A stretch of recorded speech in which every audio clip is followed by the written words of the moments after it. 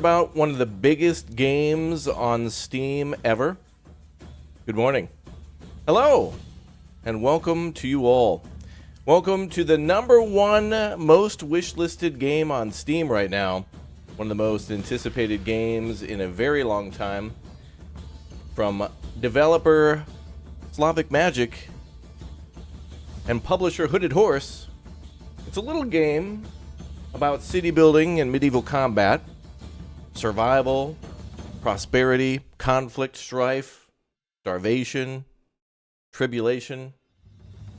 Manor Lords. Welcome, y'all. Good morning and good to see you all here. Yeah! It's been a big secret. I haven't been able to say anything, but today and going forward, we can now showcase footage of Manor Lords, and we can play it here on the channel, and other content creators can too, from now until it's released into early access for everyone on April 26th. 2024. So in just about an hour I can showcase footage of this game, and we're going to get started with building our very first village in one of the mini game modes for the game. I won't talk much about it until we get in, but it's certainly... we're going to have a fun day. It's going to be an amazing day. So welcome back. Good to see you all here. Don't forget to subscribe, turn on the notification bell, and hang out. We're going to be watching some of the footage here from Hooded Horse and also Manor Lords. We've seen a lot of this before, but we got to get on that hype train and get it rolling for our first look at gameplay. I've already, and many other people have already recorded quite a few videos, I'm sure, on, 25 things you missed, 150 things you need to know, 8 hours of combat, 24 hours of ambiance. Like, I wouldn't be surprised, and I had this idea myself of just, recording the village in a day-night cycle and just letting the music and the rain and other things play. This game is amazing. But we know that. We've already played this game with the demo from about 2 years ago for Manor Lords. And it's amazing. So I'm glad you're all here. Thank you very much for subscribing and hanging out and being on the hype train with us. We're going to watch some footage on Manor Lords then and talk all about the combat, city building, early access and features and whatnot. We'll talk about very soon. We'll be getting a lot of questions today, like, is the game free? Is the game multiplayer? How did you get early access? Is the game worth it?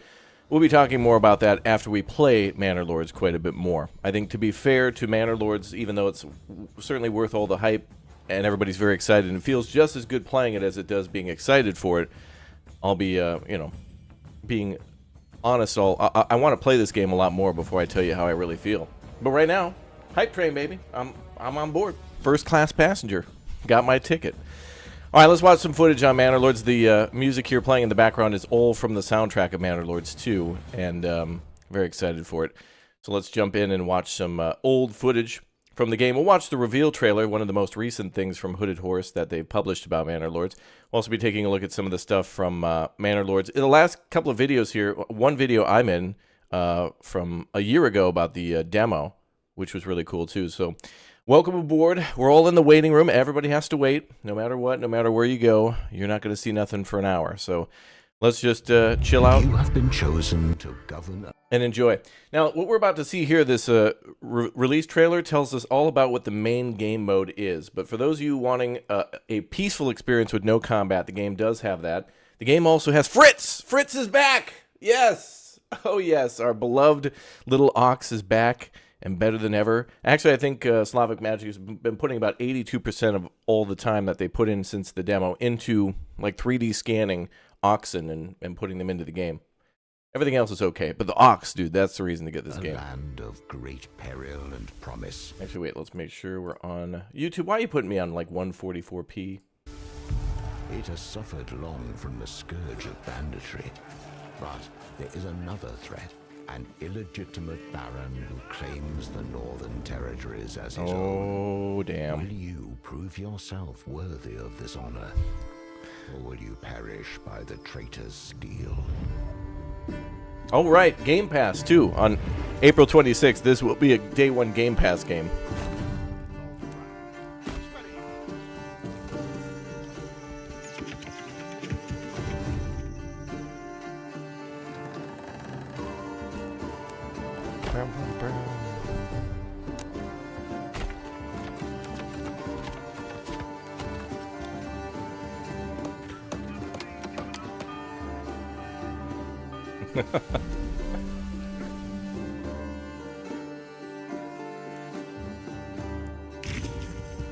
Oh yeah, there's your tech tree, or your skills, or your research. Here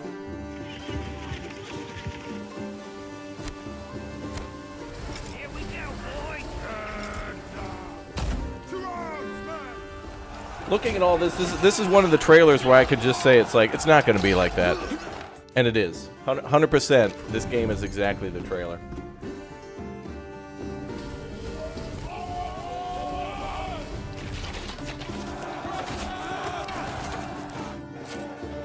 Good morning to our special guest in the chat, Uthris, as well. Can't wait to see Uthris play this game and what he does. It's going to be amazing. All right, big important. Everybody gets to play on this date. Content creators get to play in about 45 minutes. But yeah, early access available on Steam. No pre-orders, no nothing. Just either get Game Pass and get this game or hop on Steam and download it then. Good stuff. Could you produce a huge line of shield walls with pikemen behind? Well, we'll have to see. I mean, I think me and other people are starting to get to that point. Perhaps. We'll see. But we're going to start fresh today in a live stream for it, and we'll see that. But damn good questions, chat. Keep them coming. I'll try to answer what I can when we get there. 2020 announcement. Oh, wow. All right, so... Oh, that's right. This is the original like announcement trailer from 2020. This game, by the way, has been in development for 7 years. I think when we got access to it, it was about its 5th year, so in the demo. So let's watch the original 2020 announcement. So what you just saw was like basically right before release. Check this out. This is what it looked like pre-alpha. Ridiculous. Looks ridiculous.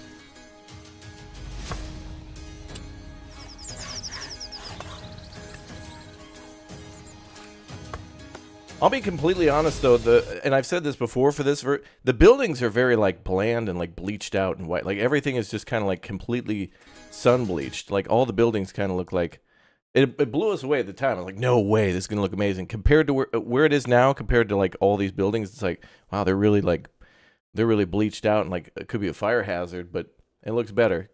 Can't blame them. I mean, it says pre-alpha, so. But that doesn't matter. What matters is the animations of the people walking around, actually seeing carts and buildings being built, you know, by hand and such, with people actually putting stuff in.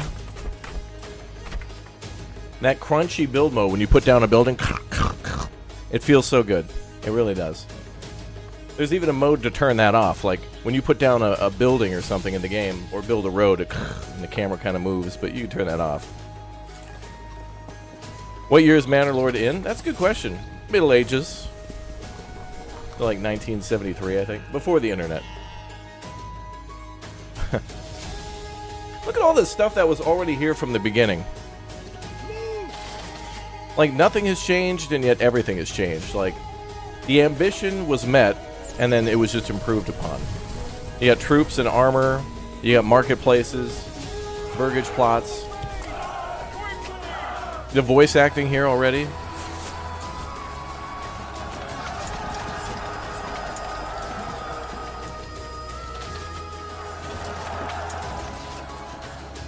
It would be cool if you could have a bear as a pet. Moderators, that guy needs to go. Bear as a pet. Most wish-listed game on Steam, by the way. Most wish-listed game on Steam. Let's see. Let's watch the gameplay overview. Let's see what we'll be doing in this game called Manor Lords. By the way, one's in the chat if you've been on the hype train for a long time. One's in the chat if you've known about this game for years and you've just been like, you've just been sitting there like me. Manor Lords is an, by the way, indie game. Greg, good job, dude. Like, proud of you for following your dream, dude, and sticking to it. It hasn't been easy. But I'm glad he found a publisher that's a damn fine publisher and is going to be absolute. In a few weeks, dude's going to hit the button on his dream and just. I wish the best. I'm happy for him.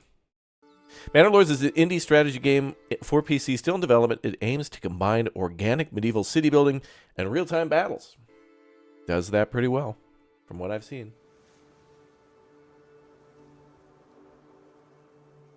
Welcome to Manor Lords. Let's get to work. In this video, I'd like to introduce you to some of the core mechanics of the game, including regional development, trade, and military recruitment. We need more workers here. Ooh, some things have really changed. It is divided into regions. Each region has its own resources, as well as a development tree. You know, it's interesting. I hate to interrupt, but there's been so many things that have changed here. So many things look different. This is from like a year ago. So within a year, there's been a lot of UI and UX fixes here. That's incredible. Who's the narrator? Me. When you upgrade the residential buildings in the region, you get development points, which you can spend to unlock new development branches. This means that different regions may specialize in different things. Some may be more optimized for farming. Some for mining. Yeah, you can build. Yeah, as they mentioned, you can build entire cities, but each city has to specialize in different things. So you're not building one city. You're building an entire county. Look at those buildings, Uthris. We got to go to a damn Renaissance festival. Can we put that on our list? The price of the goods will change. I'm buying your ticket. Affecting the market attractiveness. No excuses. Free merchants will travel more frequently to towns that have rare and more affordable goods. These merchants are the only way to get wealth in the game. Lord's treasury, however, is split from the regional wealth. You can also get money from taxation, not just trade. And villages, in order to get money for your personal endeavors. Yeah. There are different taxes giving various benefits. For example, the tithe goes straight to the church, but in return, the church gives you influence. So pretty. Every so often, when I play Foundation, even though it looks different than this, I still picture this. Lords on the map, including new territories. You can compliment or insult other lords via the diplomacy system to affect their influence. Did I get any sleep last night? No, I was too excited, honestly. Banished? Yeah, there's some influences from Banished here for sure. Total War. I mean, it's impossible to make a game in 2024 with not him playing another game that inspired you. Impossible. Some community feedback. It is now divided into 3 unit categories. First type of recruits are the peasant militia. You can call to arms the peasants from your villages. They grab whatever improvised weapons they have and join the fight. Yeah, we'll talk more about combat in a little bit, guys. I'll show you. It's exciting. If you want better militia, you must train them at the training camp or the archery range. The second type of recruits are mercenaries. They cost silver and a lot of it. Dude, that music bopping. The last type is Lord's Retinue. This is a limited, heavily armored unit that you can customize to your liking.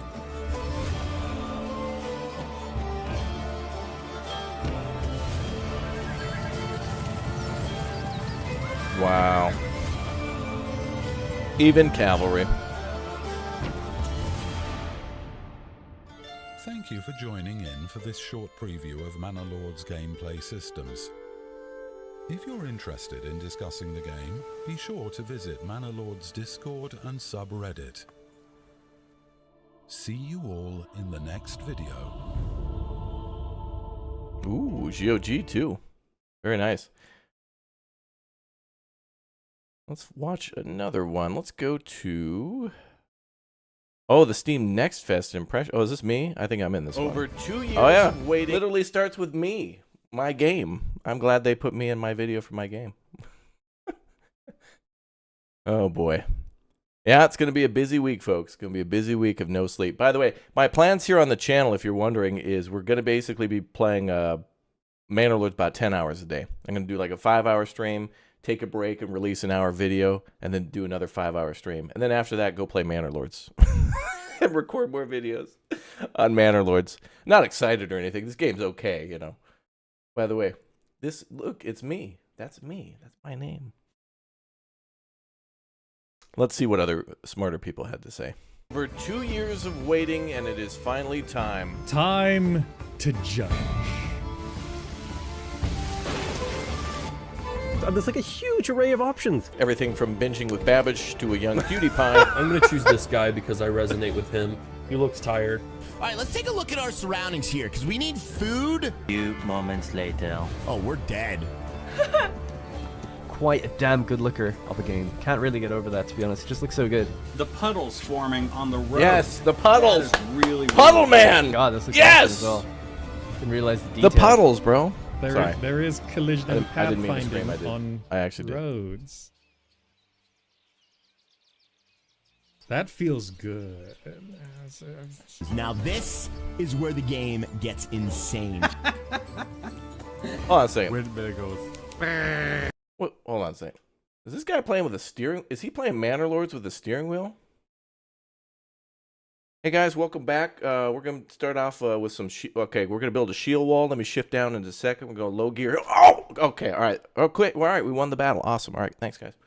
Next video tomorrow. Thanks. Like, what the hell is he doing? Is that what he's doing? Where it goes. Oh my god, dude, that is awesome. He's handsome. Oh my god, what's going on?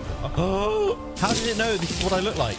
Okay, this is officially the best game ever. This flower has no right to be this high resolution. I forgot how funny I built am. like a couple of higgledy-piggledy windy roads. That road I just built is there now. Putting all these roads down. What happens if we put a building at the end of it? They fooled me. How about this guy's name? Let's not talk about that. That is Sir Kuntz.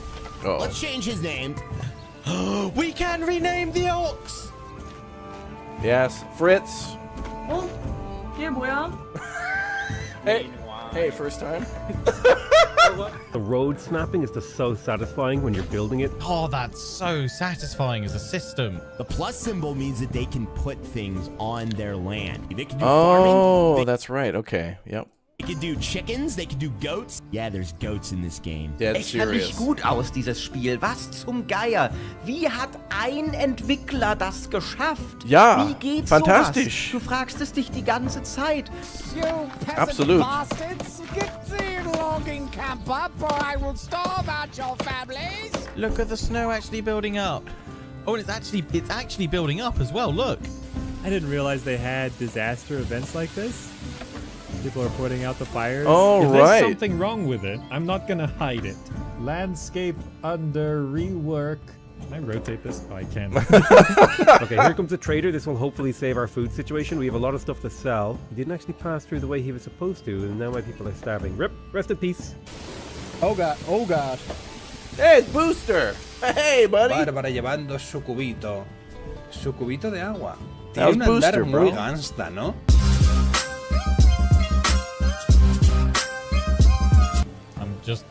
I'm just doing something in here. How is this game optimized already? I'm going to try to get over 1,000 population in Manor Lords. Oh, I remember those challenges. 1 FPS. And it crashes. Dude, that's so detailed. The head kind of comes off, the legs and stuff, it kind of goes up and up, and then I guess you're just left with that. The hell? I didn't know you could do that. Oh my god, look at this bread. It looks delicious. What is that? Are those butts? Oh, that's bread, chat. The beauty of this game is really its selling point. So we're just going to kind of enjoy the beautiful kind of landscape that we built here in this quaint little town. Thanks for the memories. Certainly going to take some pictures of this town. That is for sure. What a beautiful city. And I'm loving this look, so I'm pausing it to be able to get my thumbnail. He's right. This Whoever that is was, he was my right. biggest city so far. I'm still excited about this game. It's cool. It's everything that we expected it to be. I'm impressed, but keep going. Whoa, 380,000 people played the demo? Damn. Damn. Hey, chat, fun fact. Did you know we can play this game in like 36 minutes? Did you know that? Did you know we're allowed to play it in 36 minutes? We as in content creators. But everybody, 26th of April. Oh my god. Hey, let's watch this video. Manor Lords creating the soundtrack. Let's watch that. The soundtrack in this game has gotten even better, by the way. I can't believe I'm saying it, but yeah, only me. Only I am allowed. Hold on a second.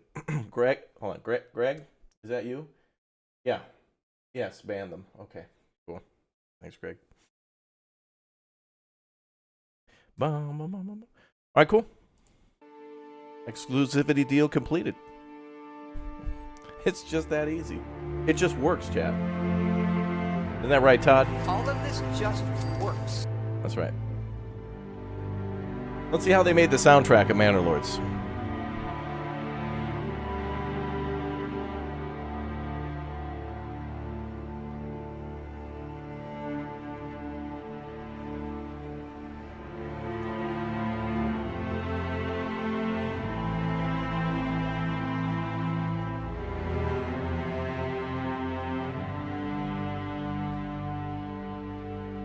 Courtesy of chat.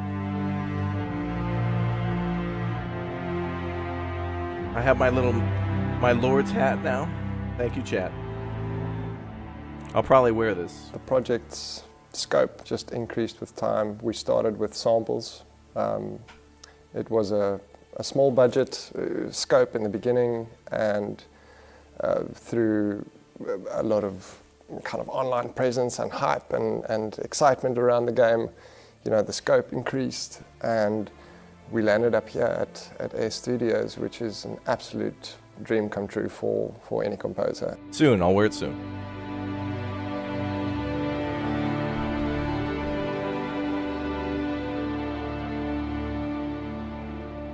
Hopefully no bugs with the combat. This game's going to be loaded with bugs, but that's okay. We'll report those bugs and we'll get a better game for it. There'll be plenty of problems, but there's plenty of things to love. That's just how it is. It's okay. The two core components to the score was going to be cinematic music to capture the beauty of the game. True. And medieval music to capture the authenticity of the period that we're in.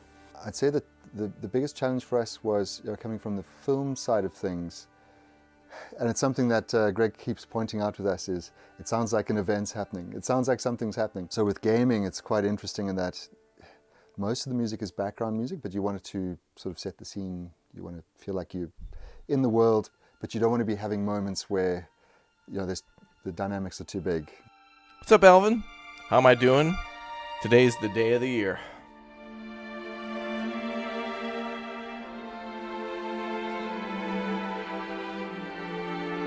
Yep, we're going to play the game in just a few minutes. Yep. Official, actual me playing the game footage coming up shortly.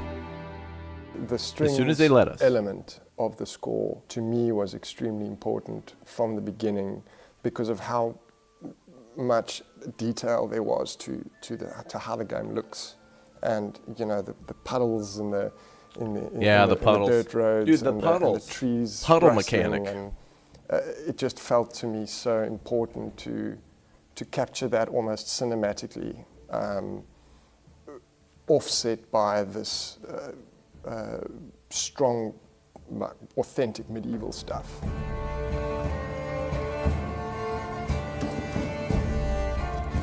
Are there bears? They're better. Ah, it's Fritz. There's Fritz. Hi, Fritz. I love you. Come along, lad.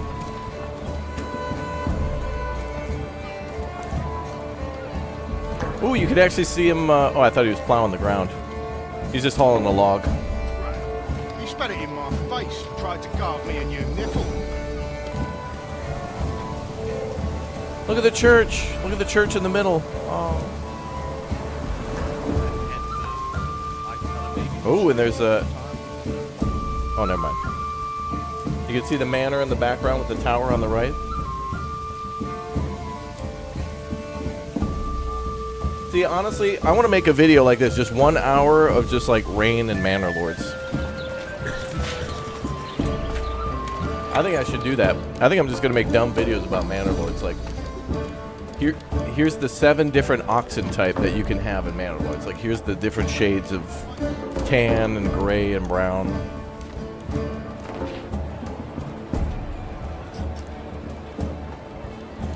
It honestly feels like this too. Is this new gameplay? This is a trailer or video on the soundtrack for the game. But I will be officially playing this game in 30 minutes.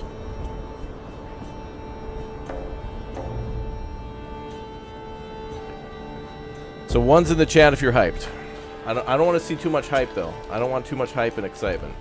There's a lot of hype. But we found There's that a some lot of the of best hype and stuff was excitement actually the behind- improvisational stuff, where the artists were free to sort of improv in their style. So maybe we could have a sort of a bass melody at the core, but then you allow the instrumentalists to sort of express it in their own way.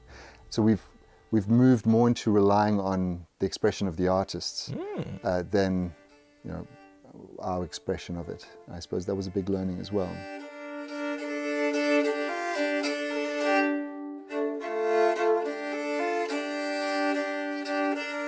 I want to know how Tavern Banger was made. Actually, I don't... Okay, do you guys remember playing the demo?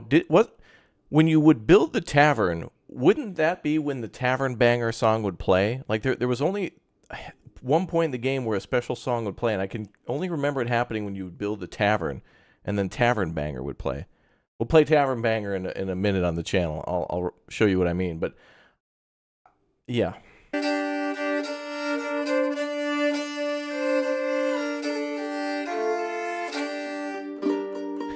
You'll never go faster than 1 speed in the game. Too much to look at and appreciate. Yeah, I don't think we should... I mean, what's the rush? It's Middle Ages. Like, no need to speed up.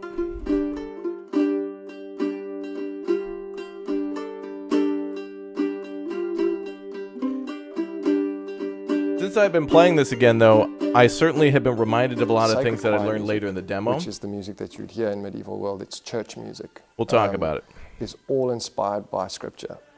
And so when we set out, again in the beginning, writing choir music, we think melodically, and we start writing melodies and things that we think sound awesome and pretty and all that.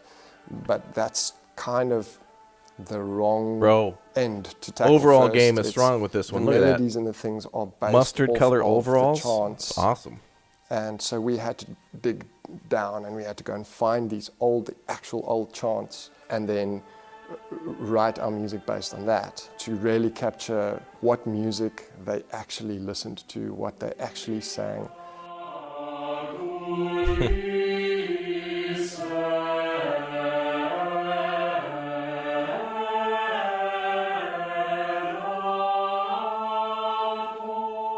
There's just a magic to it that you just can't recreate, in a modern sense. It's got its own flow to it. It's got its own pulse and its own heart.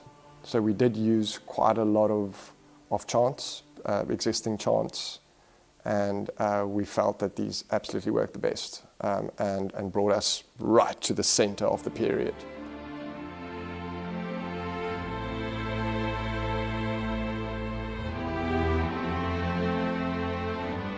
Were they corduroy overalls? I don't know. We can only imagine.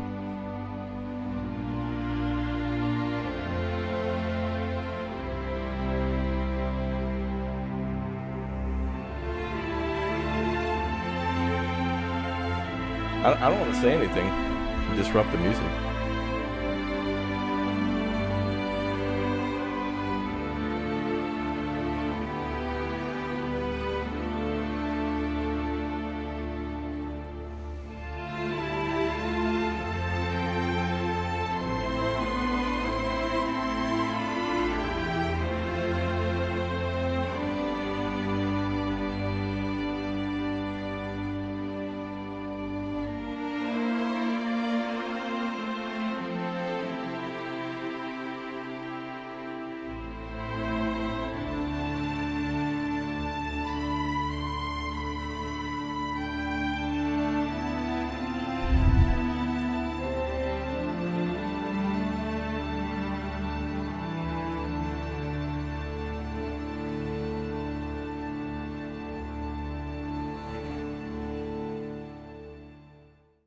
Wow, what a game.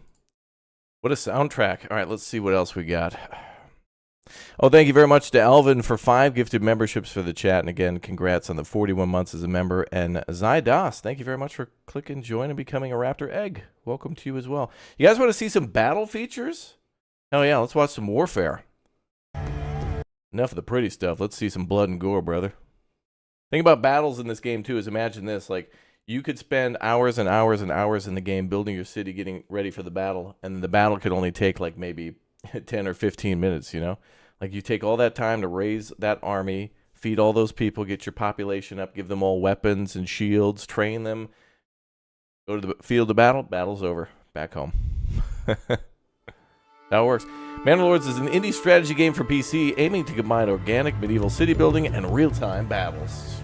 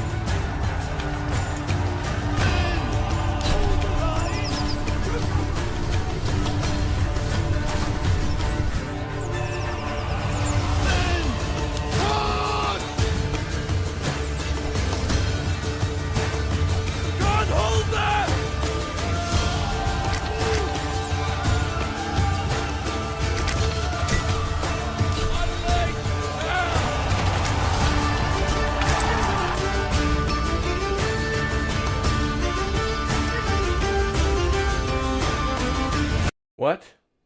Are you kidding me? I've never seen this before. Ever. There's a tactical retreat where you can have your troops reverse to rally behind? No way. I've not seen that.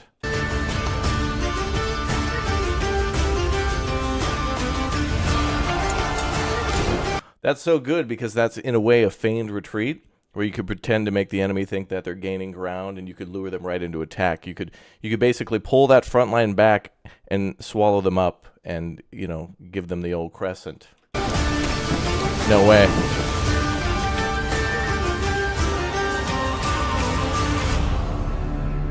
And fatigue too, yeah. So a lot of those systems might not be complete. A lot of what we've been seeing it might not be in the early access version, but are things that are being worked on and coming soon, or being like tweaked and buffered and whatnot. So just keep that in mind, that everything you see in these trailers might not be in early access, but is certainly something the developer is trying to put a lot of effort in towards completing. So the hype is real, and this certainly lives up to the hype. But I mean, imagine when you play on day one versus where we are a year or two down the road. I mean, people are going to be playing this thing like it's the next City Skylines. Let's see what else we got for Manor Lords. Oh, also, yes, this Hooded Horse, by the way, the publisher for this game, is making a lot of other games you might be interested in too, and you can find them on the channel. Terra Invicta, which is kind of like a Hearts of Iron meets XCOM. Norland, which is like RimWorld meets Medieval as well. Falling Frontier, which is an amazing looking space game. If you're into Homeworld, you might enjoy that as well. This publisher is picking up so many developers. Workers and Resources Soviet Republic, like a Soviet era city builder. I mean, there's so many different like city builders here. Against the Storm, which is an amazing city builder as well, with it's like a roguelite city builder. I mean, they've picked up so many developers to work with that this publisher's got like a stranglehold on just all this new creativity and stuff. I shouldn't even say stranglehold. It's really more like they're paving the way, getting all the publishing whatnot out of the way so the developers can focus on developing an amazing game. Yeah, this game comes out on April 26th, Manor Lords. So we're almost there, folks. We're almost there. Let's find some more videos to watch. What else is... Whoa, look at this. 3 years ago? Oh, that's the original, yeah, trailer there that we saw before. Did we see this, though? Gameplay overview? I think we did. Oh, yeah, that guy. Okay. We saw that one before. Steam Next Fest announcement. When this game got a demo, I was like, no way. There's no way. I was hoping for a demo so much since the last demo. We didn't get it, but, you know, all the focus was putting on making a good game. So that's important. What else we got? Search more Manor Lords. Demo announcement. Creator spotlights. Oh, that must be what they took. Wow, 408 videos that they took for people playing the game? Damn. Hooded Horse Publisher Showcase PAX West 2022. Oh, damn, I wish I would have been there for that one. Historical games.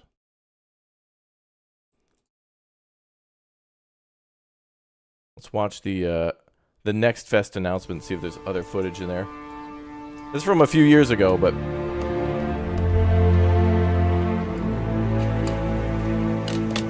Oh yeah, there's new footage.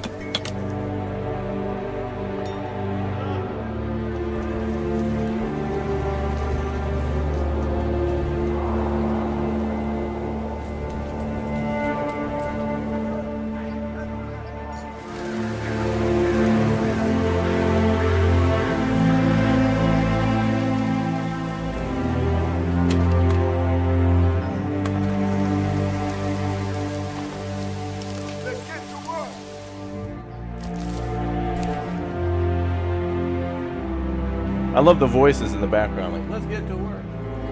It feels so RTS. Damn, dude, we played this October 2022. Feels like 5 years ago. That's when that was. 3 to the 10th. That's how long the demo lasted. That's how little we got to play of this game, and that's how impactful it was. Ridiculous. Ridiculous. Looking forward to you streaming the game, Raptor. Regards, a Manor Lords alpha tester. Yeah, I've been playing it a little bit. I'm not going to tell you anything about it other than All right, there you go. That's my review for Manor Lords. We're not supposed to do reviews. Sorry, I hope I don't get sued. But yeah, that was my review. Let's see. I wonder if there's actually a playlist for Manor Lords. Let's see. God, I look at all these games too, and I'm like, I would enjoy that. Wait, I already played that. Like, Empires of the Undergrowth, loved it, played it. Against the Storm, loved it, played it. Sons of Valhalla, loved it, played it. Falling Frontier, Spotlights. Props to the devs too, by the way, for taking like everybody who made a game on their a video on their game, and they literally, like, look at this. Workers and Resources Soviet Republic has over almost damn near 2,000 videos that they've gathered and put people in. Is this all creators though? I want to see IRL stuff. I mean, actual official stuff. There's Manor Lords creator spotlights, but I don't want that. Ooh, Fata. Oh, they're publishing Fata DM too? Jeez, man, they're making everything I want to play. Oh my goodness. All right, we're down to almost 15 minutes until we're able to take our first look at Manor Lords Live. I will be taking all your questions and answering them the best that I can. Some things I'm not sure about and haven't yet experienced myself, but we will experience them together. So again, make sure you subscribe and follow !Twitch in the YouTube chat if you want to follow over there too. We'll be doing pretty much Manor Lords every single day, morning and night, until April 26th. So we will be learning about the combat system. We'll be completing a game. We'll take over an entire region, which is the full... it's kind of the premise of the main game is like, hey, there's an illegitimate lord or a baron that's like claimed lands that are rightfully the king's or whatnot, and you're supposed to go in there and clear them out. So... That's basically the main point of the game. But there's a peaceful mode, too. If you don't want to do the combat, there's that for you. And if you like combat, there's even a more brutal mode on that, too. But we'll get into that in just a little bit. There seems to be something for everybody. So, no, I'm not sure of the Steam price, but I could imagine $29.39 for this one, and people will be blown away by that, I think. I don't know. I honestly don't know. We'll have to kind of keep an eye on Steam. No pre-orders for this one either. Day 1 Game Pass, though. If you have Game Pass, you can play this game April 26th. Boom. Right there. Locked in. And the size of this game is like imagine this. When you see this game today, this game is like 13 to 16 gigabytes. 13 to 16 gigabytes. And looks like... When you go into the cinematic camera for this, and we saw this in the demo, when you go into the cinematic camera, you trick yourself into thinking, like, am I watching one of those mobile game scam videos where they make it look like that? Actually, some people did try to do that too, where they tried to recreate the Manor Lords trailers and try to make these fictional games that didn't exist and stuff. And it's like, man, you can't recreate Manor Lords. Manor Lords is its own thing. But it certainly is very much, if you like Banished, if you like Farthest Frontier. A lot of people will be asking me too, like, what's better, Manor Lords and Farthest Frontier? And it's like, man, that's like saying what's better, steak or potatoes? It's like, well, I like steak and I like potatoes, but together, it's awesome. And there's a lot of things from one of our longest series on the channel is a game from Crate Entertainment, who made Grim Dawn, and they made a city builder called Farthest Frontier, and that lets you build walls, build towers, get invaded, build an army, defend yourself, do crop rotation. There's a lot of that stuff in this game. And today when we play, I'll be doing a lot of tutorials too, kind of like explaining how things work. I know some things from the demo, and a lot of things that, as I've been recently playing, I kind of re-remembered. But there will be tutorials on the channel for everything on how to farm. Mostly focused, I think my expertise is a little bit more on the city building and how like farming and getting started works. The getting started part is very exciting. Like it's very important to correctly lay out your city, because you don't want to build over your farms and stuff like that, because no matter how much you want to play with the military and build an army, can't do that if everybody's dying of starvation. So it's very important to lay things out, and we'll go over all that. We'll go real slow, and it will be a while until we see combat, and it'll be a while till we see, armies being raised. But that is, I think, the exciting thing about this game, is that it's like the old horror movies, like Jaws. Like, you didn't get to see Jaws. You saw and knew that Jaws existed and that it was there, but you didn't know exactly what it was until it was too late, like towards the middle to end of the movie. And that's what the building of that tension is what makes it really exciting. So I think this game does a great job of focusing on, first, prosperity, building towns, building armies. It's constantly building. You're building weapons, building armies, training, developing your towns with skills and development points, and building a reputation with the church and with the king.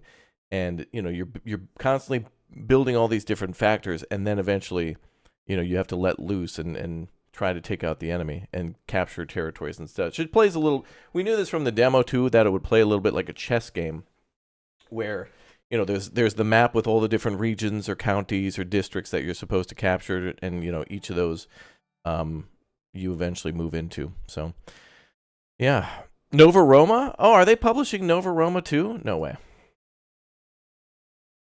Oh my God, this is great. Wow, Hooded Horse is publishing this too. Nova Roma is. Do you guys remember Kingdoms and Castles? They're making a new game called Nova Roma, and it obviously has to do with Roman times, but has a lot to do with water and aqueducts and building like water supply and stuff. Seems really cool. Hooded Horse, like pretty much almost every game that they're publishing, I just want.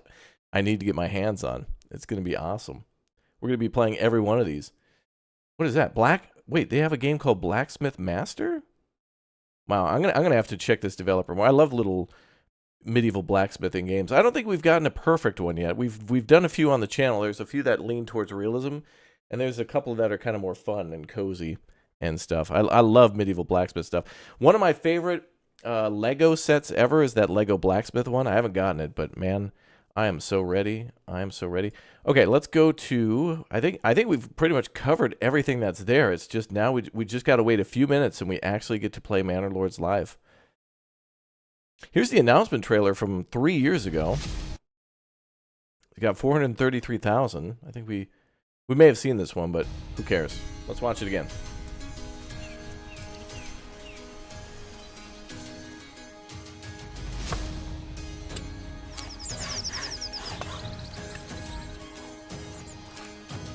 We're just a couple minutes away. Less than 10 minutes.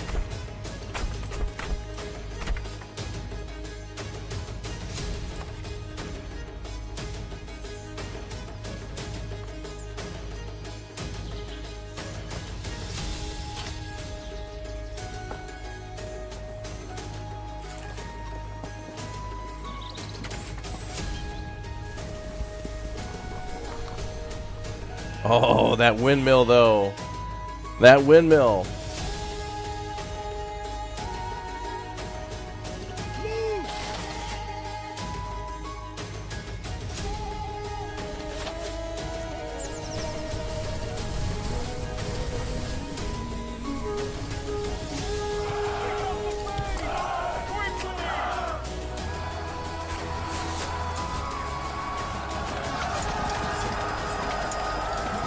So pretty.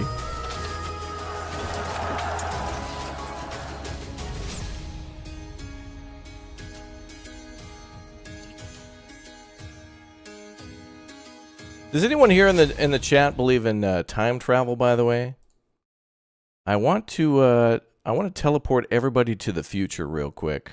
Let's all hop in the DeLorean real quick. We're gonna go to what will be happening in the next few hours here on the stream. Manor Lords tweeted at me, the official Manor Lords account tweeted at me at a video that I made a little while ago. When we were streaming the demo, chat had a lot of questions, and so I just want to cover everybody's question. If you have a question about Manor Lords, I think this will take care of pretty much all of them. So if you're about to ask a question about the game, this is just a quick FAQ, a quick question and answer section. Courtesy of Greg, aka Manor Lords. So let's just watch this real quick. Oh my God, it's got Tavern Banger too. Here we go. This is like the chat. This song should just be called Chat Jam. Wins it release, wins it release. Is it free? How's the game? How's the game? Is it free? Is it multiplayer co-op? Is the game free? Free? How's the game? How's the game? Is it free? Where do I get the game? Is the game free? Where is the game? What about the game? Where's the developer base? What's the name of the game? What's the name? What's the name of the game? Is it multiplayer? How do you do in this game? How do you farm? How do you upgrade houses? How do you farm? How do you make money?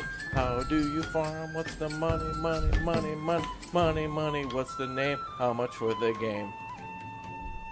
Thank you. Thank you. That's pretty much today's stream.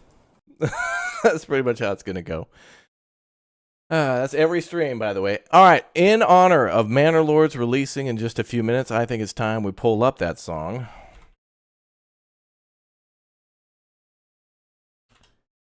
And get ready for that one. So that song that played right there, I thought only played when you would build like the tavern in Manor Lords. Like I swear, I thought that would only come up then.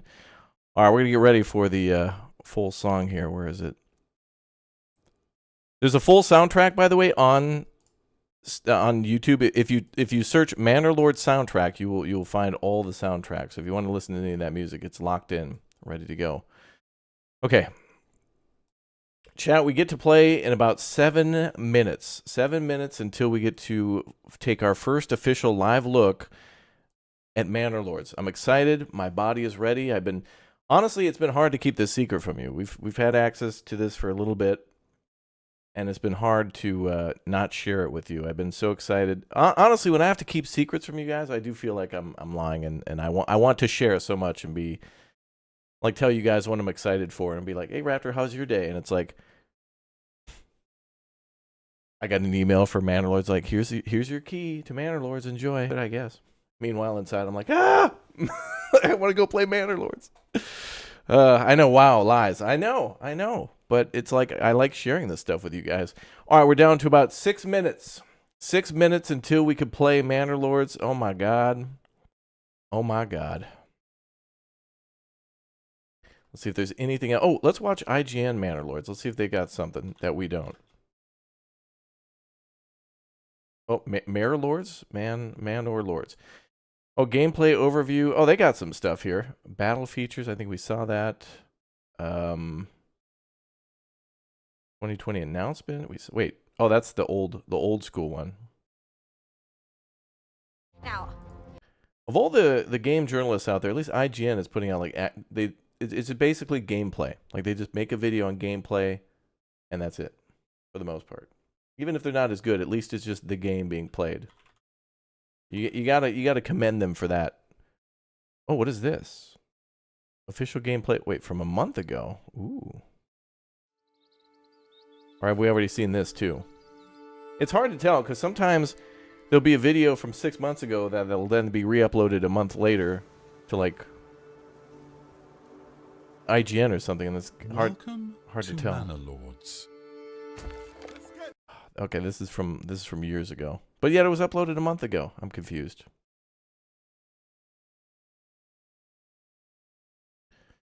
Let's see. Oh, you know what we could do, chat?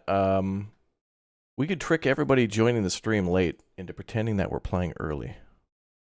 Let me find one of my videos from Manor Lords, and we'll pretend we're gonna fool everybody. An elaborate ruse, a feigned retreat, if you will, about Manor Lords. Let's pretend that we're playing. We got things like farm.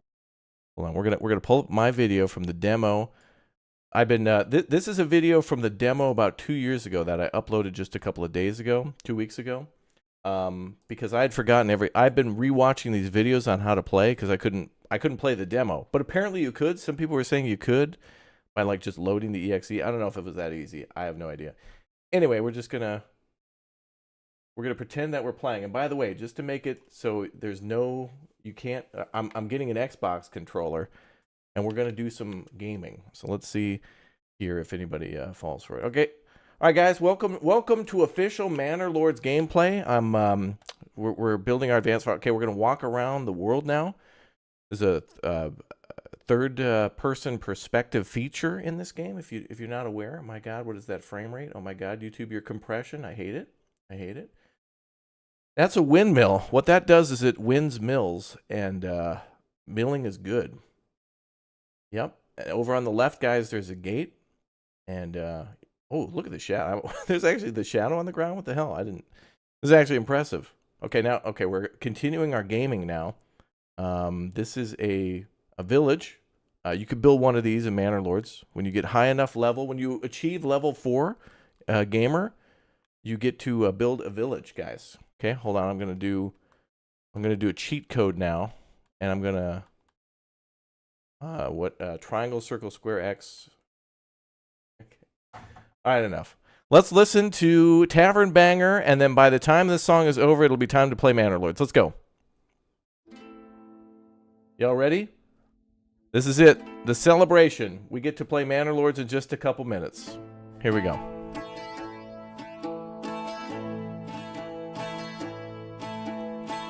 Madre de Jesucristo, que Señor de nóbredas, non sofre que en sa casa fatan furtos nen viledas, ed est un muy gran milagre, vos direi que me juraron, o me es de bona vida, e por verdad demostraron que feto Santa María de Montserrat te contaron, toque feto navolo me. Name of the game. What's the name of the game? When does it drop? What's the price on Steam? How much is the game? Is it multiplayer? What's the combat like? How does it feel? Is the game good? What do you think of this game? Este con otra gran gente veno y en Romaria e accoius a un nome con che figlio compagnia. Is it on Game Pass? What about GOG? This is my song. Por creer en esas requedas, oh Madre de Jesucristo, que Señor de nóbredas, non sofre que en sa casa fatan furtos en viledas, otro día de mañana, des que as misas oíron, os que allí albergaron.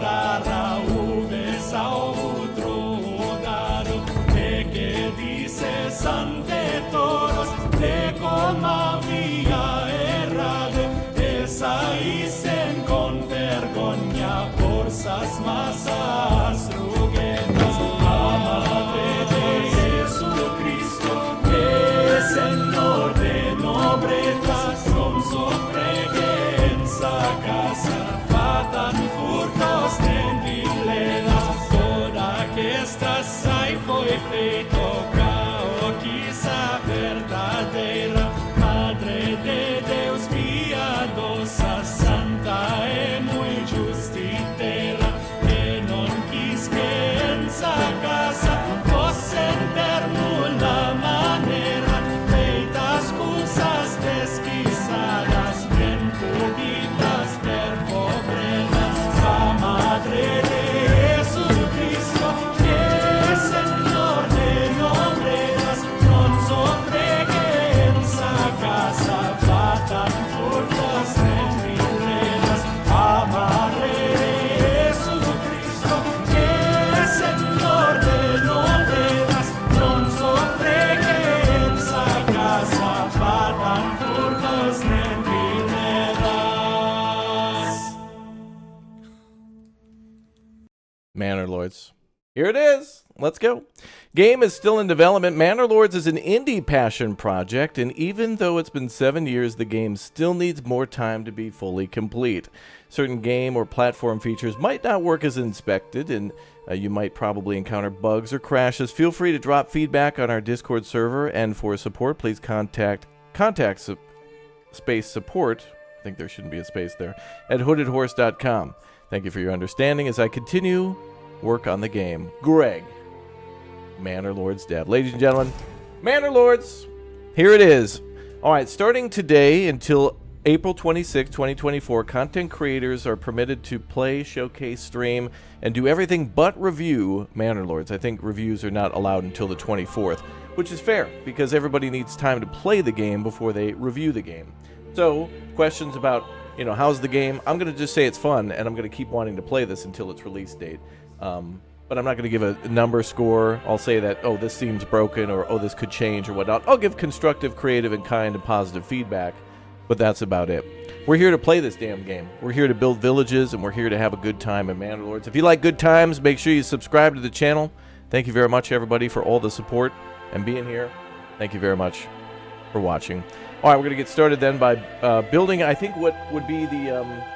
I guess the main thing that you do in Manor Lords is to build with combat. So we're going to do what you would call maybe a standard game, but there are other game modes which we did see in the demo. So let's go ahead and start ourselves a new game. Welcome everybody to Manor Lords. Let's go. All right. Lord Fritz, look at that. There he is, right off the start. Fritzy boy right there. Beautiful. All right, we're going to go ahead and start a fresh new game. So we're going to start a new character. And we'll pick a new portrait, too. I think we'll do Binging with Babish again, my favorite. Or there's a young PewDiePie. I made that joke 2 years ago, but it's still funny. It's still funny. And I believe this dude's from a Stronghold. This reminds me of one of the dudes who gets killed from the original game. I forget his name, Lord something or other. Anyway, I think we'll go with Babish. All right, time to make a coat of arms. Which, by the way, this game has a pretty comprehensive coat of arms maker, and you can also save it. So that's cool. Let's do something like, something simple maybe. Let's see, let's do a couple colors we haven't done before. Ooh, purple, that'd be spandy. Blue. Also black, too. Let's do blue and yellow, maybe? There we go. And we can pick a like a background if we want to. Oh, that's cool. Oh, that's really neat. Okay, let's start on field A. Very important, by the way, because if you're going to be taking over all these territories, this symbol represents your people, and your people represent you. So it's very important to pick something, stylish. Let's see. Blue and orange? Oh, yeah. That's true. Let's go without these for a second. Field B tiling. Ooh.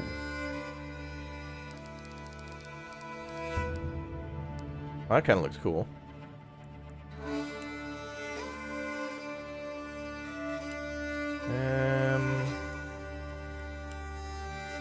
Well, that looks neat.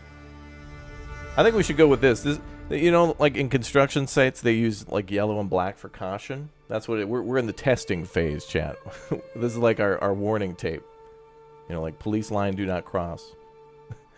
All right, field A. We need an animal that represents us, chat. Are there bears? No, of course not. Thank you, Greg, for patching that out. Got a dragon's head, a ram, a castle, a little hooded horse. Aw.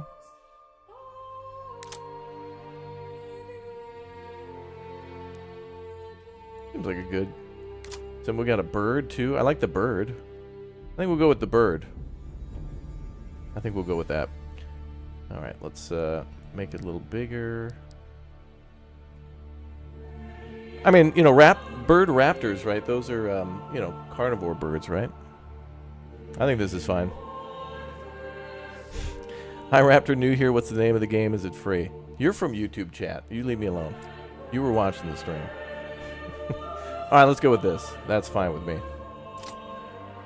All right, so the three main game modes for Manor Lords are thus. Rise to Prosperity, which is essentially like a peaceful city builder mode where you do have to still fight against the elements. So you have to worry about starvation and about, you know, like disease and other things. Natural threats to man. Yeah. Does he read to YouTube chat or Twitch chat? I read both chats. I have both chats open.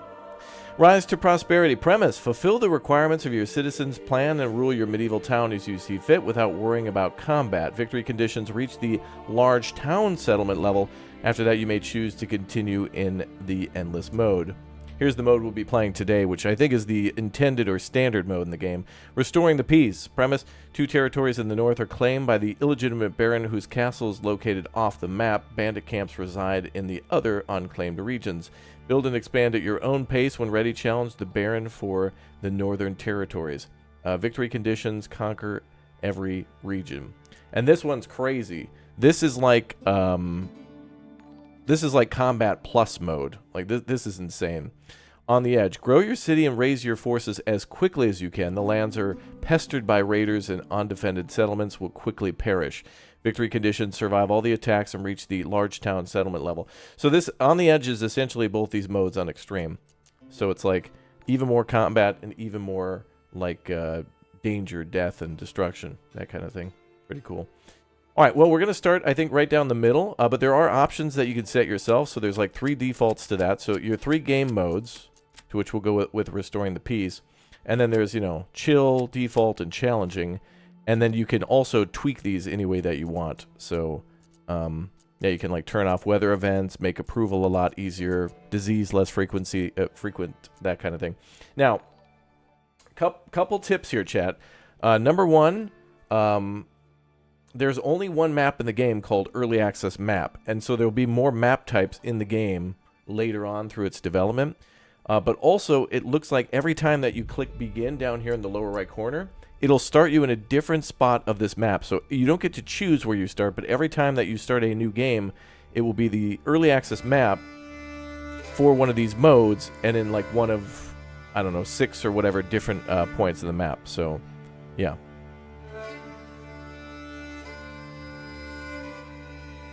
So just keep that in mind. All right, well, there's one thing I want to do before we get started. I'm going to save my banner. I'm going to make a new banner real quick and then get started. Because in order to do what I just mentioned, I want to save our emblems so that way we can re-roll. If we get a start we don't like, I'm going to change it. And I think that's important because if there's a map we're not feeling or something, we should definitely restart. Let's go to field B, change that to yellow.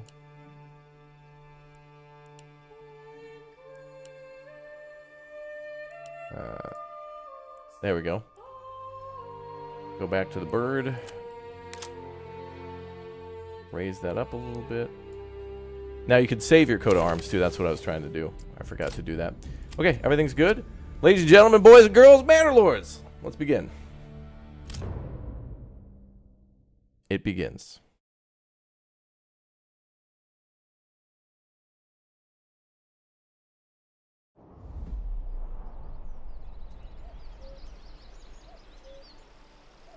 Here we are. A new message.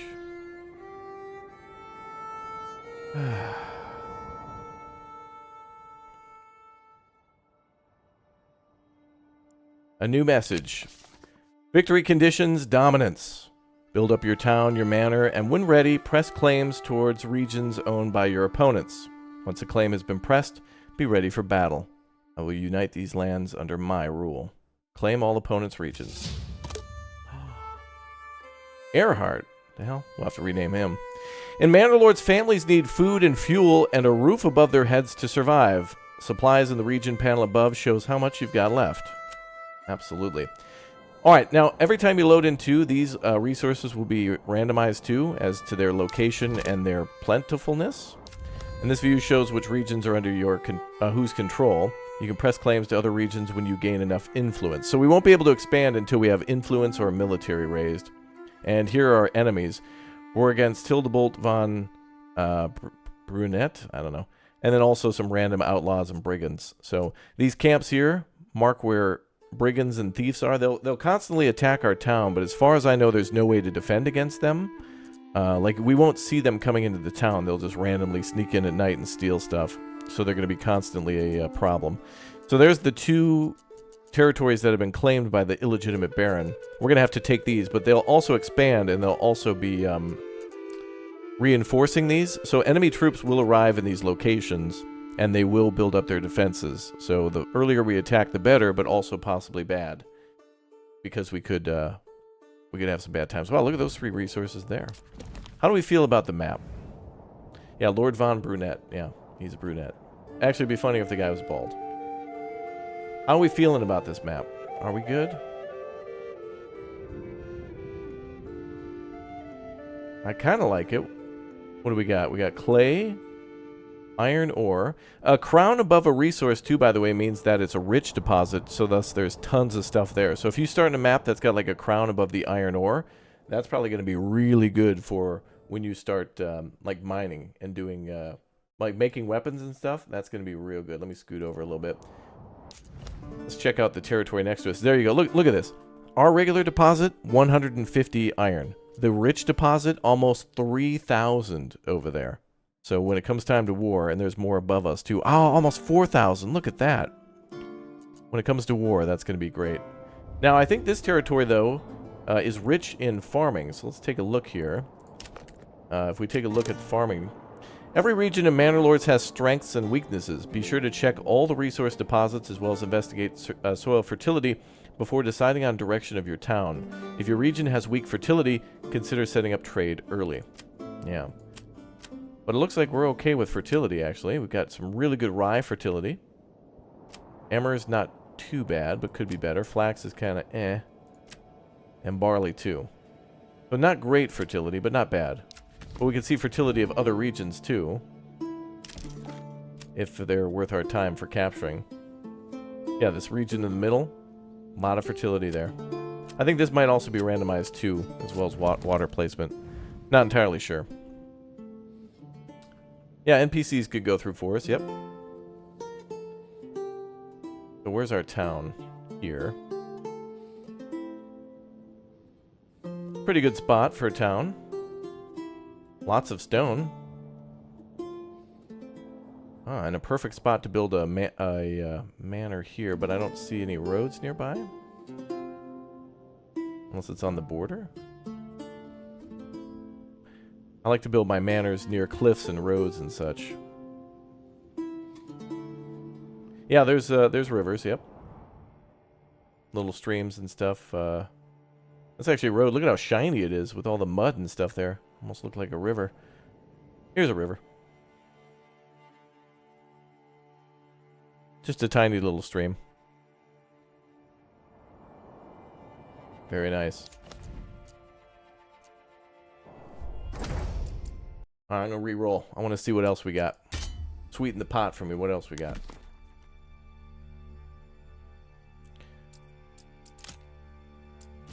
Give me another one. Give me another one. Hit me. Hit me.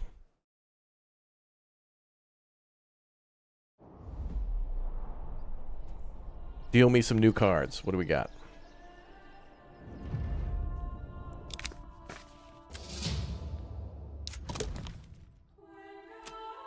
Some of that stuff we've already seen.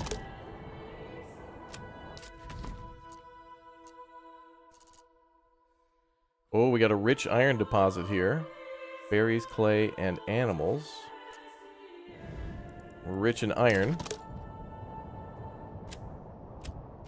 Whoa, here we go, baby. Woo, look at that. Oh, this is perfect for farming. Oh, this is it. This is home. Absolutely. I wish it were in this region, though. I like how big-o that region is, but let's see if there's any defendable territory here.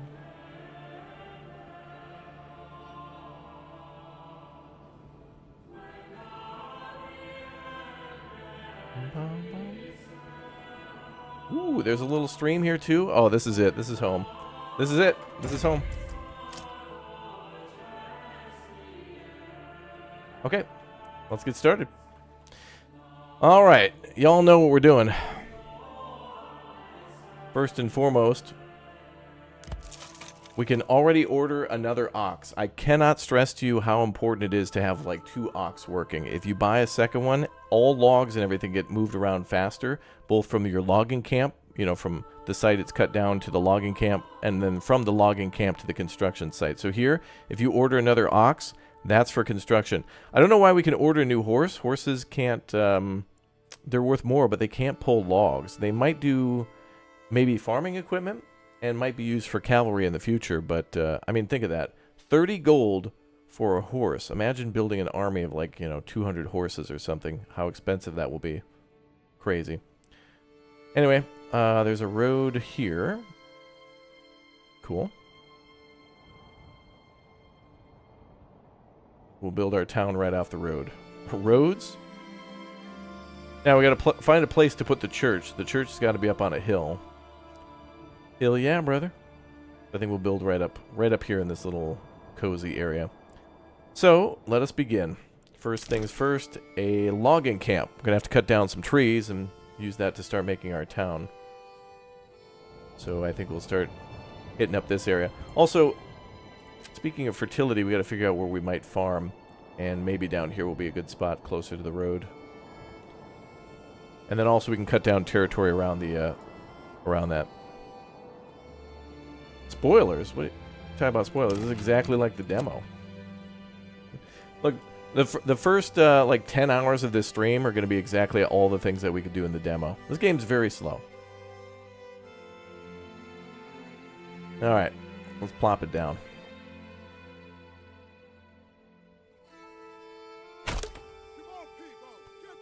Okay, connected to a road.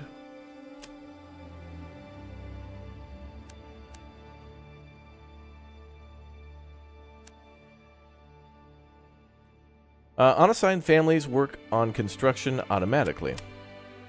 Some workplaces allow villagers to use hand carts to transport up to 10 goods at once. However, pulling a hand cart off-road is extremely slow, so make sure to connect all your buildings to roads. You got it. Timber transportation. Timber requires oxen to be moved. Villagers will automatically get the ox when they need it. You also need to have somebody unassigned to use the ox as well, so you have to leave some people unemployed. They're not necessarily unemployed, they're kind of just like, they do logistics then at that point. I'm trying to think of how we want this to be laid out. We're going to build a nice little road here.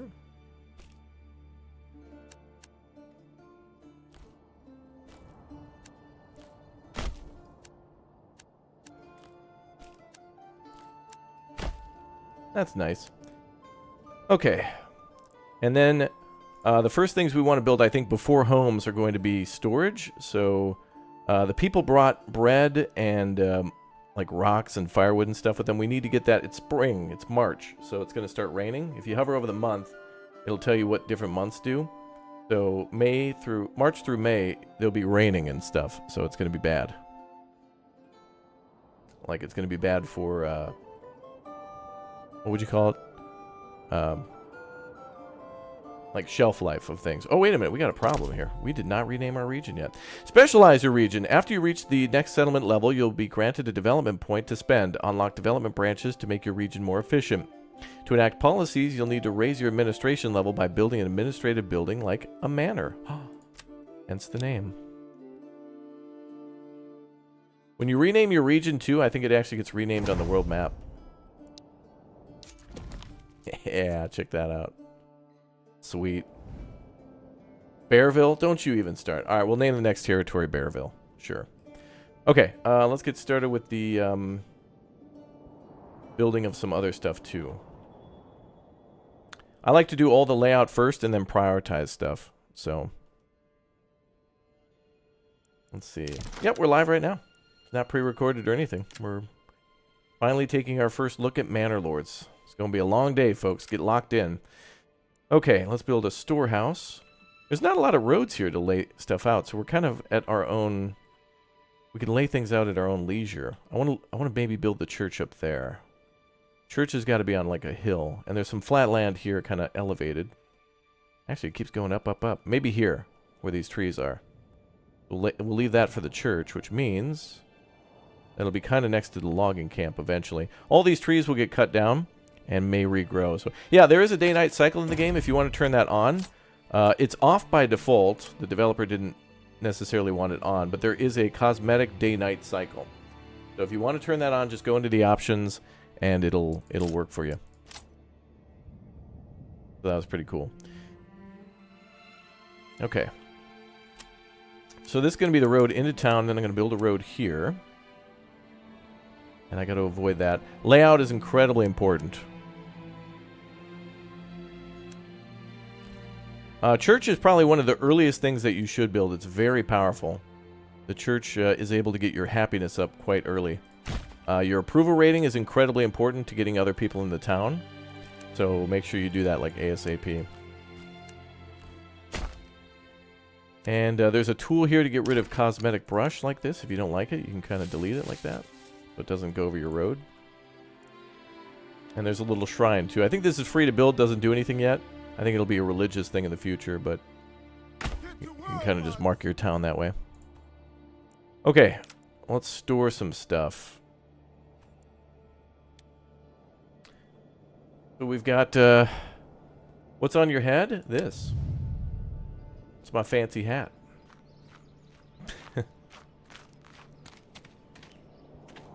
Nothing here. There's supposed to be like a Denny's and an IHOP, and we haven't yet built it. So watch, we'll check back like this in an hour and see how our city looks after we build stuff. Nothing here. We got nothing.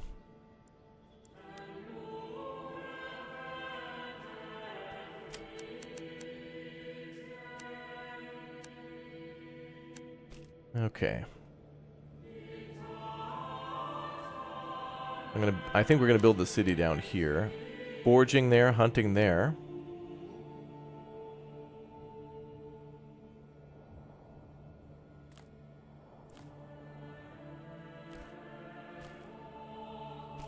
And a Wendy's, that's right.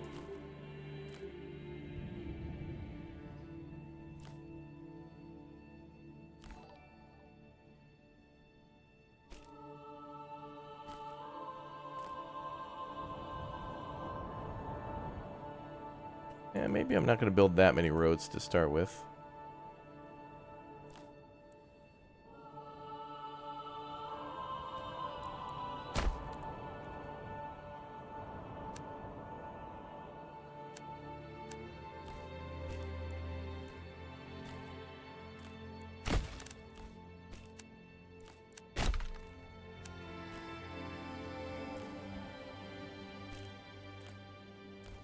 We need to leave some area for farming. Where'd that other road go? There, okay. Thanks for all the follows, guys. Welcome to all the new subs. Thank you. Is this Ohio? It is, yep. We're definitely building Ohio. Perfect. Okay, let's start down the list then. Underground water, perfect, plenty of it. Emmer, probably farm down there. Flax also has fertility there too. Man, we're going to be rich off farming, baby. There's also smell, which I assume is probably related to the tannery and some other things. I don't think the developer has a night soil outhouses or any sort of like management with dung or whatnot, but yeah. Yeah, we're live on YouTube and Twitch at the same time, so welcome aboard. Roads? Yeah, we definitely need roads, that's true. Okay, so we also want...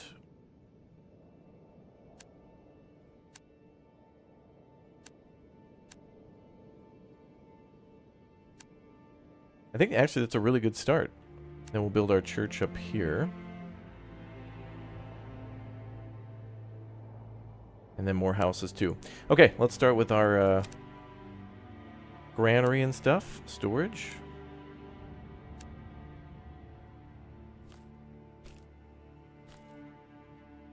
I need to build a road through town too. Do the roads lead to Rome? They do.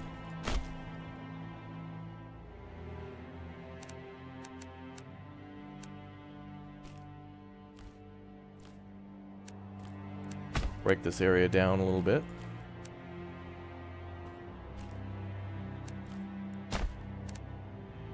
Beautiful. Beautiful. Okay, let's see. We'll build a storehouse, maybe near the... We're going to do a little industry up here. So we're going to also do firewood. We need those logs and some other stuff too. So storehouse there, granary near where we're going to build a market. Market could be near the church, but we could build more than one. And we'll build a granary.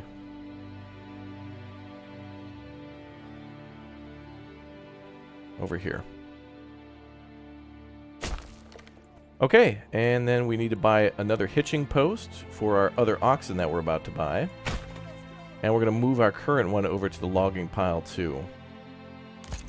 And we'll order another oxen right away. This is people, I cannot express to you how important this is.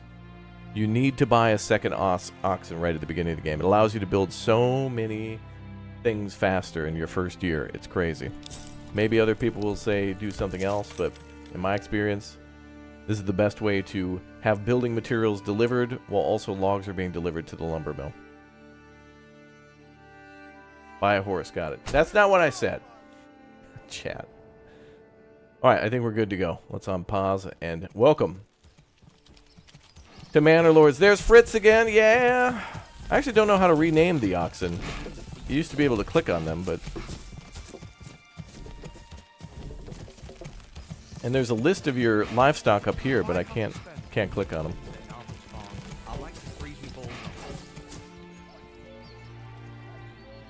Is this campaign or sandbox mode? This is called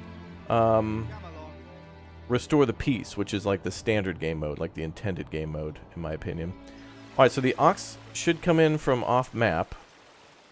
And the ox that we bought will have to kind of travel all the way to our camp, so it'll take him a while to get here.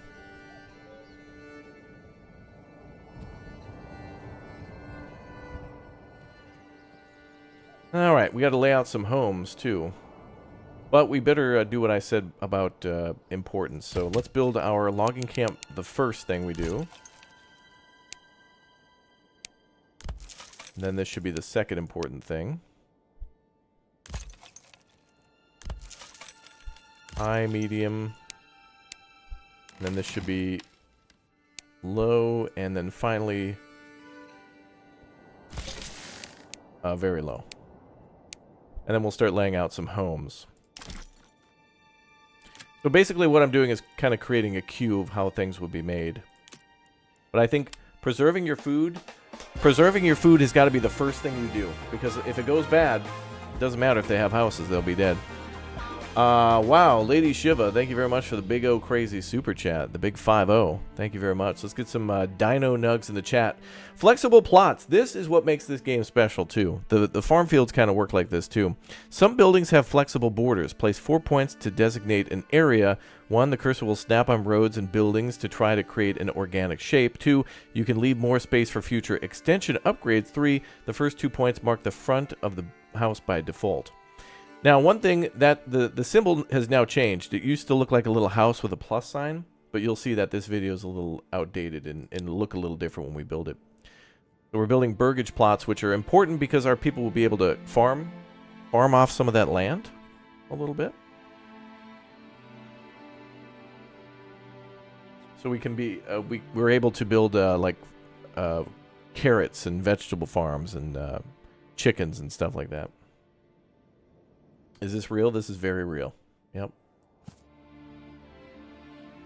Oh, also we're going to need a lot of timber to do this, so you know what? We won't be able to build those houses at all. We got to wait until we got a lot more. So right now we've got 9 in total.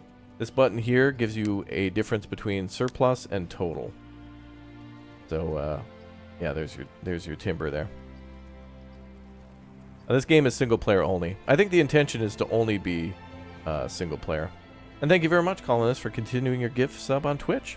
If you guys like to watch on Twitch too, !Twitch if you want to give the channel a follow over there as well. Got over 20,000 people who follow over on Twitch. And so if you prefer to watch over there, you can do that as well, if you'd like to. You're so excited for this one? Yeah. This is going to be a slow road, folks. This is going to be a... we're doing things high speed right now by doing them slow. Believe you me.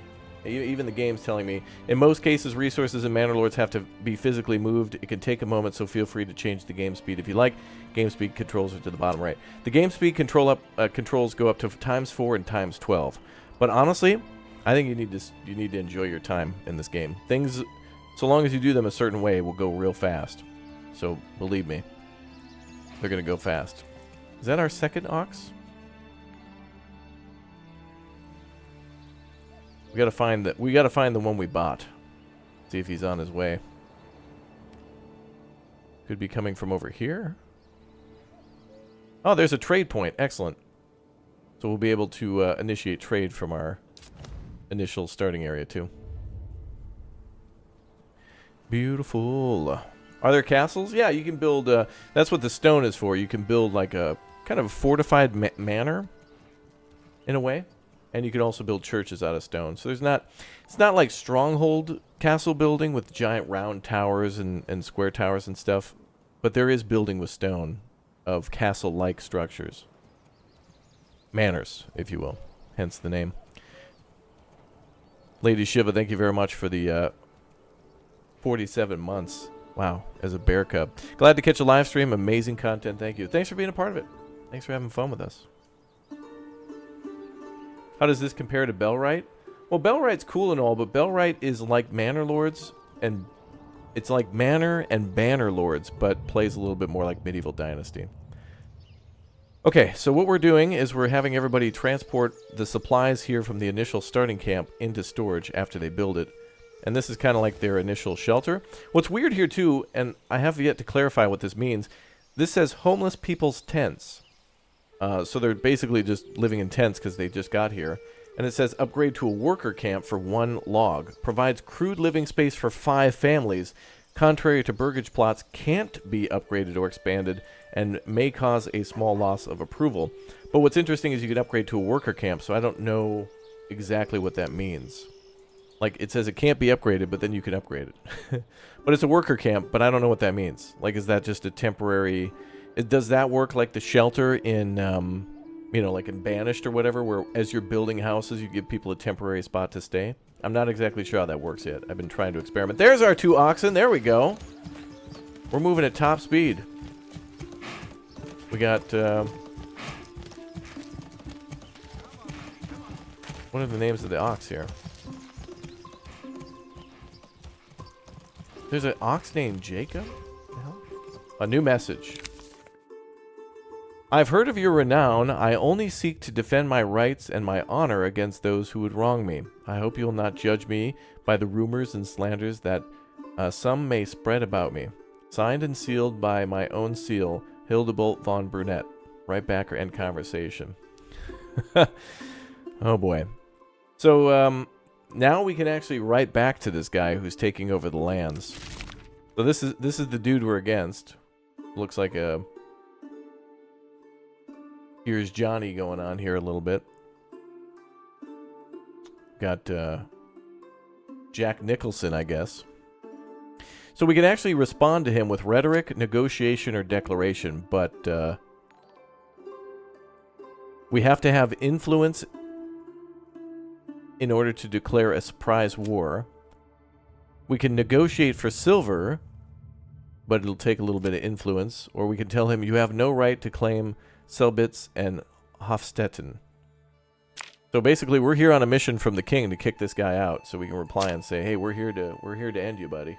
We're not going to allow you to live. I'm sure there'll be more drop-down options in the future. In fact, maybe one of the upgrade things could be to, like, I don't know, get a scribe or something to get more... There might be more responses. There might be more ways to respond in the future, both in the game's development and as we go down the development tree. So we'll tell them, hey, bro, we're going to kick your ass. Basically what we're saying.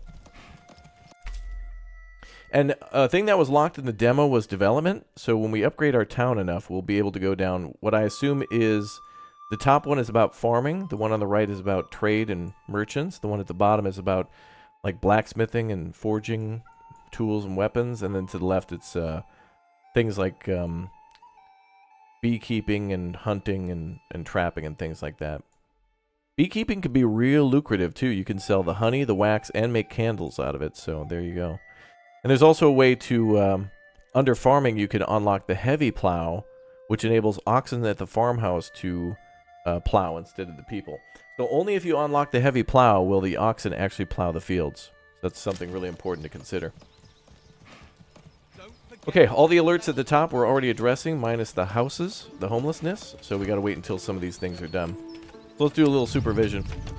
All right, people, let's get a hand in. Helmet's not a chair. Okay. Last easy day was yesterday. Okay, time to lean, time to clean. Okay. But safety first, guys. Okay. Safety first, okay? But get things done yesterday, all right? Cool, all right. Let's do a little inspecting of the foundation. Yeah, we got a sword now. Can I stay with this drink? This looks good, but I might bop my head. Let's go ahead and tear it down and start again. Yeah, that's not going to work for me, guys. Okay, let's tear it down and start again. And if you don't do it, I'll kill your families. Thanks. Love you.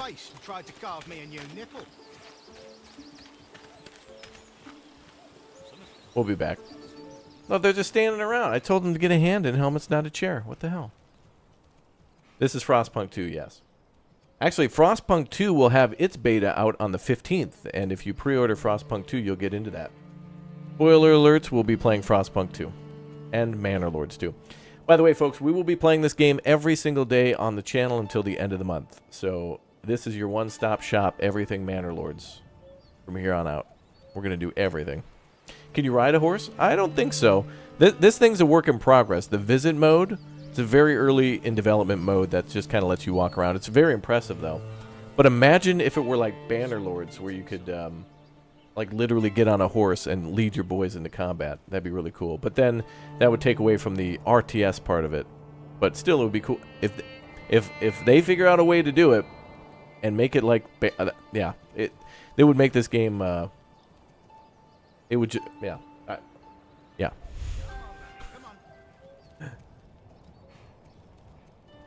Yeah. It would blow me away. Yeah, Manor Lords 2, the sequel. Greg's already working on it. Manor Lords 2 takes place in 1960s. You're an aging, very aging lord.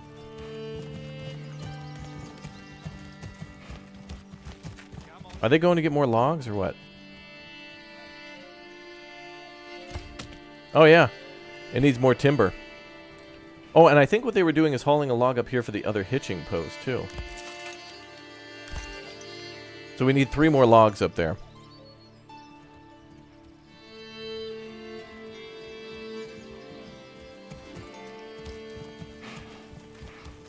Yep, so here they go. So you do start with some logs. But make sure you absolutely 100% build that logging camp first, otherwise you will lock yourself out. The game will even tell you, hey pal, you're low on logs. If you keep doing this, you're gonna like soft lock the game. Is this like a preview build? No, this is a it's behind me at the bottom of the screen, but it says early access 0.7.1. So the developer has given us about a 2-week early access window. to the early access. So everything you see here too that's glitched and whatnot might change as well. The developer has been on Twitter saying that there's been a few problems that they've identified. Like one of the problems was that the church, the gravedigger who is supposed to take stone in order to make headstones for the cemetery, was endlessly taking too much stone and was kind of like breaking people's games a little bit who were trying to build other stuff. So it's always a, you know, this developer is doing an amazing job, but there's always, you know, there's always an issue. There's always bugs.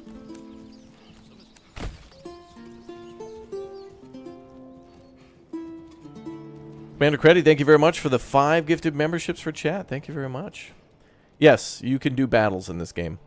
The early access build and the build that we have does allow for combat. That's literally what we're doing in this game mode too.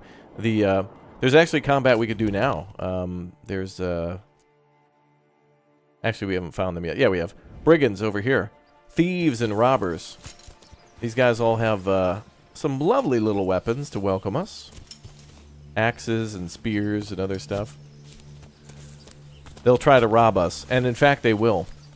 I don't think there's any way to defend against this, but wow, they actually randomly train and fight and stuff. But yeah, these folks will be coming over to try to rob us soon, and there's not much we can do to stop them. Yeah, it's the IRS, exactly. Brigands and thieves, exactly. So yeah, they're at random spots around the map. So if you want to expand into a territory, these are kind of like in Civ when you have to fight like barbarians and stuff. You'll have to clear these guys out first before you go and take over a territory. So sometimes you will have to do combat, or maybe you can buy them off or something. So yeah, really cool. But that's not the only thing. That's just kind of an unorganized rabble. They're very dangerous. They have shields and swords and whatnot, but we haven't seen nothing yet. There's a lot more out there. Do we have any more logs to purchase? Actually, we should build the first thing we should start doing once we're done with that is foraging and hunting. Let's build our forager hut next to the berries. Perfect. And we'll wait until we have some more stuff. But yeah, combat will be here. Eventually, enemy armies will arrive. The guy who we basically told off and said, hey pal, we're coming for you. He's going to bring in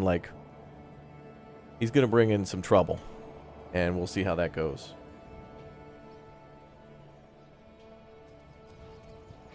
Yeah, you guys haven't seen nothing yet. But this is the type of game where you got to sit tight. Like, there are a lot of cool things that you want to see take place, you know, mid-game. And mid-game is like, you know, 10 hours in. It's going to be a long day, folks. But here we go.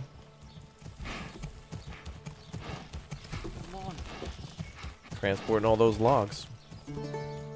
We might be able to buy another oxen as well. We have to wait till that gets constructed. How many buildings are there? Is it deep or just simple? You know, I'm not sure because I have yet to unlock them all. I think some ways that you choose to develop your town will give you different things. So like in this town, this is going to be primarily a farming village, so we might not do things like blacksmithing and other stuff like that. We might go to another town where we're going to mine iron, and then we can make tools at the other town and then ship them here. So we've gotten access to this game well in advance of today, but even through all my playing over the last, you know, however many days it's been, I haven't been able to see everything, even in like trying to speed things up and see endgame combat or content. And I've seen a little bit of combat, but not this is the type of game where you could play this probably for 2 weeks straight and still not have experienced everything that could randomly happen or whatnot. So we will see. Yeah, 24-hour stream incoming, exactly. How do your population increase? Yeah, so the first thing we're going to be working on is approval, and it says controls overall population growth as well as morale of militia rallied from the settlement. So when our happiness goes above 50, we'll get a thumbs up that's green, and then more people will start moving in. But right now, people are mad with homelessness, but it is what it is. Every game starts with everybody not having a home. So when we start supplying things, when we give them houses, it won't make them happy. It'll just like zero that out. So that's a 0. So we won't earn or lose approval. But what will give us more approval is multiple food variety types. So we started with bread. So we have some bread in storage. Then we'll start hunting. Then we'll start foraging. So we'll have 3 food types on top of that. Plus, if we build a church, that'll be another bonus. So I think the goal here is to try to get your approval rating as high as possible, as quickly as possible, because then people start rolling in. And with those added people, especially since we're going down the farming tier, we're going to be putting a lot of those people to work in the farms.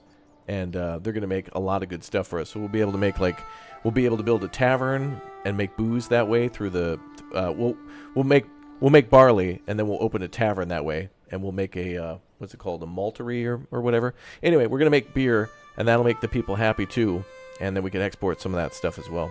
This building has no assigned family. Select it and assign a family whenever you'd like to start production. While human workforce has to be assigned by default, this is very important.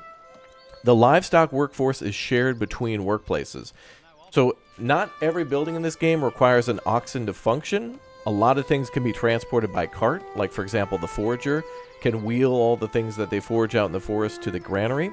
But things like the clay pit might require that. I can't remember which one. Like the stone pit, clay pit, iron mine, those might require oxen, but I can't recall. While human workforce has to be assigned, the livestock doesn't. However, you can bind it to a workplace permanently in the advanced tab. Just watch out so you have unassigned oxen if you have any construction going on. Yeah. All right, let's go ahead and assign everybody to immediately cut down trees. We need as many logs as quickly as possible.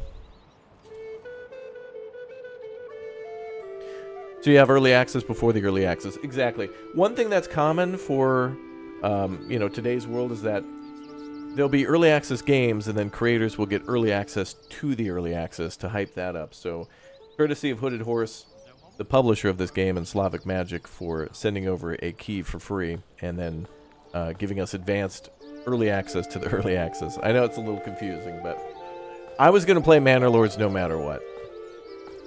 So nothing was going to stop me. Oh, we got logging going on already.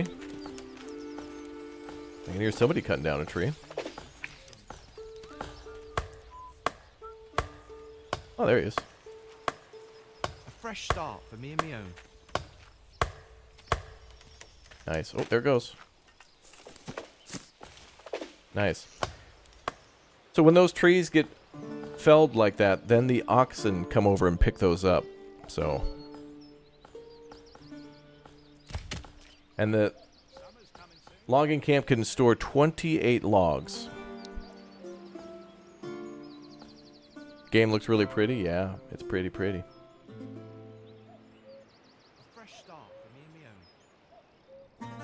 And our happiness will go up and down based on other factors, but yeah. Yep, the early access is in 2 weeks. Now, I'll be leaving with my friends for Japan on May 1st, so this is a tremendously great gift for me to be able to create content for you guys, which is very, very important to me. Deep down, I love streaming and hanging out with you guys and making videos. So I'm glad I didn't have to wait till the 26th to only be able to make a few days of content and then leave, and everybody be like, what the hell? He was excited for this game and he just leaves? Because I'm going to be honest with you guys, I love Manor Lords, but ramen just hits different. And I got to go to, I forget the name of the place, but it's got some wonderful pork bowls and stuff. It's good stuff. Could you guys imagine Manor Lords, but like feudal lords or something like that? Like imagine a ancient Japan version of this, or ancient China. Or like ancient Canada taking place in like 1932. Imagine that. Like this could be ancient Canada, guys. Ancient Canadians making their first log cabin. Imagine that. Imagine. Yeah, they're building their first cabin, then they're going to have pancakes in there. Imagine that. Canuck Lords. Hey, bud.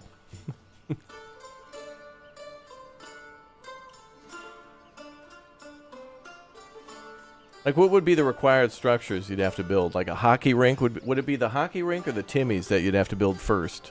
Like, what would be the gathering point? Like, in some cultures, they start by, putting rocks into a circle, and then they assemble wood into, like, a triangular structure and light it on fire to produce warmth. What would it be for the what would it be for Canada?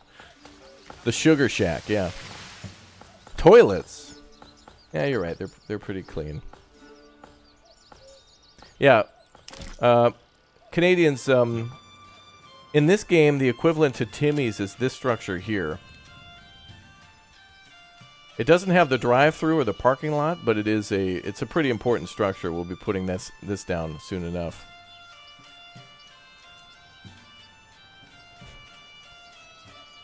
Yo, Maurice, thank you very much for the 6, dude. Yeah, thank you very much. I'm trying to think of the place I'm going to go to in Japan. There's a little restaurant. I think it's called Sukiya. I think is what it is. And they wear kind of the ugliest uniforms I've ever seen. It's just like all brown and whatnot, but it is some of the best food. It's basically rice, onion, and like beef or pork, and like a little sauce. It's amazing how simple ingredients are just the best sometimes. All right, we are starting to make a lot of trees. One thing you could do in this game too, by the way, to see how many trees your people have cut down, is you can go to this cosmetic tool, and you can click on like this erase shrubbery. Don't click or anything, but as you can see, you'll see a bunch of logs sitting on the ground if they haven't gathered them yet. And it looks like they have. Oh, there's one. Yeah. So when they cut down a tree, that's step 1. Step 2 is to basically cut off all the branches and then put it into like a little log format, and then the oxen will come over and pick that up basically. Oh, we need to lower the construction. Oh, they're building this first. That's okay. The forger is probably a good thing to start with as well. Ramen Manor soon. Soon. Thank you, brother. Appreciate the support. After a storm, do you have more logs on the ground? No, I don't think nature will naturally tip over trees or anything, but the rain will destroy your... it looks like... Actually, I hate that you mentioned that. By the way, look at this. If you hit Control and C or Charlie, boom, look at that. Goodbye to the HUD, and look at that. Look at that. This game is 16 gigs. How did this guy do this? This game... This is why this is #1 on Steam. We didn't need any battle passes. We didn't need a year 1 pass. We didn't need microtransactions. Didn't need pre-orders. Just needed, all you needed to do was make a good game. That's all you had to do. And he did it. That's all you had to do. Yeah, I'm like 16, somewhere between like 13, 16 gigs, like the download. Like how? This game's just pure. Everybody can tell. That's why this is #1. It's purely passion. I mean, did you see the orchestra that was behind this game too? Amazing. Look at the rain. And look, even the oxen's back is starting to get wet. And you can see you can actually see the water on the ox.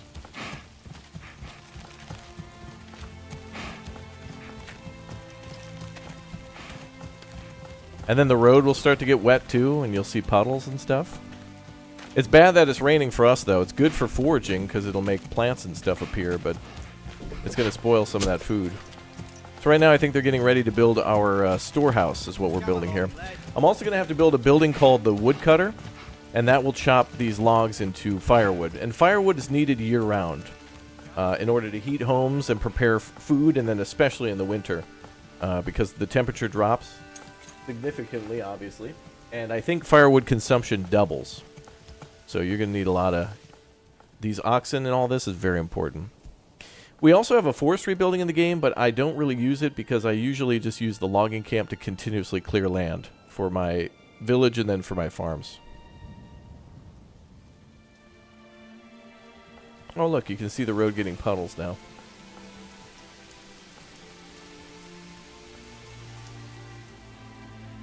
Do you think a lot of people are going to play on triple speed instead of waiting? Yeah, probably. There's a lot of people who... There's probably a ton of videos out today. The 25 things you need to know, 150,000 things I wish I knew, combat montages, you know, the typical YouTube videos you'll see today. And a lot of people need to rush to make those because everybody's... like everybody wants to see the end game. But honestly, this game is about the journey and starting slow. Honestly. Because I think some of the mid and end game stuff we've seen in so many games before. But something we haven't seen, like in Manor Lords, for example, in a game like Manor Lords, was earlier when I looked over here at the Forger Hut, they were building like they were actually putting in all the beams and stuff for this building. This is something I haven't seen until earlier in a game called Ostriv. And one's in the chat. Have you guys heard of Ostriv before? Ostriv is a game made by a Ukrainian developer similar to this game, about like 1700s Ukraine, and building villages and stuff. In many ways, it's very similar to Manor Lords. It's the first game where I think I saw seasonal transitions, where the trees will change color and all the leaves will fall off. There's plowing with oxen. There's horses. You have to make your own carts. Very realistic. If you like Manor Lords, I think Ostriv does a few things even more detailed than this. This game's a little more on a larger scale, so you lose some of the smaller scale stuff. But that game has everything from like charcoal burning to then prepare for blacksmithing and stuff like that.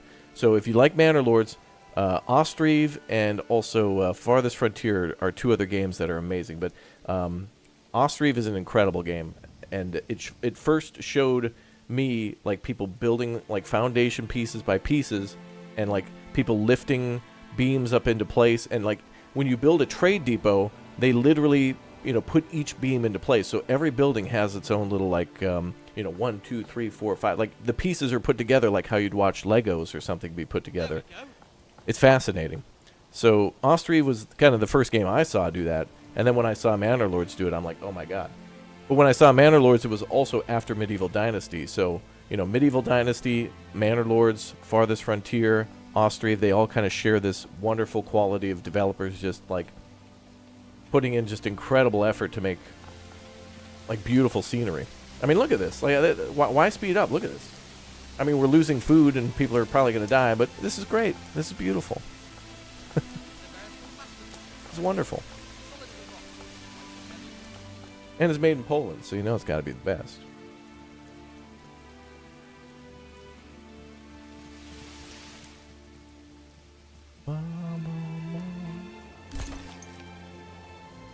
Alright, looks like we're getting a lot of construction finished. We need to make that granary our next top priority. Let's make that the highest priority now. I think weather effects are randomized too. I don't think I think it rains at different times throughout the year. Maybe you'll get rain, maybe you won't. So, yeah. What a disaster. Yeah, Workers and Resources Soviet Republic, I think, is from a Slovakian developer. And another game that just blows me away. Absolutely blows me away. Beautiful death, my liege. P.S. Great hat. Yeah. Yeah, the chat sent this over to my P.O. box. ! P.O. box if you want to send me anything. It was my birthday recently. Chat sent a bunch of cool stuff, including this hat. You know who you are. Anyway, they sent this over, and I didn't know why, and I was like, oh my god, Manor Lords. So I'm wearing a Lord's hat today, I guess.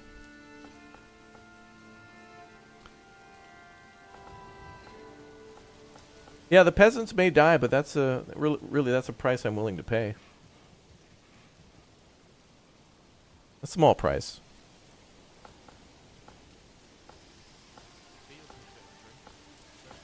Man, look at how many trees they've cut down. It's been like 3 days. Look at this. The whole forest is almost cleared out. By the way, a lot of these buildings in this game can be moved for free. So, like, a lot of these have this little move option, and it won't cost you anything to tear down the building and remove, or move it multiple times to different locations. So just keep that in mind that you can do that. What's the 2 crossed swords? That's our army management. We're not able to do anything with that just yet, but eventually the king will send over weapons to us, and we can kind of form a militia that way. Okay, let's get somebody on forging. And what was the other thing I was going to do? We could build a well, but we'll do that a bit later. The hunting camp is also free too. No construction costs for that. So that's another instant building that you can basically put down that somebody just comes over, swings a hammer at like 3 times, and then it's done. So, and I think we'll just build that over here, and then maybe build a granary over on this side too. It doesn't hurt to have multiple granaries and stuff.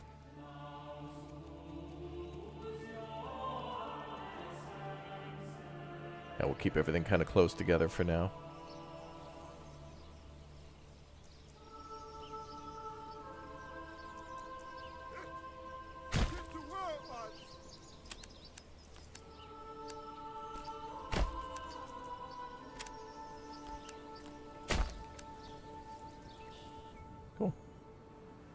Bum, bum, bum.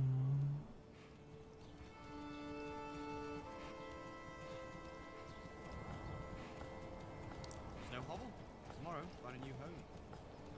Wick, are you here for my talk? Well, thank you. I appreciate you, man. Glad you're here.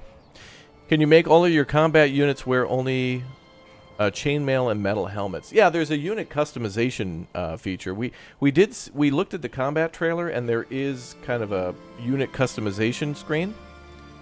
So there's a lot of things you can do. I haven't seen everything. Combat, we haven't seen all of it yet. There's just too much. It takes a while to get there, and there's a lot of it. And I'm all for it. Okay, so I think we're bringing over the rest of the logs. The storehouse should be the next thing constructed. And then they're bringing these over for storage. Those were the initial logs that we started with.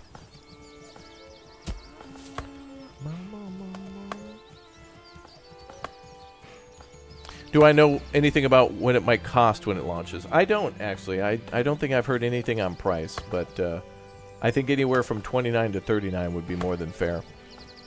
There's been a lot of work put in here, and even though this game has been made by one person, they're still paying of voice actors and musicians and other services and other programs and software that the developer had to buy in order to make these things happen. So, spare no expense. Manor Lords, how much does that cost? $26 million? All right, here you go. Cool, no problem. And then later that day, go to McDonald's and be like, a Big Mac and a small fry was $13? Outrageous.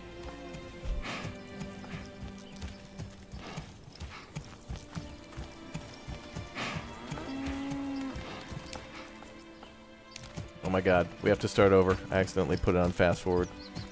Okay, we're restarting.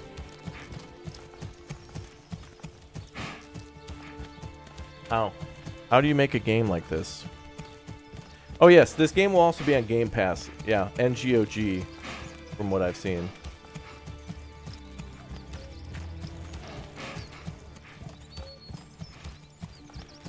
Listen to all those birds.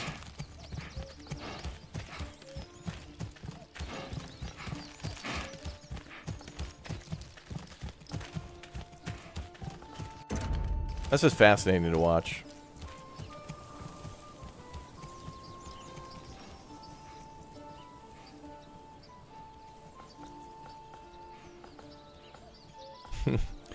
Our good boy, Fritz. Does anyone know, Wicca, do you know how to rename oxen? Because I can't stand not having Fritz with me. It's just a name, but we haven't started the game until we rename Fritz to Fritz.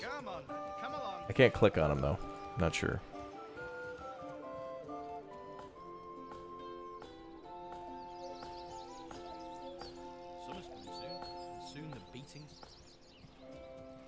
Okay. Oh, we better lay out our firewood cutter, too. Woodcutter's Lodge. That's what it's called. We can also build a saw pit, too, which will turn logs into planks, and we'll need that. Yeah, this is the early access version. Let's build our cutter like this.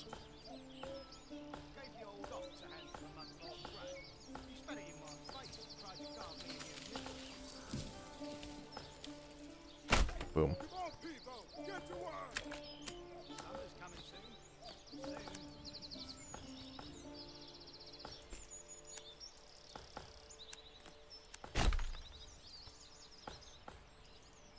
Alright, so we'll make that too. A lot of construction already going on. No, there's no bears in this game, chat. Stop. I called Greg and told him just yesterday to remove all bears, and he did it. Try clicking on the hitching post. You should see the oxen assigned. Okay. Well, I can order another oxen. We can have a third. Tempting. There it is. That's how we rename them. Oh my god. Thank you. He's back.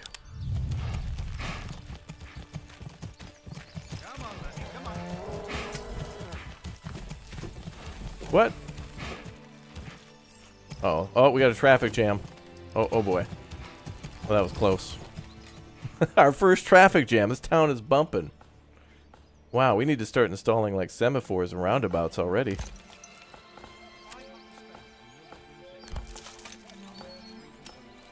Didn't seem to change the name. Maybe I had to hit enter.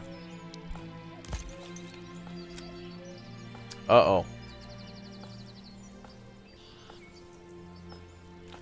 Fritz.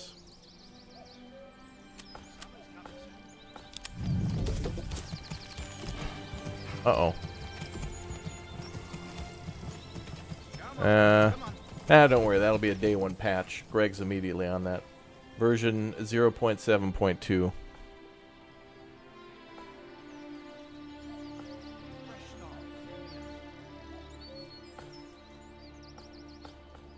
Okay, let's see. Yeah, emergency update being pushed out right now. I know, bugs in an early access game? I can't believe it, dude.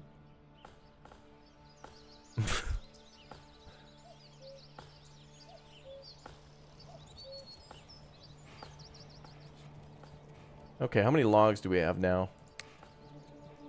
Okay, we're good to build houses. Let's start on that. Our people have been cutting down trees for a while.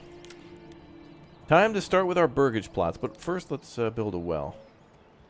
Oh, perfect. We'll build over by the forger. Actually, I want that closer to town.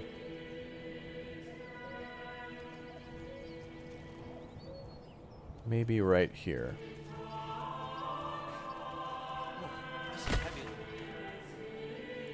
There's some other small issues I found about the game, but I'll talk about them when we get there. Because one, the developer might already be well aware of it and might push out a patch later today. I mean, a lot of the issues might not be issues if they've been addressed, you know. Ooh, would you look at that? Look at all the houses we can build there. And a huge burgage plot for this guy on the left. Mansion.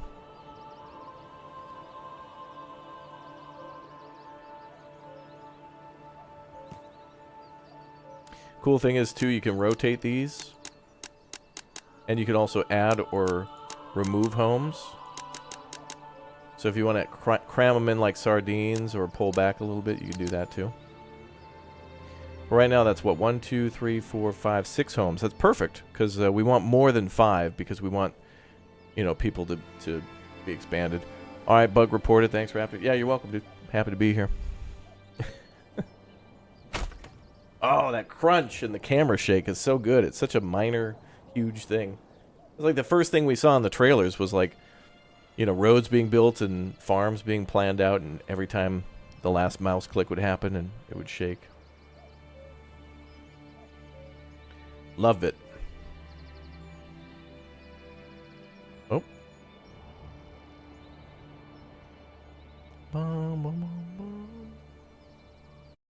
I think actually... No, okay. Okay, so now we got to get people working at the... I got to pull back on logging, and we need to get somebody to work at the... Actually, they haven't constructed these, but I got to get somebody to work at the granary and the storehouse right away to start transporting stuff in there. Seems you're building too much at the same time. Not really. You can change priorities so that way things are... Like I mentioned at the start, buy multiple oxen so that logs can be delivered. Those things just take time. But, like, you can lower... like we did here with the storehouse priority, it's at low. So now I'm going to make this the highest. So you can lay things out and just change the priorities. Like the granary's got... Oh, God, this takes forever. Stone has to be delivered one at a time by people. So... They have to deliver 10 deliveries of stone. That takes a long time, actually. That's going to take a while.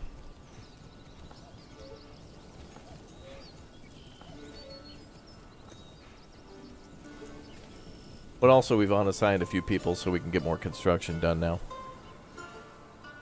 But yeah, first and foremost, stack up a bunch of timber.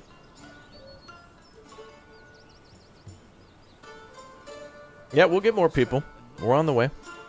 Carts come later. Carts will... When the storehouse and the granary are built, they'll have carts. Don't they use Fritz for stone, too? No, the oxen are mostly for hauling logs. And then they'll also do... plowing as well.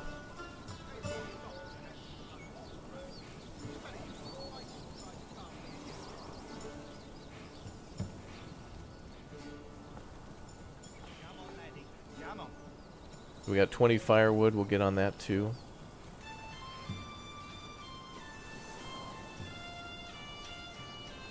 No day-night cycle is on at the moment, but it's just foggy and possibly raining.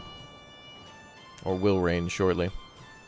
Any bear in the forest? There better not be, but there are animals we're going to hunt up here. I don't know if we can see what they are. They look to me like... I think these are boars? And of course, when you kill a boar, you'll get veal for that.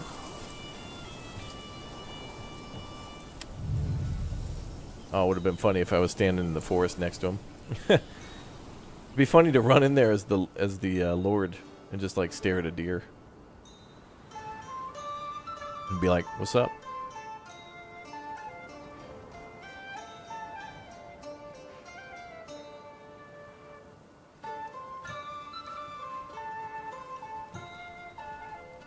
Look at the rain. No, the rain is so pretty, but it's gonna soak all of our damn bread again. Don't worry, I made the granary like the top priority. They're building it.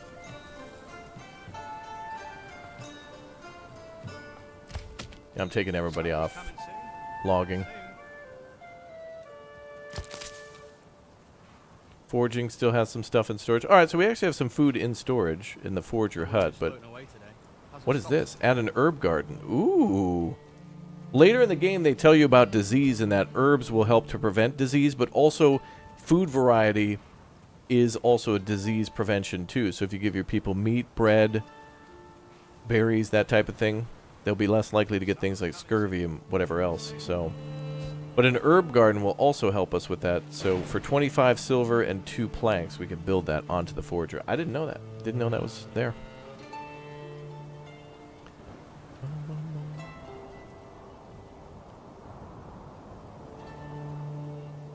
Yeah, we'll be moving the logging camp a few times. There's kind of like a large area for that they've cut out. I think there's like a limit to the range though. But yeah, so now that we've cut down all those trees, we've got 21 timber, so they'll be delivering that here too.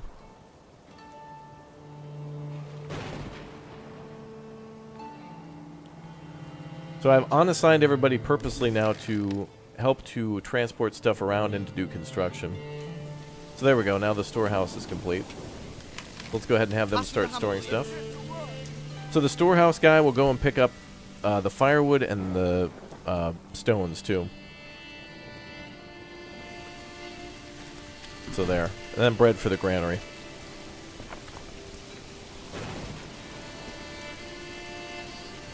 Why do I have to carry this alone? So he's going to walk all the way to the granary and start building that. Ways to go.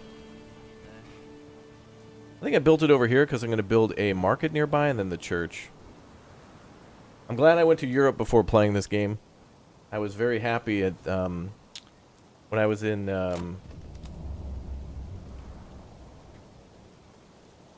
can't remember what city that was. I think it was Geneva. I walked up a hill, then another hill, and then another hill to like a church up there. And I'm like, how did any of this stuff get built? That's amazing.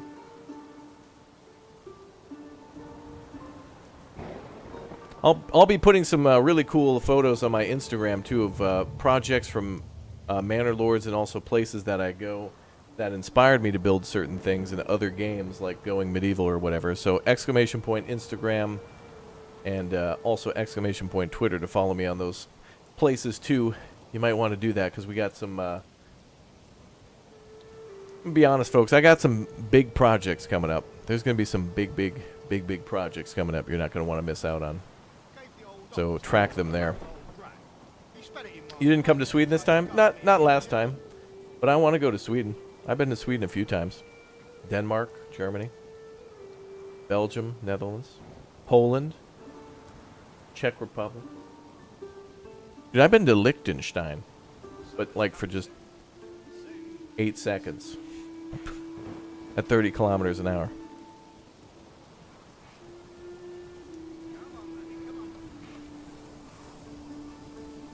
Denmark for the win. Denmark's beautiful. It gets rainy like this.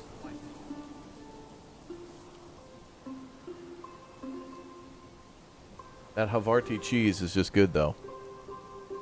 Not Gruyere, but it's good. Looks a lot like the old game Farthest Frontier. Yeah, Farthest Frontier and this game give me the same vibes. There's a lot of great vibes from both games. Again, I'm telling you all, gaming is kind of like a buffet, or like when you eat a meal. You know, you don't just have a plate of like linguine noodles and that's it with nothing on it. Like, you got to have other things in your, you know, you're hungry. You're hungry for good content, and not every game can serve every aspect of that. Even this game. This game's amazing, but there's still some things about Farthest Frontier, like building a fort and towers and stuff, that we can't do in Manor Lords. But that doesn't make that game better than this. It's just different. And differences are good. Especially when it comes to accounting. Just kidding. Yo, Ogden, thank you very much for becoming a Raptor Ultimate member again. Welcome back. Good to see you on the channel, my friend. Welcome. Look at all these people complaining. Oh, they're bringing over their shovels. We're about to see some serious business. Let's do some supervision. But let's do it from where it's dry. Can I stay where the string? We're supervising. This is called middle management, chat.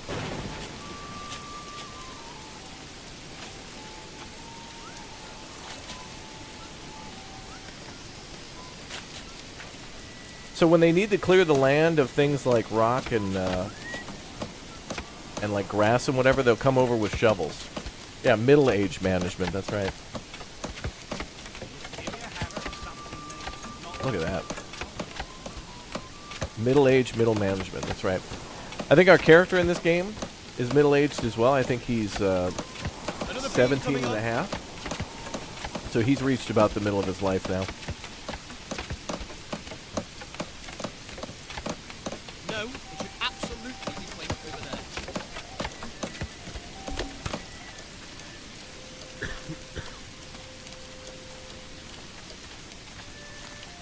That guy's working overtime. He's getting a raise. One more slice of cheese. Alright, we'll worry about making wood later. Hey, look, the granary's done too. Almost. Then we gotta get that stuff in storage. I'm gonna put 2 people on that one. We gotta get that stuff in storage like yesterday. Again, I think the weather's randomized. I've had it not rain. This is the first game where I've had it rain twice before I get the granary up. Yeah, the granary will require a worker, but only when it's done construction. Right now it's being built.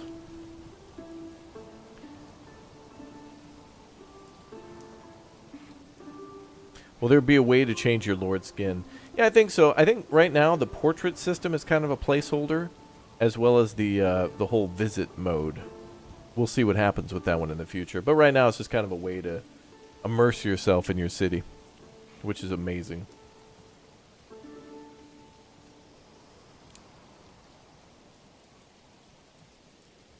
Okay, so now I think we're going to start building the homes after that's done. All that looks good. These are a medium. Good. I will make that high. All right, we're going to build the granary first to store food. Then we're going to finish the hunter's tent, and then we'll start building houses. Yep. You can do combat in this game. Military stuff is in this version. We're playing that game mode now. When you do the combat mode, you still need to build the village. You still need to build like a little empire, or whatever you want to call it.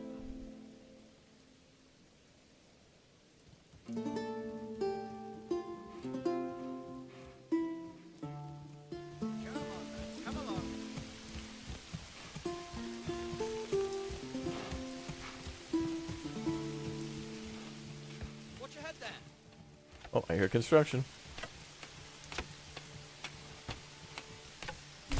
Beautiful building. All right, so look at that. The little granary comes with a cart.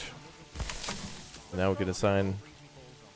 We're going to assign 2 people to work there. It's very critical to get that stuff in storage.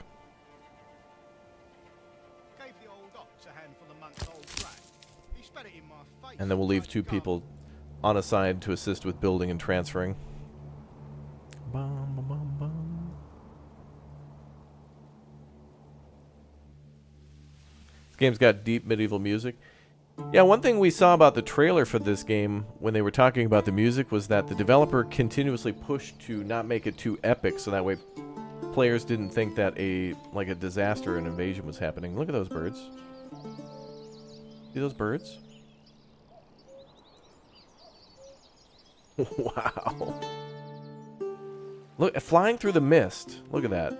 Wow. Well, we might need to call Jeff Keighley right now and tell him Game Awards are canceled. Give Manor Lords everything. Best Japanese RPG, Manor Lords. Best modern racing game, Manor Lords. Best Nintendo game featuring Mario, and the winner is Manor Lords.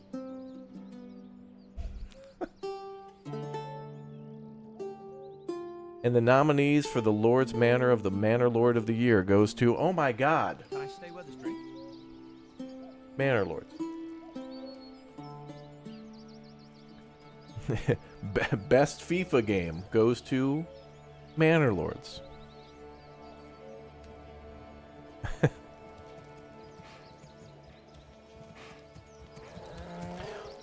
You know what this game needs is oxen racing.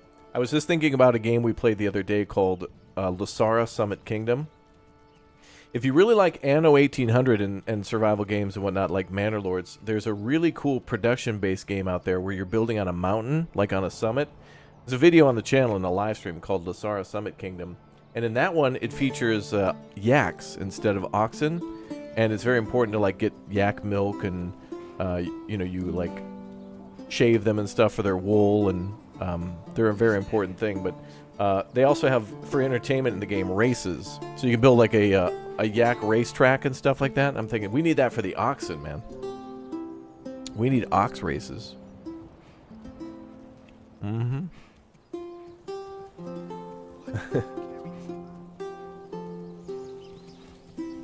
Oh, there we go.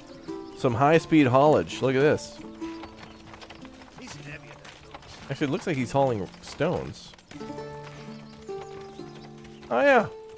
That's the warehouse worker for the storehouse. I think it should say storehouse worker, because there's not a building called warehouse at the moment, just the storehouse.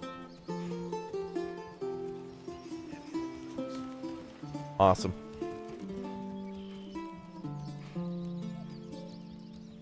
Birds.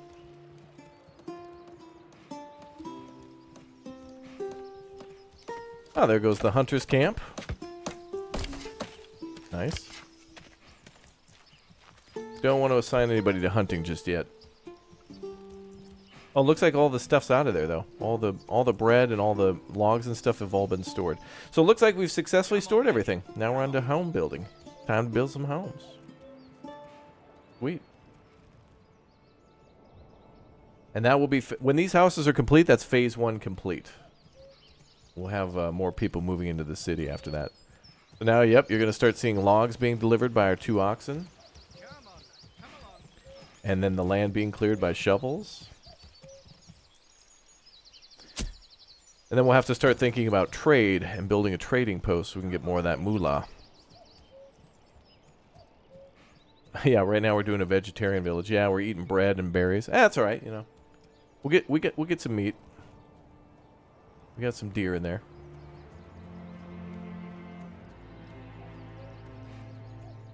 The yak track, that's right.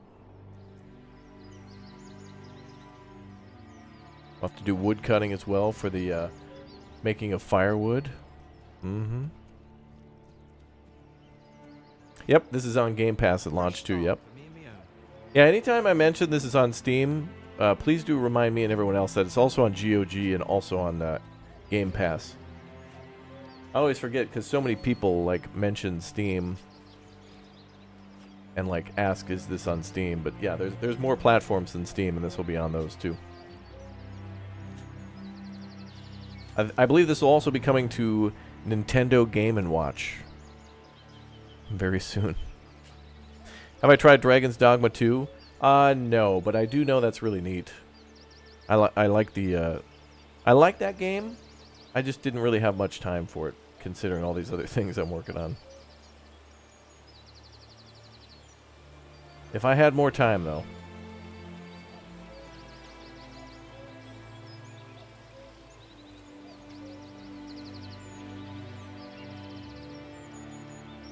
Okay, well...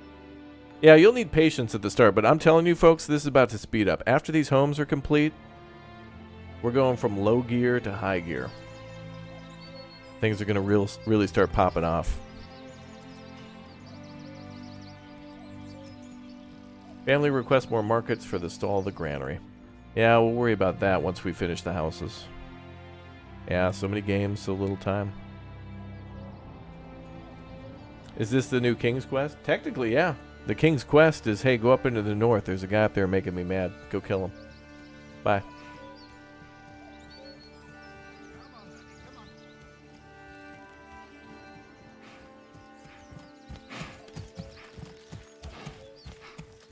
Come on, come along. The voice acting is so cool. I hope they add more.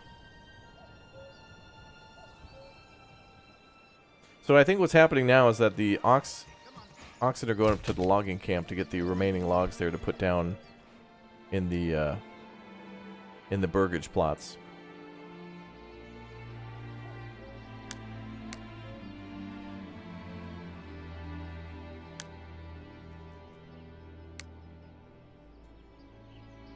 So it looks like we ate all of our bread, and unfortunately it's spoiled because of the rain.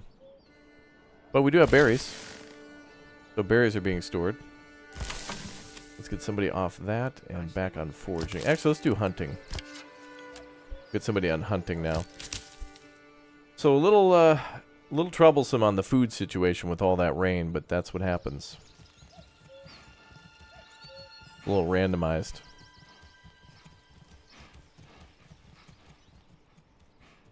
I want to see one ox working. Let's assign somebody else to foraging then.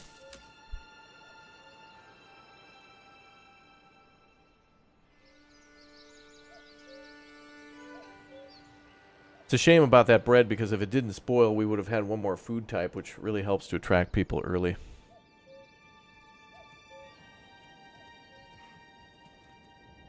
But we have meat, vegetables, berries, bread, eggs, apples, and honey for food options. Then for construction, we have timber, planks, stone, tools, wooden parts, roof tiles, and blocks. Roof tiles are a good thing to export. That'll just take clay. Fuel. Looks like we're out of firewood, too. Fuel is firewood and charcoal. Then we have wheat, flax, barley, rye, dung, and fertilizer. I guess there is a dung mechanic. Grain, flour, hides, leather, wool, yarn, linen, wax, malt, iron ore, iron slab, clay, and dyes. And then for commodities, cloaks, clothes, candles, salt, ale, shoes, and herbs. We can sell that early, too. And then military, we have sidearms, war bows, small and large shields, spears, helmets, mail armor, plate armor, gamsons, and polearms. Oh, gambesons, yeah. Oh, wait, those are the halberd things from Farthest Frontier, too. A different option. Very nice. Herbers. I need one person on assigned to transport, but I need to start making that wood. Actually, I don't think we need firewood. Not critical. Well, let's just focus on the houses. One thing at a time.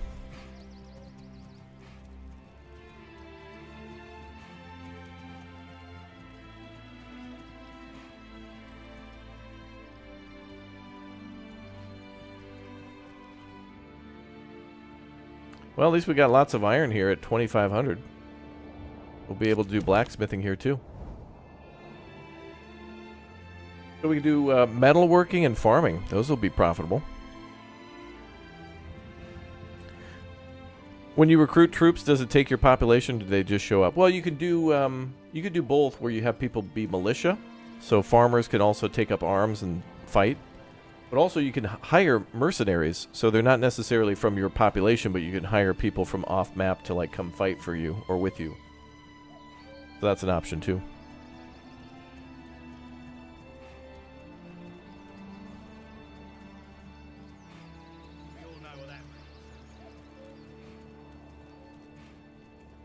All right. Things are going real well, I think. Despite any sort of trouble, we've kind of been able to identify it and then minimize it.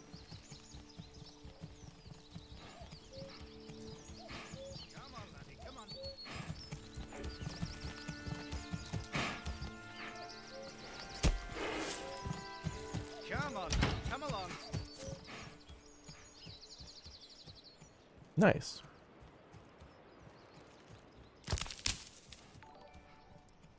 Food numbers going up, good. Berries went from 14 to 18, so that's increasing.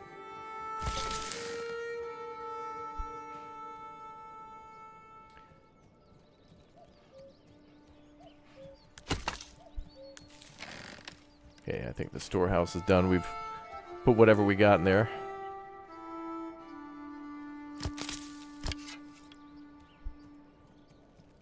Another free person. I think I'll leave them unassigned to help with construction. Families without assignment will work on construction, including guiding an ox to transport timber.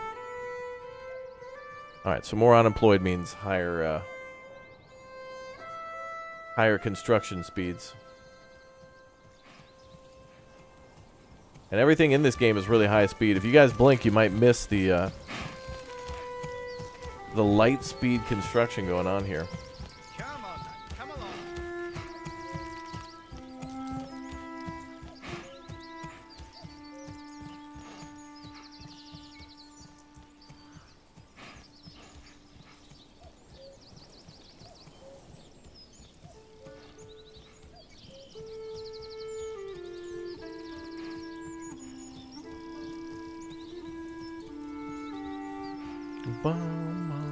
Oh, did you guys blink? Oh, you may have missed that. There may be screen tearing with how fast that was. What am I wearing on my head? Oh, it's like a Lord's cap or whatever. Chat sent over a cool little hat, and it's Manor Lords, so it's like, you know, wearing like got a little feather in it.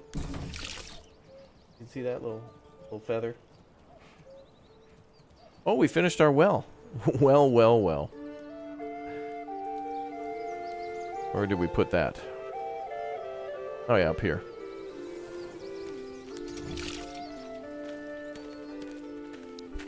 If I have to spend another winter in Albrecht's barn, I'd like to freeze me balls off, even with his wife to keep me warm. Wow, bro. Bum, bum, bum. Yeah, everything's going really well.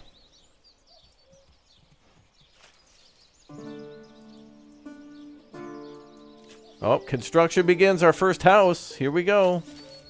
It's been a while, but it's happening. Everybody calm down. Slow your breathing. Relax. So we've essentially got 2 people on construction and 2 people on food. So we've got, or 3 actually. 1 person gathering berries, 1 person hunting, and then the granary going too. So we got somebody storing food. And then 2 people building. Breakneck speed, people. No, this game likely will never have multiplayer. But who knows? Don't forget to check the level of the foundation. Let's watch some construction. I think we're going to watch every type of building get constructed if we can. A house. The church construction is fascinating. When we get to the church, there we go. That's going to be amazing.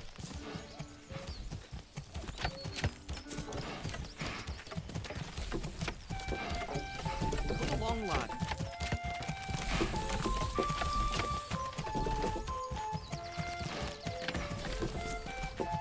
So once they're done with the roof, I think they then start working on putting in the plumbing, the ISDN line.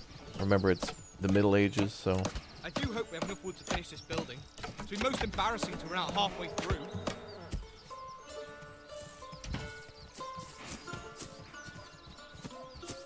Does that roof look straight to you? Or does it have a certain jaunty angle to it?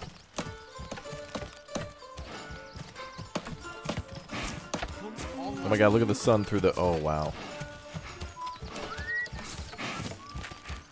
Oh my god, did you see that? It was an eclipse. An ox clips. Did you see it? The sun was blocked out for a moment.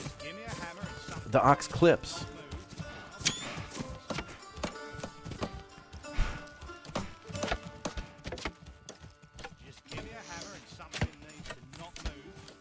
Amazing. Same to you, buddy. Hoist this timber to the gable.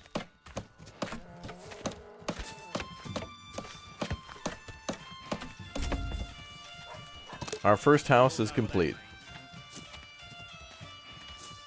That's it, our first home. It's a beaut.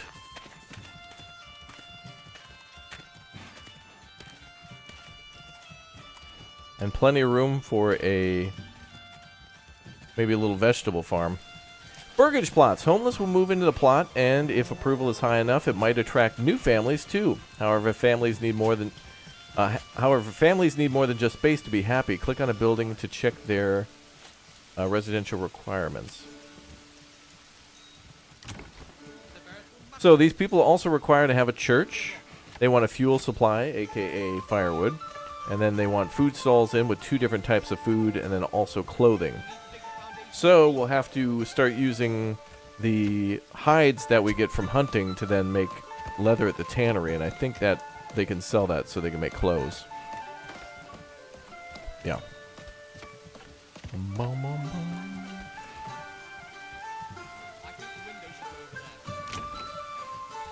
Alright, let's put down some a vegetable garden. So if we click on the burgage plot, we can actually customize it to add backyard extensions. So we can build a vegetable garden in the back, then eventually a bakery extension. We could build a blacksmith in the backyard, brewery, a chicken coop, tailor's workshop, cobbler, joiner's workshop, a goat shed, armorer's workshop, a bowyer's workshop, and also an apple orchard too. Yeah, the larger the plot, the more veggies you get to harvest. So this one's actually pretty big here. But actually, maybe we should save for this one. This one's going to have a big old plot. It's a fine balance, because the more homes you fit in a smaller area, the more people you can have, kind of like covered by things like the well and the market and whatever. But yeah, you kind of want a combo. But I think these are our 2 biggest plots. That one and maybe that one. But we'll build more. Okay, 4 more houses to go. Well, actually 6. We're going to build 6 in total. Man, rain again. It's been crazy rainy.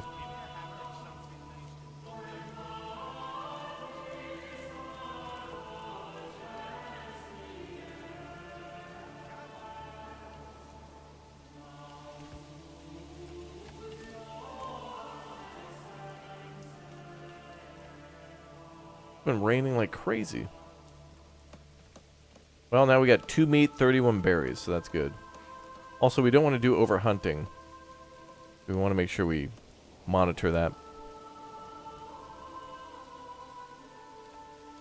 What type of milk are we offering to the villagers? Actually, I didn't see milk on the list, or cheese. No milk or cheese confirmed.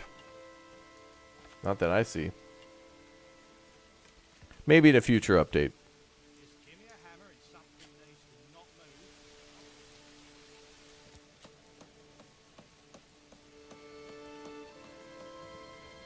Okay. I think what we'll do is eventually move the logging camp here down by that road. I think the trees will also regrow. Yeah, no fondue, unfortunately. Unfortunately.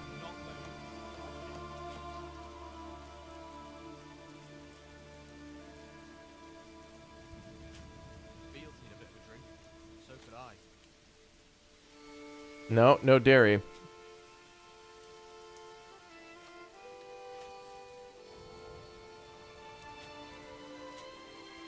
Unplayable, yeah. Maybe we can get UHT milk eventually.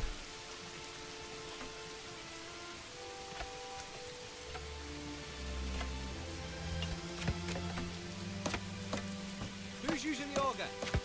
I need to drill holes for the pegs.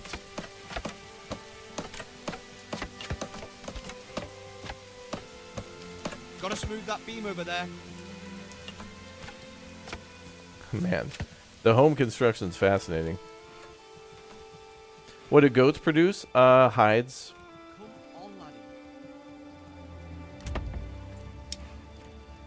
Vegetable garden will produce vegetables, the chicken coop will produce eggs, and the goat shed will produce hides. Apple orchard produces apples. The bakery will produce bread from flour.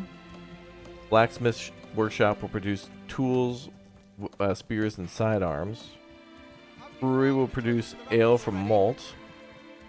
Tailor will produce clothes from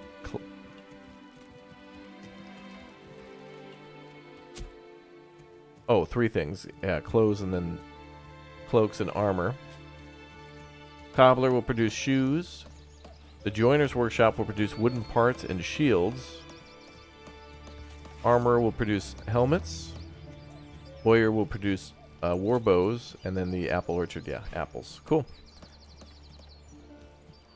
Yeah, the tailor will produce music. And we'll take a flight to the other side of the house to throw away a Kleenex. And then fly back.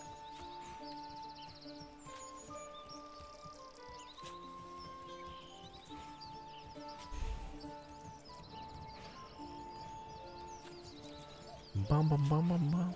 The game needs some milk, yeah? I'm sure that's something that'll come eventually. Or there's some reason why it's not in. I don't know why not, though.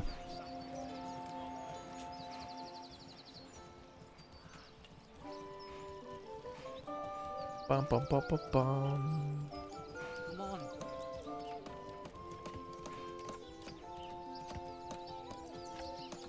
Am I thirsty for milk? Not really, but having an extra food type I'm not going to complain about. Wow, look at this.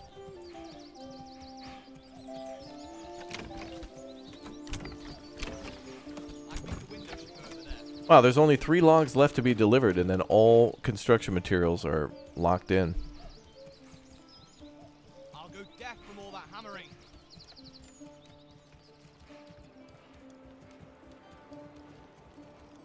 Where's the car wash going to be placed? I don't know.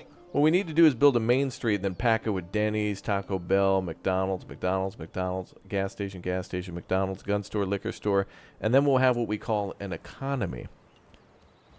And then we'll use all those taxes from goods and services to not provide anything back to those people. And we'll keep it all for ourselves. It's called fiefdom.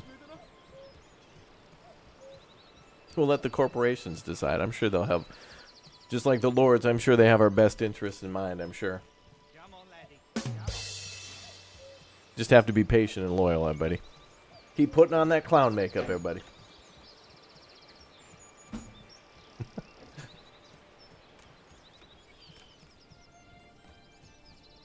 A little bit more to deliver, that's it. Come along. International airport? I guess the most international thing we have at the moment is we do have 2 types of trade depots.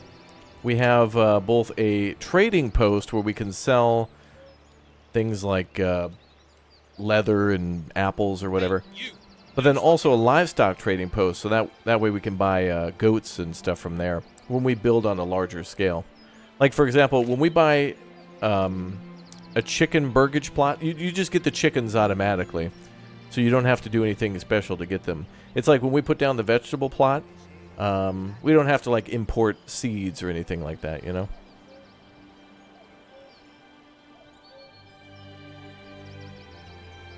Ancient clown, you resent the remark? Yeah. It is gorgeous, I know. Like, seriously, I've not hit the fast forward button at all. By now, we could have probably had this village done and moved on to other things, but I don't think I want to speed through this at all. We've got plenty of time to listen and explore and experience. This is not a game I think we play fast. It's like in Farthest Frontier. I don't think I've ever really, honestly, in Farthest Frontier, sped up time unless there was something I absolutely needed to do, which has never really happened in like 1,000 hours. Do houses share food they make? Yeah. If we make a farm or whatever for any of these houses, they all work together to share things. So, you know, if your neighbor's growing vegetables and you got a chicken farm, you trade, you know. Like, hey, well, not really trade, but those things will go into the granary and then be sold back at the market.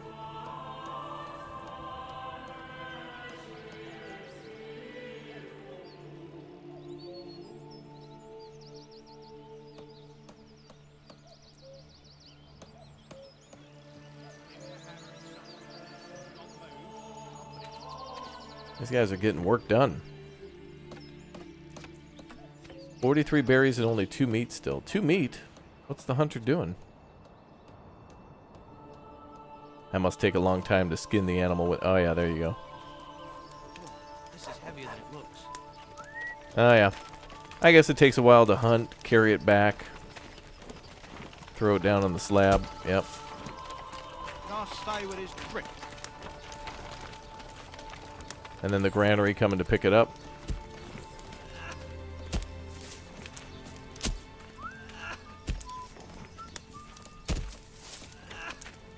Yeah.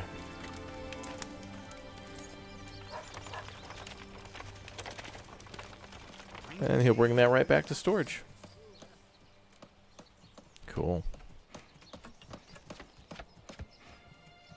Yeah, the building in this game is very much like workers and resources. You got to wait a while for the workers to show up, the resources to show up, and the Soviet Republic to show up as well. Soon.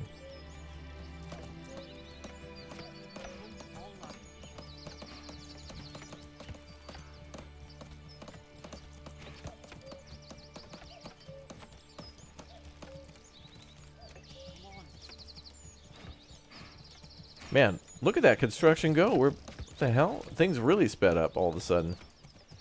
You guys are laying foundations at houses that they're not even standing at.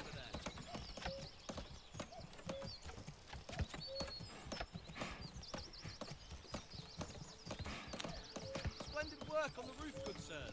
And I think that'll be the last log to be delivered. Nope, one more. For Tavern, we need to have level 3 and Bs. I don't know about that. I think you can build the Tavern pretty early. But it says it needs ale to function, but I don't know if it'll provide any sort of benefit just by being built. The ale, of course, will give them, you know, ale to drink, which will add happiness. But maybe the Tavern could work as a social building ahead of time, too? But we'll definitely be making ale. So y'all better start thinking about a name for the Tavern right now. Because in a few hours we're going to build a tavern. So y'all better come up with some good names.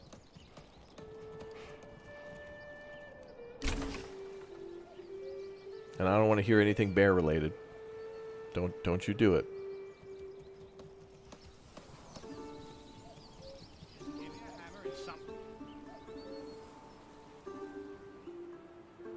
Yep.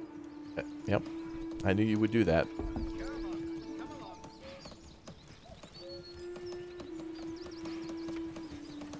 The Clever Girl Inn.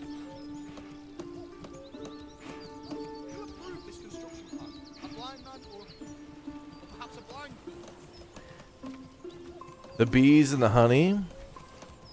The Hungry Bear. Uh-huh. The Roaring Grizzly. Wow, that sounds like a movie that like Patrick Swayze was in. Fritz Corner, Fritz Speakeasy. There we go. The Thirsty Turtle.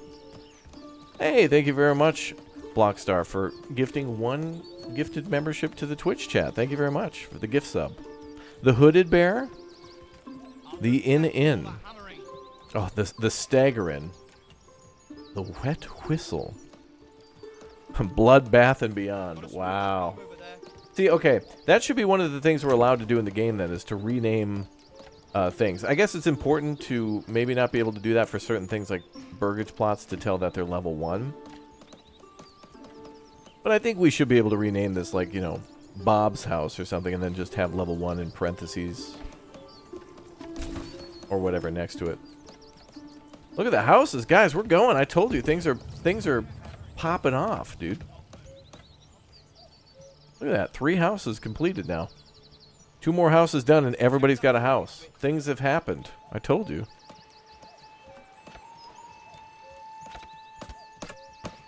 Look at that. Just give me a hammer and something needs to not move. I'll put it in its place. The drunken raptor, yeah.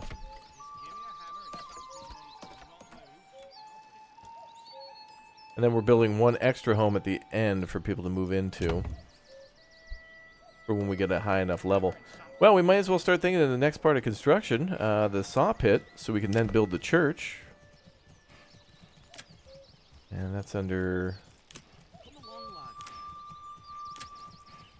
be under industry, right?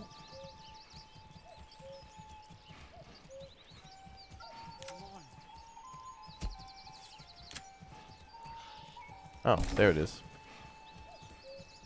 It's under gathering. Magic the.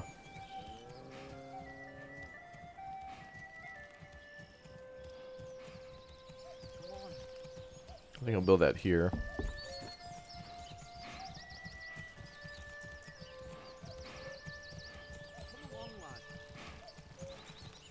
Actually, I might move this logging camp, but still a good idea to keep the logging industry here.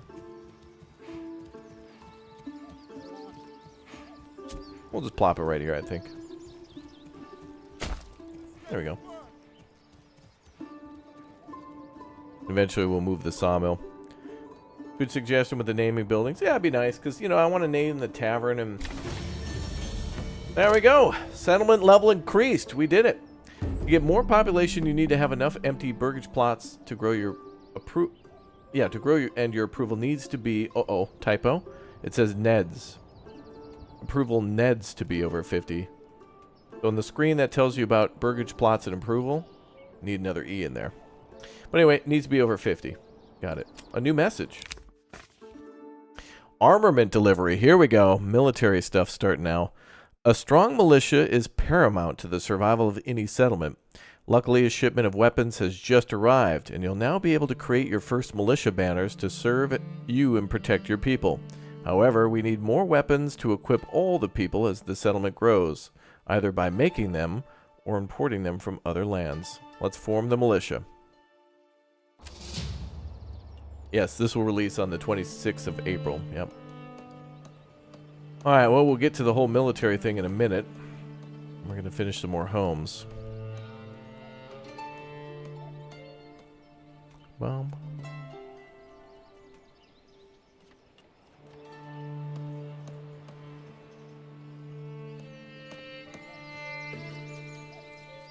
Now, the next thing we should do is also build a market.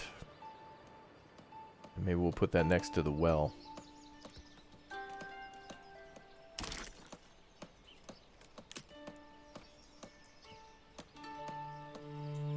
Now, the way this works is very, very cool in this game. In order to have people sell stuff at the market, they have to be assigned to a building. So, if you have a forager assigned to the forager hut, eventually you'll need 1 to gather and then 1 to sell. And then you'll have like somebody working at the granary too. So it'll all make sense in a little bit. I'll explain. But it's kind of neat.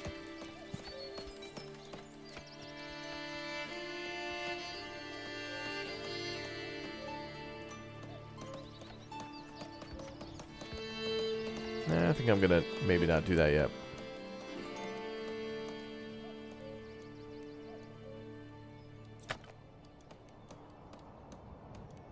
We'll let them get that done, and then we'll work on the saw pit. Actually, I don't think the market even really requires any construction.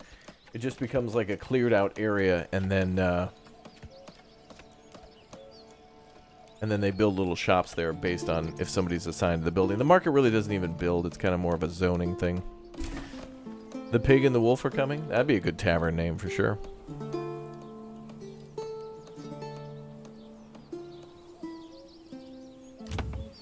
There we go. Anybody living here? Nah, but we'll make it happen. Ooh, expand living space. Doubles the maximum family count for this burgage plot. Aha! So we can actually add another home if we want to. That's cool. Because the plot is so large that we can customize it to have another home. So that's cool. So no wasted space. But I think we should farm. Let's do a vegetable garden. Yo! Thank you very much, Mr. A, for the hundo. Hey, Raptor. Hey, man. Does this game allow you to build the church and tavern inside the manor fortification? I do not think so. The church gets its own wall, and the church also comes with space for a cemetery. Hold on. We got to talk about that. Chat, let's have a talk. Everybody gather around. You're going to love this. We're going to add a little farm there. Check that out. So check this out. When people die in this game, they want to be buried in a graveyard, and you can have a graveyard keeper at the church, and it says, you know, for the church, fulfills one level of faith requirement for the burgage plots, provides hallowed grounds for burial of the dead villagers, workers become grave diggers. So when someone dies, they bury them at the church, and that's pretty much that. But for your invading brigands and others, you can throw them into a pit. You basically just throw all the bodies into a hole.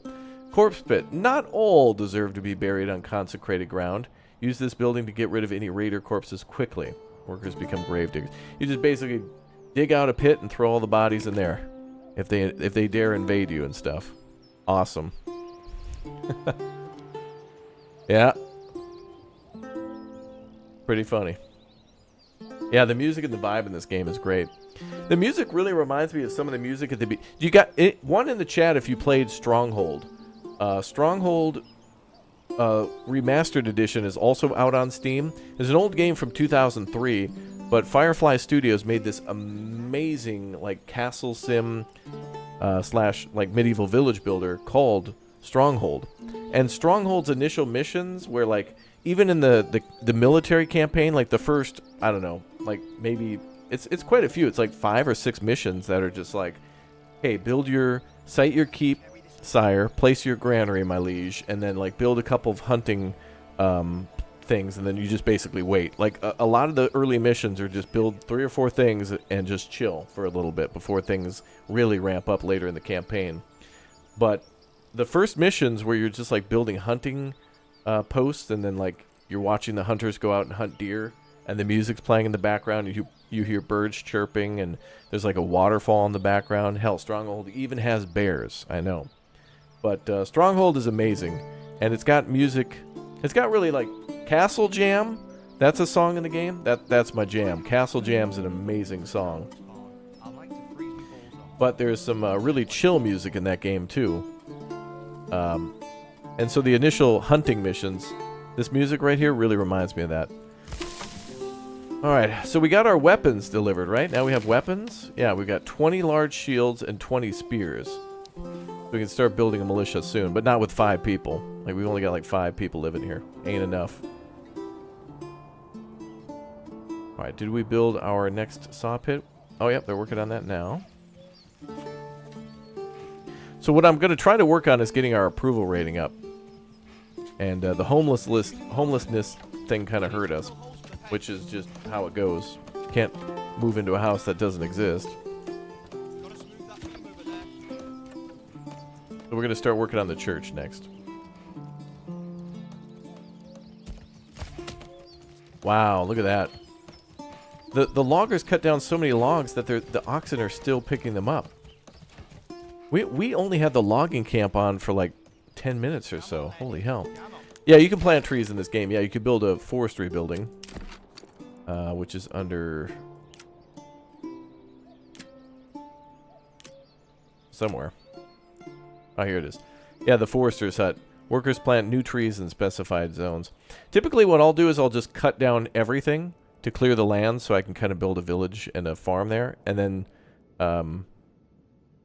I'll do the forestry building and then use that to kind of have constant wood coming in. Okay, so now we got to get a person working on the saw pit. Come along, lad.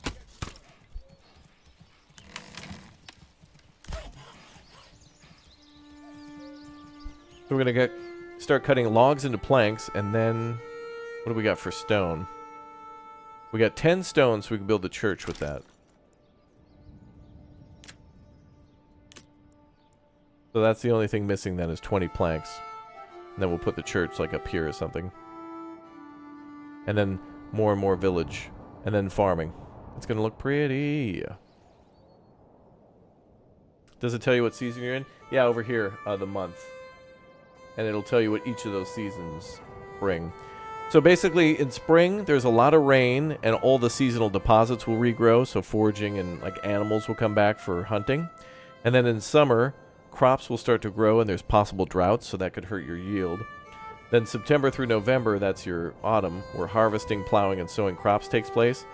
And then the winter, which lasts from December to February, seasonal resources are gone, so all your crops die, all the foraging is basically gone. You can still hunt deer, but firewood consumption will double, and then sheep shearing is also forbidden, so you won't be able to produce wool in the winter.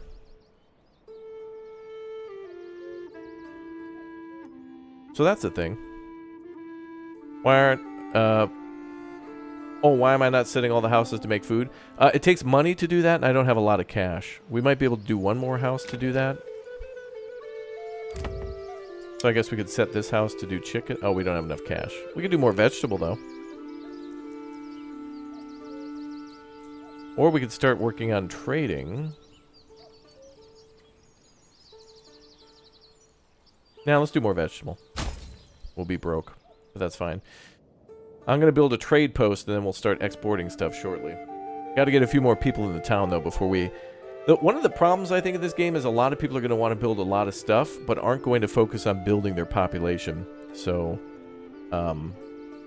yeah, we're playing vegan lords right now. Yeah. No, we're hunting. We got meat coming in, brother.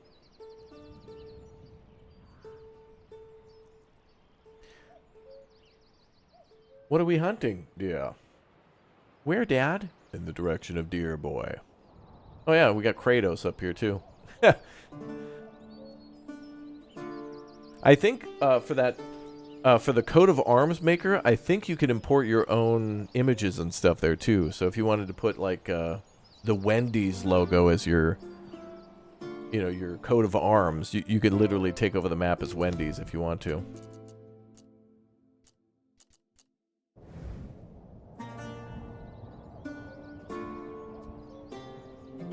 I think that's a thing.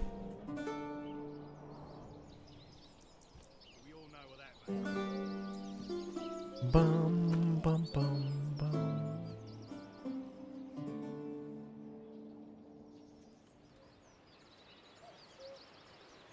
Alright, we better build some more homes. What do we got for timber? 17. Excellent. Alright, let's lay out some more plots. Eventually, our homes will really start to fill up quick. So we got essentially one extra home for people to live in. That music, though. I think we'll build a little neighborhood here.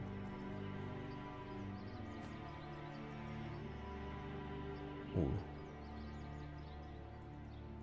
It's a lot of houses.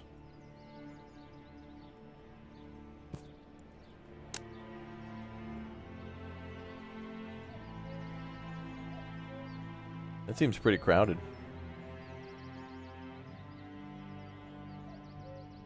Additionally, I could cut it in half.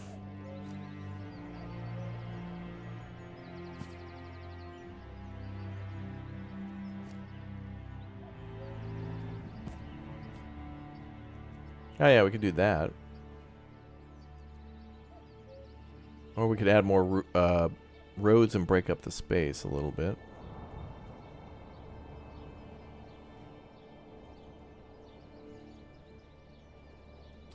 Yeah, this is the game that everybody wanted, yep. I feel like this road's a little too narrow. Actually, maybe the road size... Oh, it looks like the road will actually get wider based on what's placed there. Okay. Cavalry, it'll be a long time until we see any of that. Hold your horses.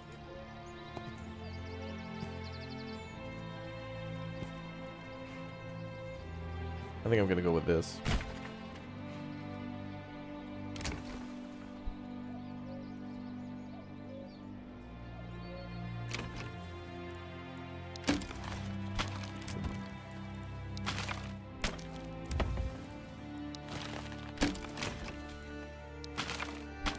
Changing mind.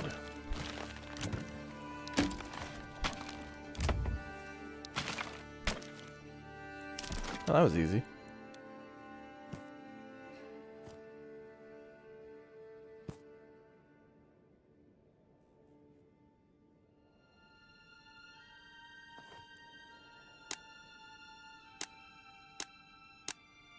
Ooh.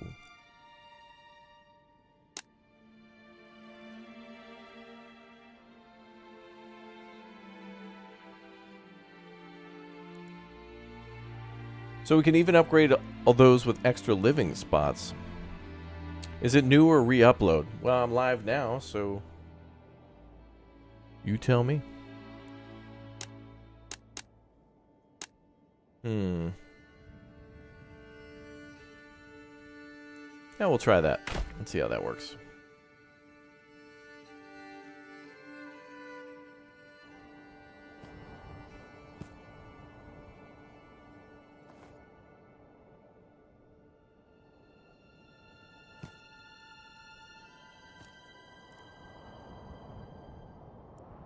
Getting kind of ahead of ourselves, though. I'm excited to build, but got to be more homes. We need more people in. Also, we have a development point to spend after leveling up. So, we could go for orchard, sheep breeding, heavy plow, foreign suppliers, new building firewood cart, permanent market stall which provides passive income of firewood. Long the region has enough regional wealth, region does not pay the transport fee, must be placed in the marketplace. Permanent market stall which provides passive income. Free money, wow. We can also do beekeeping. That employs people, though. We'll need to get people. Heavy plow, though. That could be very powerful. I think we'll hold off on spending that point until a little bit later.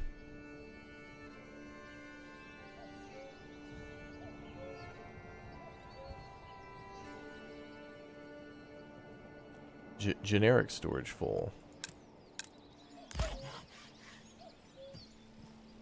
Oh. Meaning this building has a log waiting for it. That shouldn't be a problem, though. I mean, you want logs to be at the saw pit.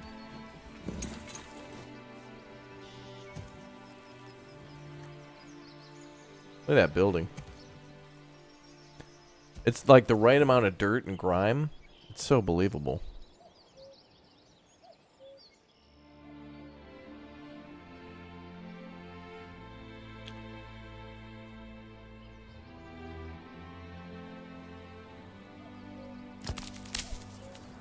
Alright, how are we doing on food? 72 berries, 9 meat. Alright, let's shut down the forager for now.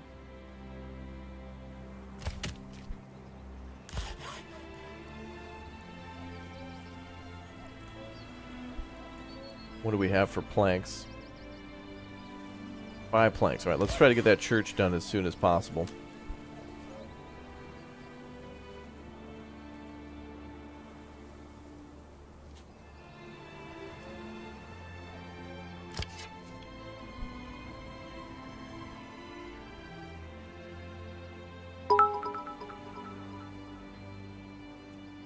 Oh boy. Yo, T-Pole, thank you very much for the 100 bits, dude. Wow. Hat's fabulous. Was it a P.O. Box item? Yes. It's very fabulous. It's a Manor, a Lord's hat for Manor Lords. Yes. Very cool. What mods are we using? All of them. As well as Emma. In the Twitch chat. The wind effects, I know. Yeah, look at all the trees. I mean, you know, it looks a little janky right there, but I mean, who's going to be zooming in on this particular Actually, that doesn't look that bad. I don't know how else you'd do that effect. I'm happy with that.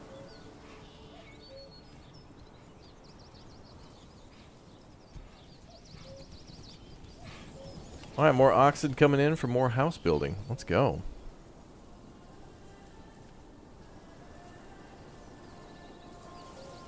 Is there a way to make a family move in here?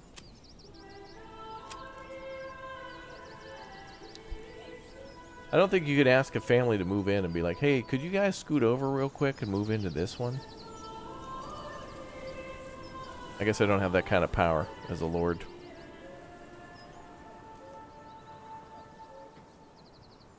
Hey, what's up, H4C4? Feels like I've been waiting too long for this game. I know. The ending's almost here. I don't know if you guys... What do you guys think? Does this make the waiting worse or better for when you guys get to play?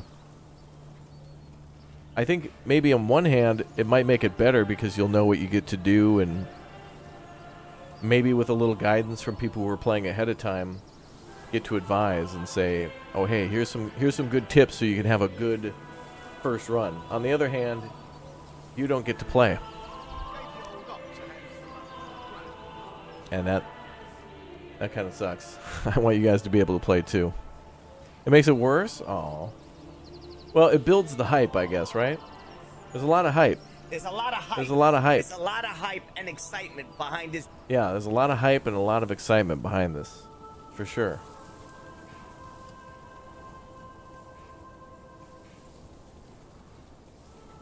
But at least we're in like the final countdown, right? We're mere weeks away.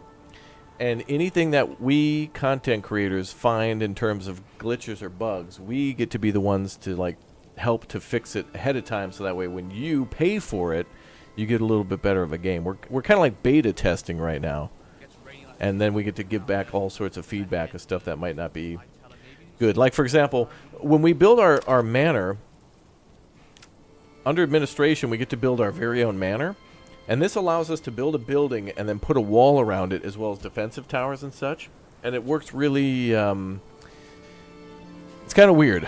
I think I'm going to have to save before I build it, because I've been struggling with figuring out the new system for it. So it's a little goofy, but yeah. But it'll grant 250 influence and will raise the administration level by 1. And it says, after building your very first manor...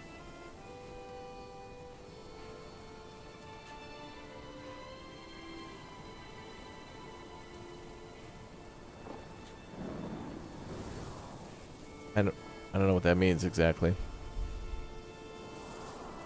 Anyway, we'll get our settlement up, though, to a small village.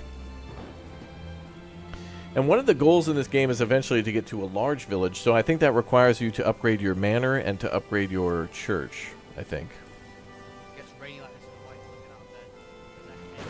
Well, I don't know what this means where it says it... Oh, I see what it means. Okay. It's a place for your military to gather.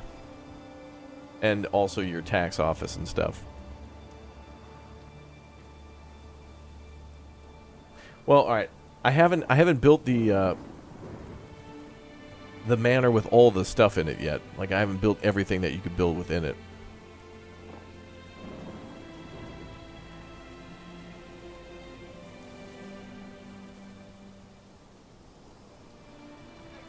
Because you can build, like, upgrades, I think. We'll talk about it when we get there. There's some stuff that's new I haven't yet fully figured out.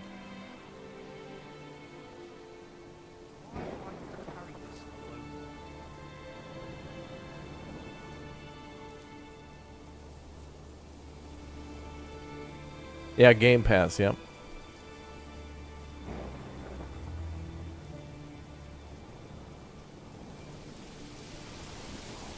Ooh.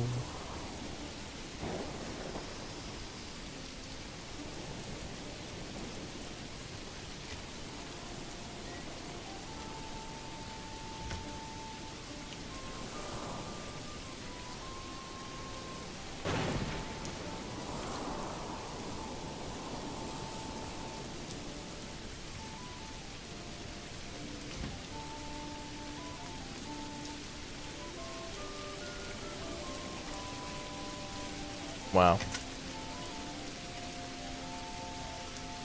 Can you save your progress? You sure can, yep. Yeah, on the demo you weren't allowed to save. It was evil, but a necessary one.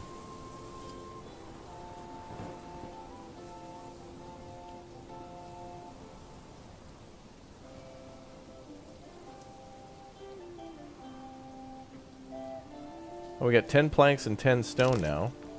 Is that enough for the church, or did it need 20? 20, okay. Well, we're halfway there. And then that's going to really get influence up. That's what we're waiting for the most. Is we also need a few days to pass so that way the homelessness factor isn't a thing anymore. And people are just happier. What's kind of interesting in this game is, like, if people are mad about something and then you fix the problem, it still takes them a little while to not be mad about the problem anymore. It's kind of like how it is in, you know, in Frostpunk when everybody's mad about something and then you build, like, the tavern or public house or whatever they call it, plus, like, the fighting pits, and it takes a little while for, like, you know, like, people are happy that people get mad, then you build the thing and they're like, yeah, all right. Then it takes a while for the building to, like, you know, slowly decrease discontent or whatever, or raise hope. It's kind of like that. Does the church have a range? I think we can probably... I don't know if we're going to build an indoor and outdoor range, but we'll probably build an outdoor one. Then we'll get the 50 cal out there, maybe like a little used car, and we'll let everybody come on out, and we'll do a free shoot night. It'll be hell yeah down at the church, brother. Disease. People suffering from disease may stop working. Access to herbs might speed up their recovery, while a varied diet increases disease resistance. Mom. Thanks, Wicca.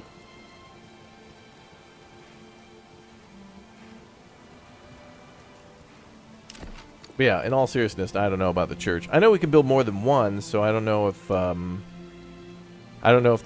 effect of the church stacks, because you could build multiple kind of cities in one little area too. Like you could kind of build like a small town here and then up here. Like nothing says you have to build it like this. Yeah, fish fry Fridays and the sniper shoot. Yeah.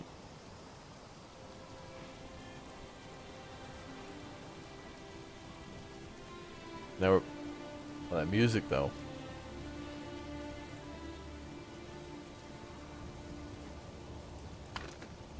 Wait, what was that option?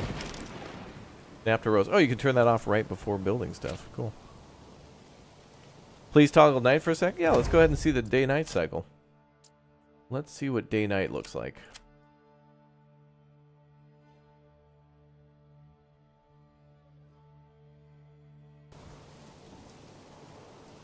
Now, the day-night cycle is cosmetic, so people will still be out working at night.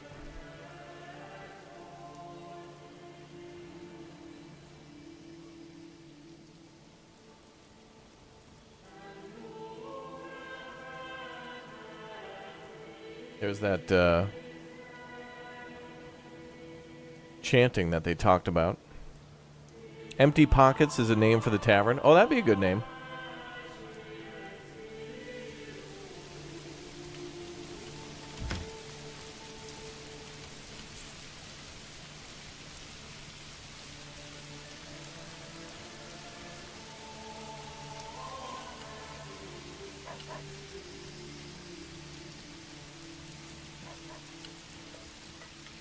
I hear dogs barking, but I don't see them.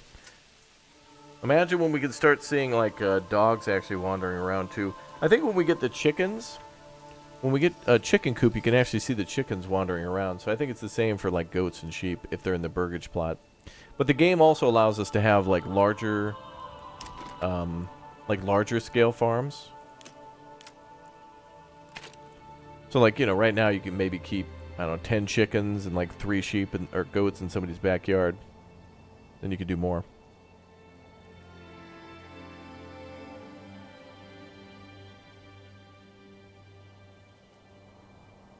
Alright, how are we doing with supply?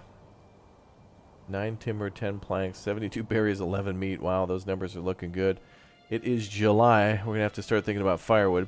Also, another thing I'd like to see is this building right here. This is the firewood cutter. It is, there's fire coming out but nobody's here. So I think it would be a good thing, just a small thing in the future, to have buildings that are not functioning, maybe not have fire lit or whatever. Looks like somebody's here or was here, but nobody's ever worked there. Just a super minor thing. There's bigger problems, but I'm just saying.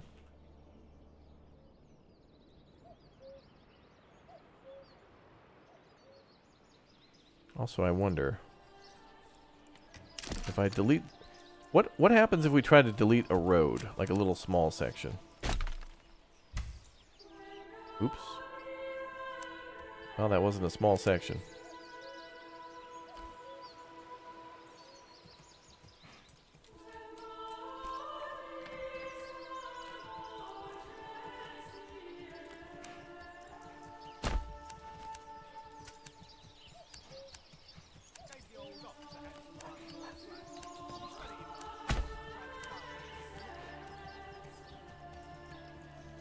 Okay, that's fine.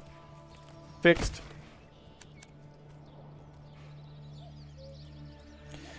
Jerry, thank you very much for 5 gifted memberships to the chat over on YouTube. Exclamation point gift, by the way, if you guys want to turn on membership gifting. You never know if somebody in the chat will drop a crazy gift bomb for everybody. And we do have our wonderful little Manor Lords emotes out there, just like the King emote. If you like to wear your little crown, wear it proud. Make sure you check those emotes, too. Raise your Raptoria banner. Whatever you'd like. Oh, it's a sunny day now.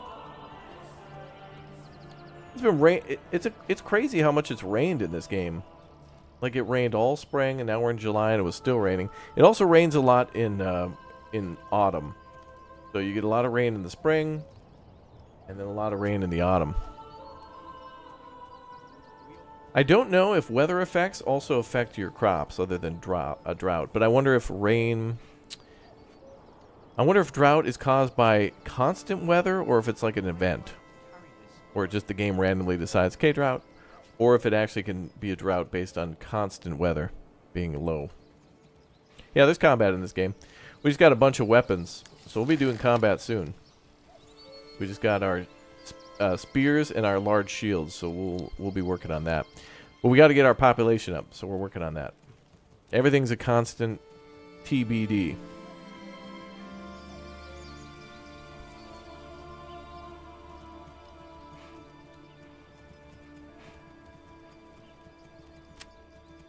Let's build another road. Roads?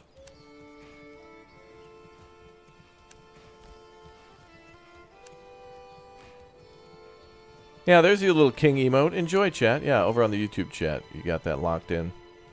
Did you lay out these roads before building your buildings? Yep, I did. Yeah, I built all that. This is heavier than it looks.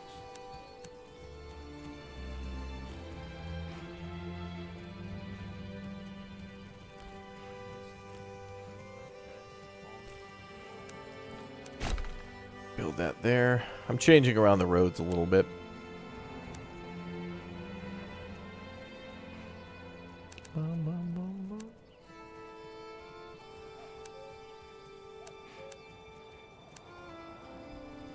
Okay,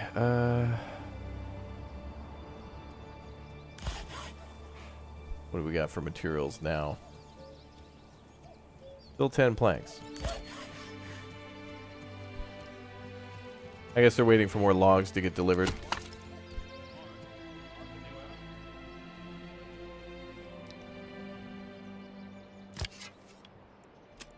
Okay, I'm going to shut down the food gathering for now.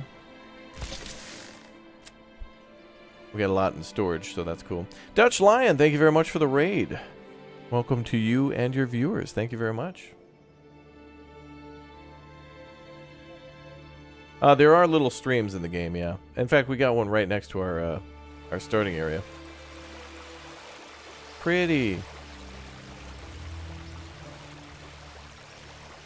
I don't think it really does much other than provide a border between some of the regions, but...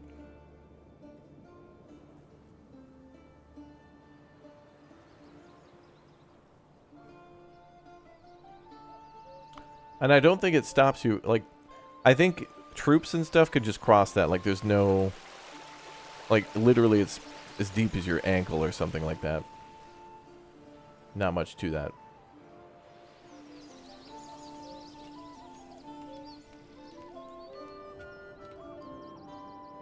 I think we're going to do all of our farming down here too. Bum, bum, bum, bum, bum. Yeah, you guys are watching a streamer stream a stream. Welcome to the stream, chat. Isn't it a beautiful stream?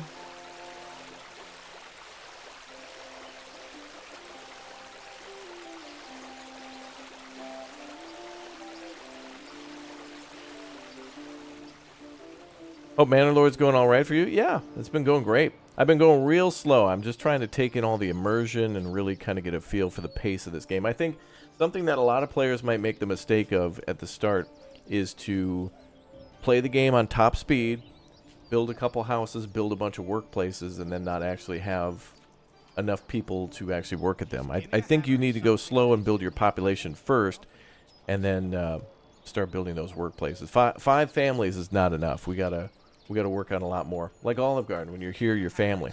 You know what I mean? So we're going to keep building more of these houses and try to get more people in. 24-hour stream? Well, I'll be honest. I do plan to stream this one about 10 hours a day until May 1st. So pretty much every day for the next, I don't know, almost 3 weeks, I'll be streaming this 10 hours a day. We got a long way to go. And when I'm done with this stream today, there'll be a video on Manor Lords out. You can watch the video as well. So basically, it'll go stream, video, stream. Stream, video, stream. And what we might do is, in the morning streams, like how we're live now, we might build at this village with combat. And then maybe what we'll do in our night streams is we'll build on a completely different village. So that way we get kind of different experiences. So maybe one village will be done in one map where we're getting a completely different experience and different different things that we're doing than the combat one. Maybe we'll go play in the more peaceful setting in the evenings and just see, because the goal of the prosperity mission is to build like the biggest cities ever. Like you're supposed to reach the top tier of the city building, and I think that's really important for the combat stuff. Like if you learn really quickly how to make very efficient cities, then that'll make you better at combat, because then you can get the most out of those cities.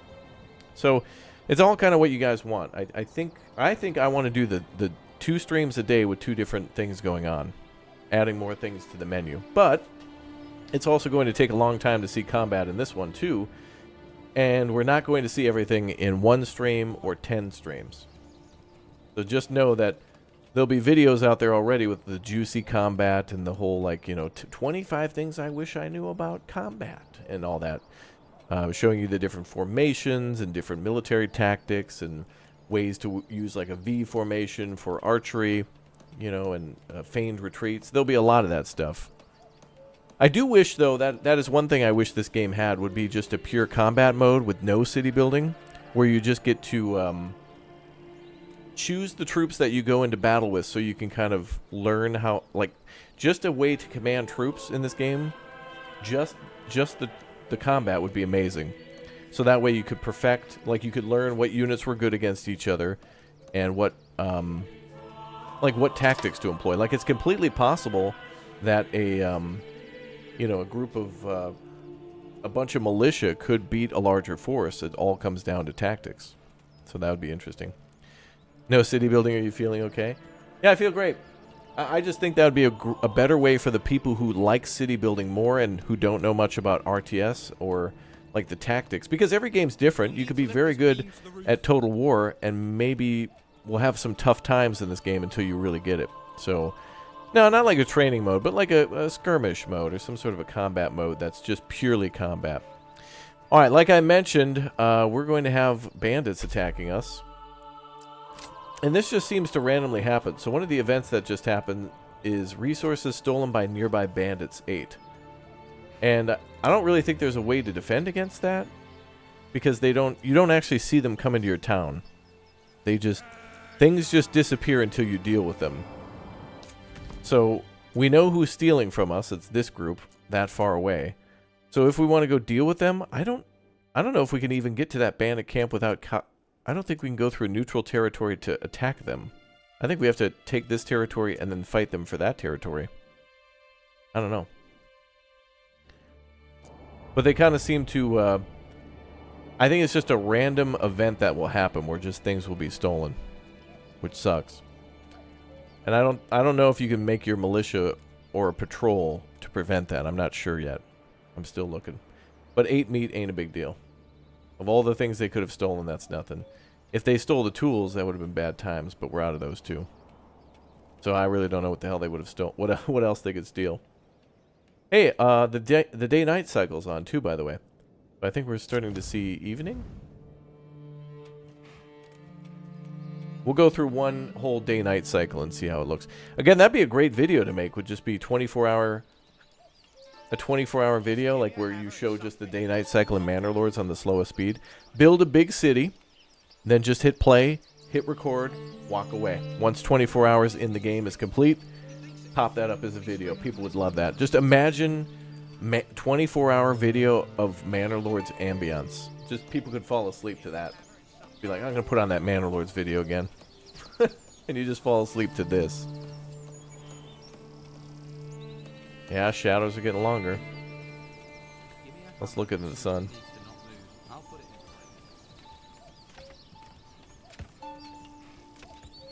Oh, you can actually see it.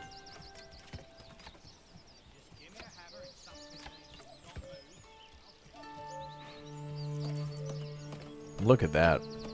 And this is why we're playing in slow mode. Wow. This day-night cycle is cosmetic. People will keep working as if it were just midday. Screenshot time? Yeah, no joke. Look at that. Look at the... You see the purples and the blues and the orange? It's like that one guy who used to be on PBS. The one who'd paint all the time. I think his name was Rob Boss. And he would talk all about titanium white. If we had an emote in the chat of this Robert Boss guy, I would tell chat to just spam that emote right now. If we had that particular emoji, I would tell chat to just spam the heck out of that guy. I'd be like, dude, get that Robert T. Boss. The T stands for titanium white. And if you have that emote, just beat the devil out of it. That's all you got to do.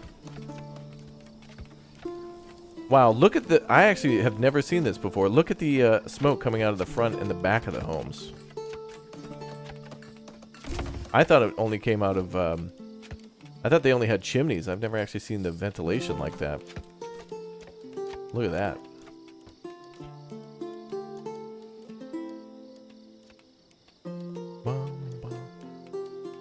Yeah, Ross Boss. Yeah, Ross is a boss, isn't he?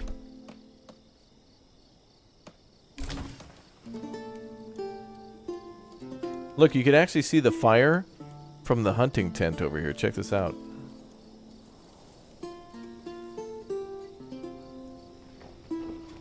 Oh, wait, there's like a little lantern in there or something. Why is it so... Oh. The tent's glowing as if like there was a lantern or something in there. Got some shine to it.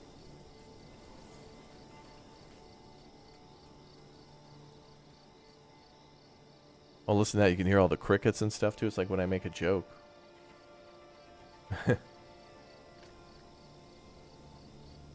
Pretty.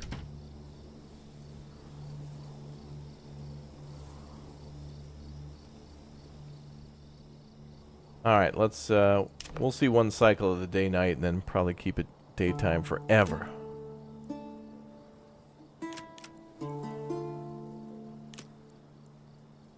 Still short on the planks? Oh, we got 15 now. That's good. Okay, we're almost there.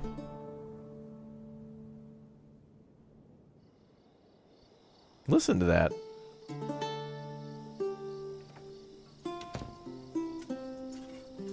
Just the crickets and stuff like that's gorgeous. Okay, we've built a total of... We got a population of 15. We got homes for 10 families. We've got 5. So we've doubled... Essentially, we've doubled the... we got room to double the population. So that's good. But I think what we'll do is get people back on... Do we have somebody working at the storehouse? We do. Well, since we're not hauling logs anymore...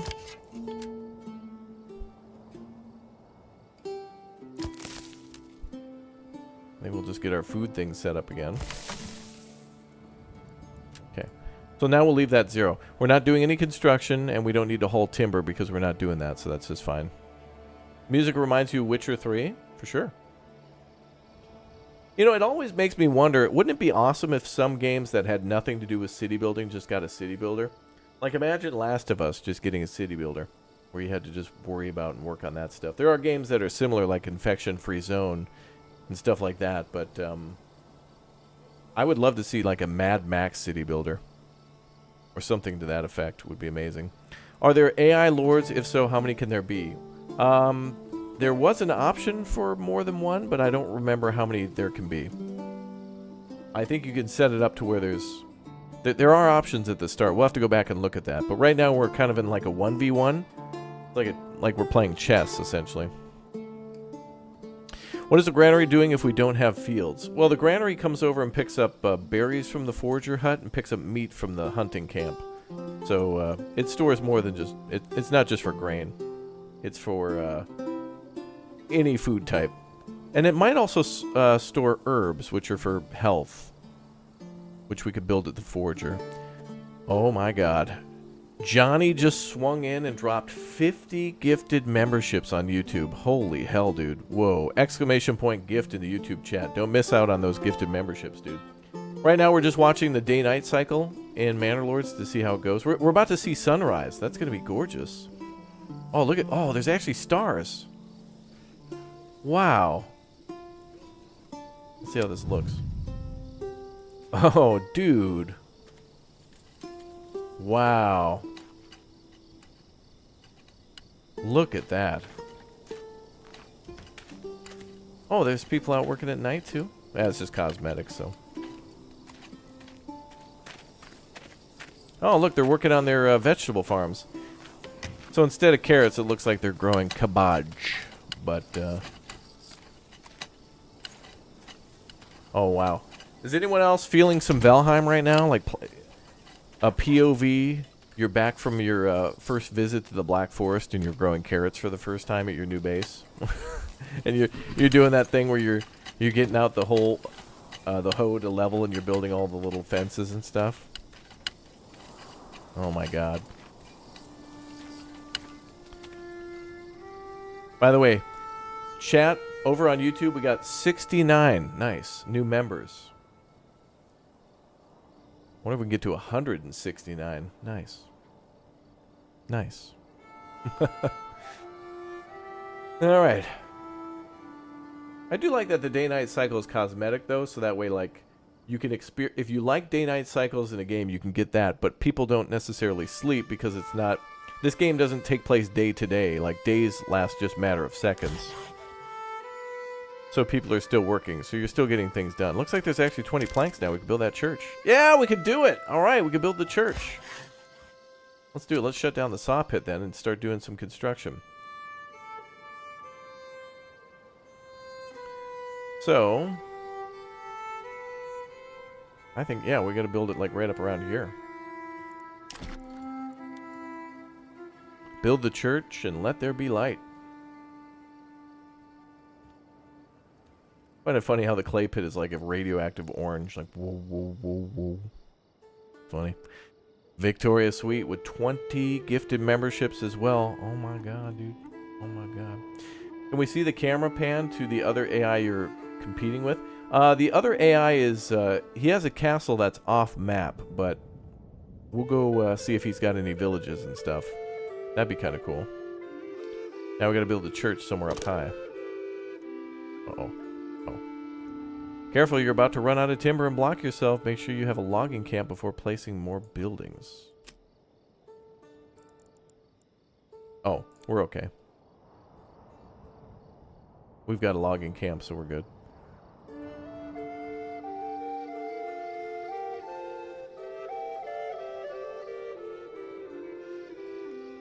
Or maybe we could build a church more over here, but... Actually, over here would be fine, too. There's a stone pit over there, but we can store all that. Actually, I think the church would be really nice here. Oh my god, look at the morning. Wow. Hold on. Cancel everything.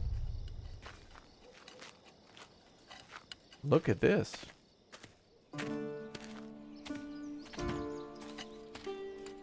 Wow.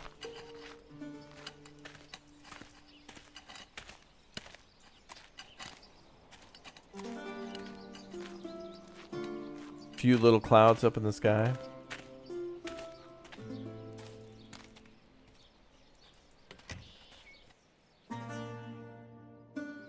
That's amazing. All right, let's enjoy the sunrise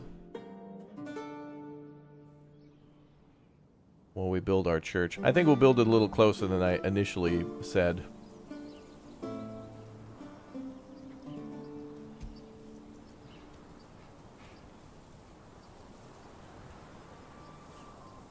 And I think we'll build it here, and then I'll try to preserve these trees if I can.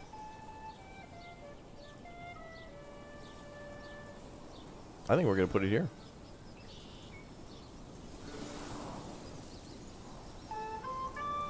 Then we got the granary there, so we can build the market nearby. Let's finally put our market down. That'll start bopping up that rating a little bit too, because we'll be finally selling products.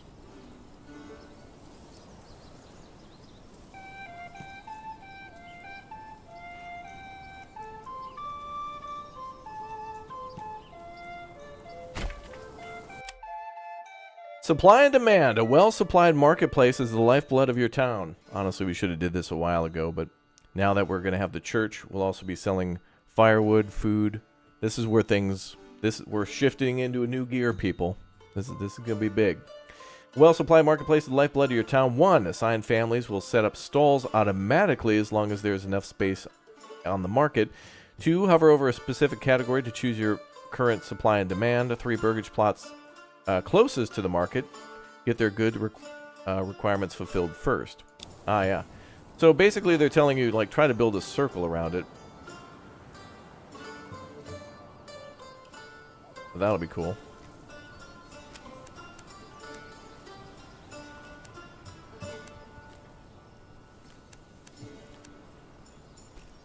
Boom.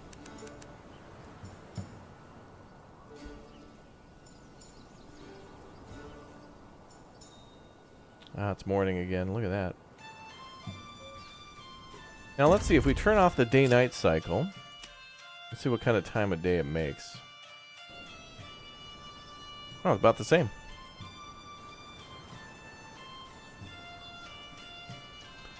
Bum. Yeah, we watched the creating the soundtrack video just before the start of the stream. Or, well, in our pre-stream, in our countdown to playing.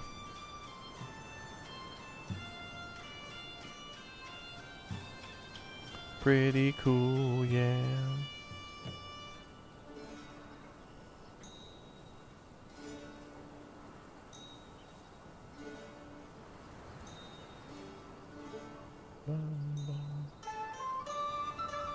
Oh, and it's a little foggy out this morning. So church construction has begun. And the marketplace is pretty simple. I think maybe we'll build another well up there, if we can. Oh, yep. And they just built a food stall. So things are really happening now. We got extra homes. We've got food now, firewood. All good stuff. Well, actually, we don't have firewood. Got to build that. But we'll wait for the church first. The light of the Lord will keep us warm. Don't need firewood.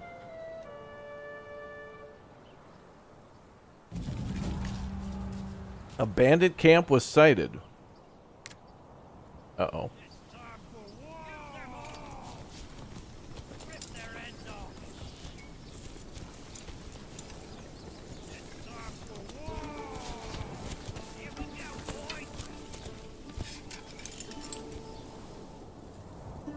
Where is that? Up there, okay.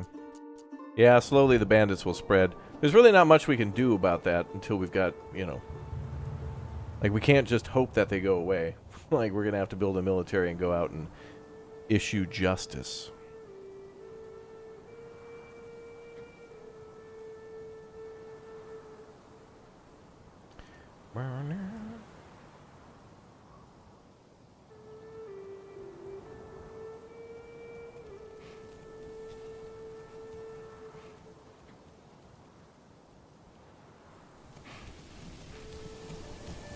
Thankfully, we got 2 ox.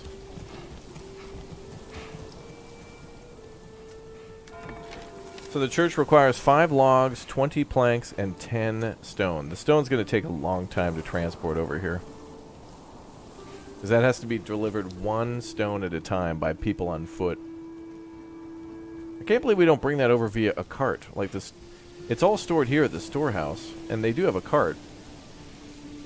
And you'd think they would take these stones, put it in the cart, and maybe take 2 or 3 trips, but no. Nope.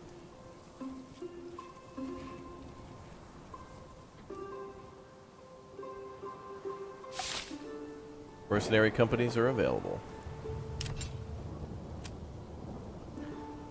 Create new units. So we can hire mercenaries. Got an option for that. Hire mercenaries. A small pack of local misfits and troublemakers for 15. Brigands for hire for 30. Or a flock of crazy geese for 90. Is that a bear?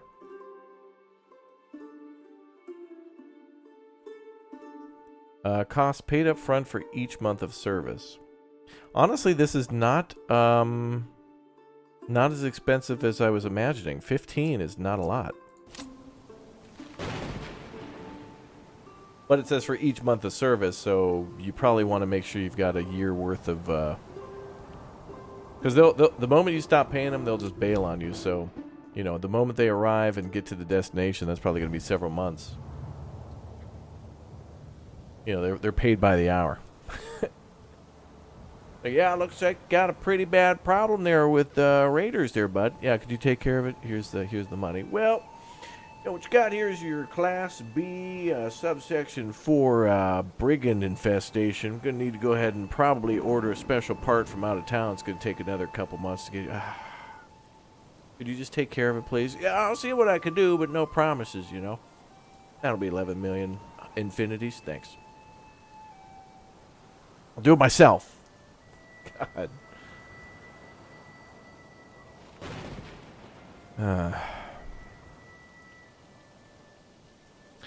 Well, this is the early access version, but with this developer being so active and with 2 weeks away from the game being released, I think there will be people have found some bugs, and we'll find some more bugs, and the developer will patch those out before the early access release. So everything you see here will only get better. There's no way this dev is going to like hear about a glitch or a bug or an error or a crash and not immediately address it, especially if it's a crash. Yeah, contract the bandits to take out the bandits, yeah. It's interesting, too, because, like, honestly, we were given 20 large shields and 20 spears, but if I could, imagine just selling that and then hiring somebody else to just deal with the bandits. You know what I mean? Like, that seems like a very viable option. Then we wouldn't lose anybody in our town, and we wouldn't have to wait to get all those people back again and, like, wait for the whole process of spooling up again, you know? They're not bandits anymore if they're paid. I don't know. The IRS seems to do a pretty good job with that.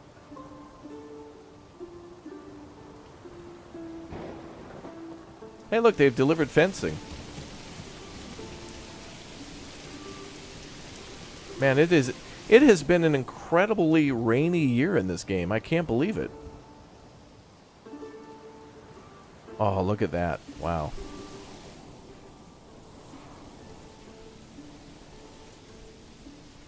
This is ridiculous. I mean, that is so gorgeous. That's insane. Also, imagine the imagine how much it's rained this year. When we got in here, it rained and we lost all of our bread. It rained like all spring, a few times during the summer, and now it's going to rain all the way into the winter. I think this is going to be like a pretty rough winter for us, maybe.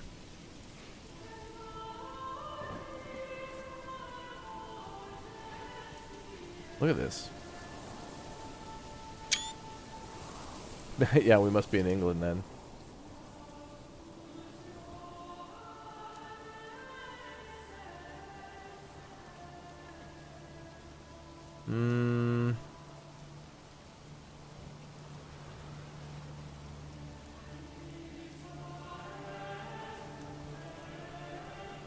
I want to get people on firewood, but alright, as soon as the church is done, we're going all into firewood. I'm getting a little nervous. It's September.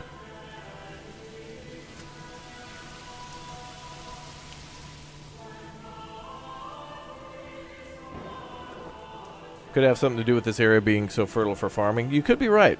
You could be right. But, you know, like Todd says, it just works. All of this just works. Yeah, it just works, chat. Things are just working. How excited are we for Frostpunk 2 coming next week? I am. I'm very excited to play that beta. I think that game is going to play... So for Frostpunk 2, here's how I think this game's going to play out. First of all, I think a lot of people are not going to like it because it's very different from the original. And I think Frostpunk 2 is trying to be like... You know in Frostpunk how you have the city view and then you have the map view? I think Frostpunk 2 is trying to be like somewhere in between those. Like it almost feels like Frostpunk 1.5, where you're not building the city in the small area anymore, but you're not necessarily building on a world map. You're kind of... You are, but it kind of feels scaled down. It's much more like Civ. With things like voting and democracy and all those things. But I think it has a lot more to do with people whining and moaning about things, and then... Stuart, my feet hurt. Build a district to give foot massages. Oh, you didn't build the district with the not materials we have? I'm angry. I'm angry too. Let's all be mad, Ree. That's what that game just seems.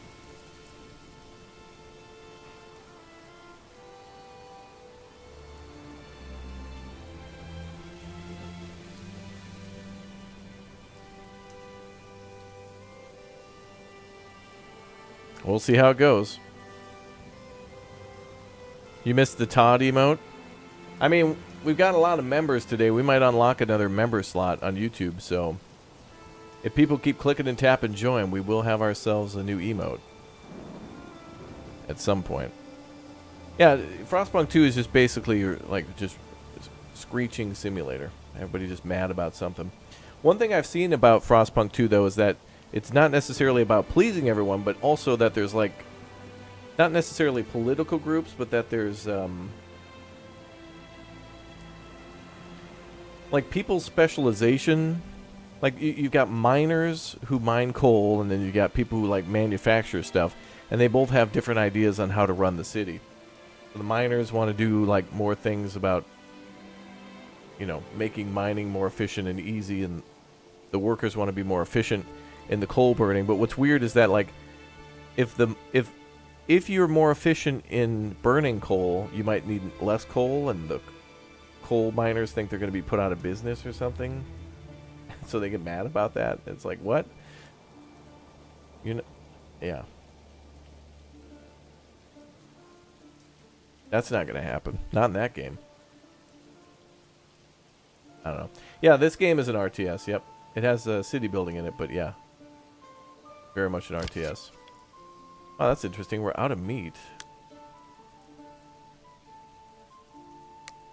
Oh, no. That's just our surplus goods. Yeah, other AI activity? Yeah, let's go check it out.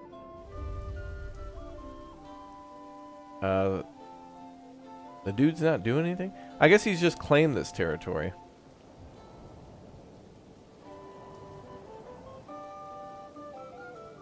I think maybe eventually he'll start building villages and stuff. What I'd imagine is, they said he has a castle off map, so what I imagine is he's got a castle and a city, and he's building all that stuff, and then eventually these territories that he said are his, he's going to walk into and then start building it as well. So I think the game is giving us like a head start to build our own stuff too. There is a tutorial in this game, but it takes place as you're playing. But if you want some more help on the game, I will be putting out tutorial videos and like all the typical YouTube videos, you know, 25 things I wish I knew, 150 things I wish I knew, you know, 10 helpful ticks and trips and tick and doop whatever, you know, combat tutorials, that type of thing. All those videos will be on the channel. But we'll be going over some of those things very shortly, like farming and crop rotations.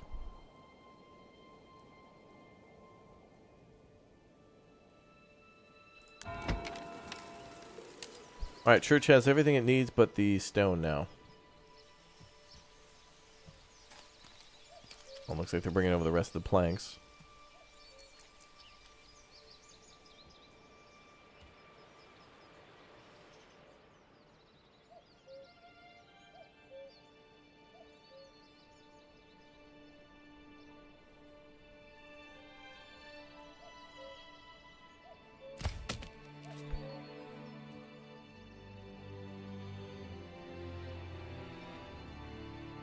What's the buff for the population now?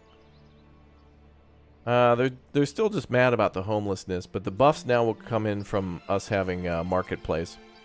I should have built that a little earlier to take advantage of the different food types, but we're all good. Look, when we get the church and the marketplace together will bop us up real high. In fact, after I built this neighborhood here, I could have built a little marketplace and that would have helped, but it's all good. Like, there will be other setbacks. It's all good.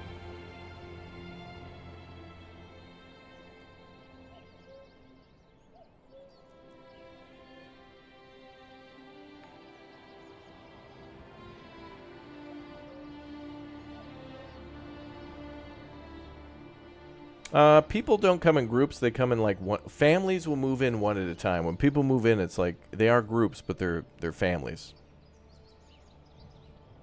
And entire families will work in industries. So like when you put people into farming, you'll think you put in like 3 people to farming, but it'll actually be like 3 whole families. Population count is here. 15 people. 10 adults, 5 children. And then we've got enough room for 10 families to live, to which we've got 5 in total. You got to add up these 2 numbers here. So if these 2 numbers are less than that number, then you've got room. I don't know if there's a way to change that. No. Hey, congratulations, Booster. Yeah, you're in the Manor Lords highlight video. So they should have gotten you in. Well, congratulations, friend.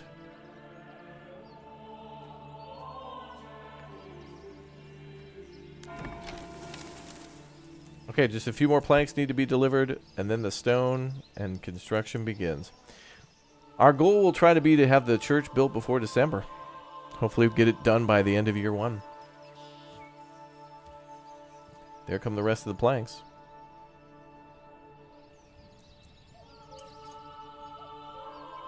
Big hype, yeah, big hype.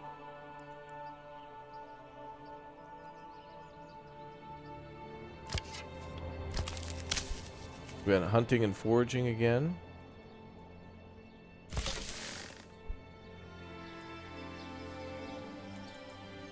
It's really cool too. The market stall will actually show what you're selling. Like, it's not just like, it's not there just to look cool and pretty. It actually shows the berries on the ground, and then the meat up here from the deer too. So every stall that you have will actually show goods that you're producing. Where do you see the year and date? I don't think it actually shows how long you've been playing. Good question. Oh, I guess you hover over... Oh. If you hover over the month in the lower right corner, it'll say Autumn Year 1.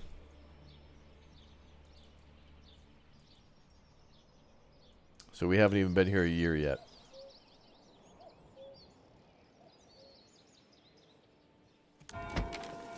Alright, now they're starting to deliver stone.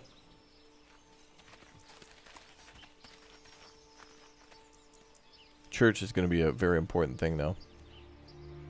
I'm still trying to find out the most optimized way to get people in right away. You can definitely start with a marketplace and start selling food and such, but I've only been able to get to like 50 approval that way, and it's hard. I think the higher your approval, the more frequently people will move in. So just rushing to try to get plus 50, there's like a dice roll, but it feels like maybe like, I don't know, 10% of the time people will move in. But going from 5 to 6 is huge. Then everything just becomes exponential growth. And then you put more and more people into food production and such.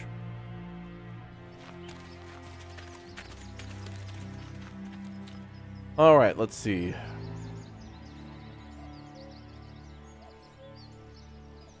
Oh, we can actually have mules in the game? Oh, that's the other option. And then sheep and lambs. Okay.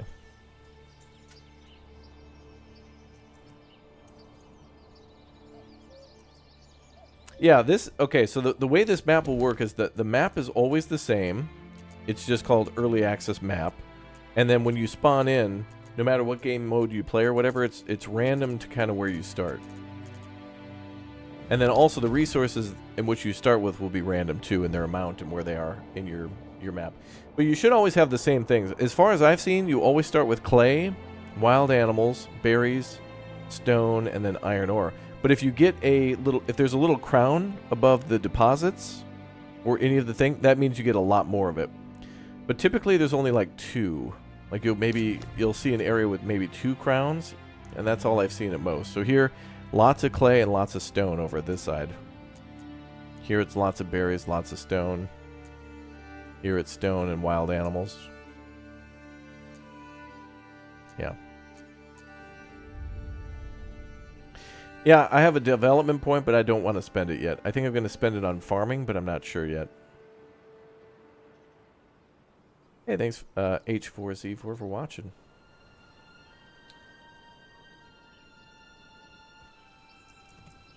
Oh, now they're carrying over the rest of the stones. We should see the church constructed now. Watching the church construction is fascinating. It's very beautiful. It's going to take just a bit, but there you go. Yeah, every time you load in, the map will... it'll be different. So that's why I recommend saving. If you make a banner, save it before you start.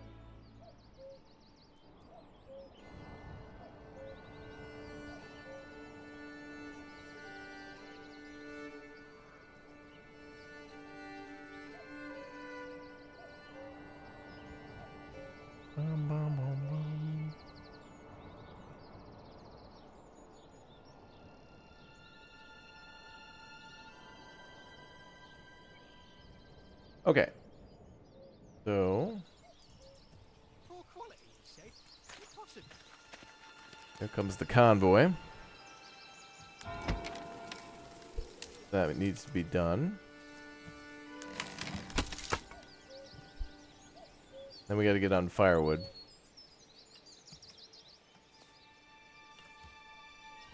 How would you handle it if you get attacked by other people right now? We'd be dead. I mean, we could try to have our militia, aka the people in the city, grab shields and spears that we've got access to, but I don't think we'd be able to defend against the number of brigands. I think the game makes it so that way they harass you, but they don't really attack you. They steal your stuff, but that's about it. But once you become a big enough threat, then they start getting all mad at you. Wait a minute.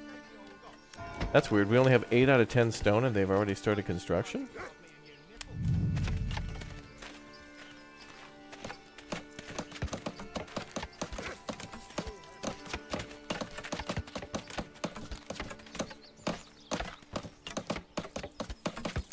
Have you marked the joist for the rafters already?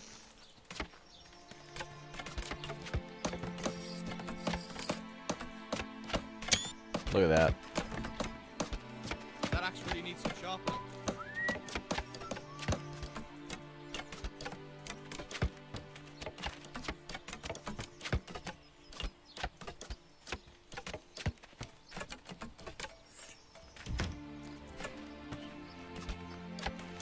Wow. Let's straighten this up. Yeah, the fact that you can watch the whole construction like this in third person is outstanding. I do hope we have enough wood to finish this building. It'd be most embarrassing to run out halfway through.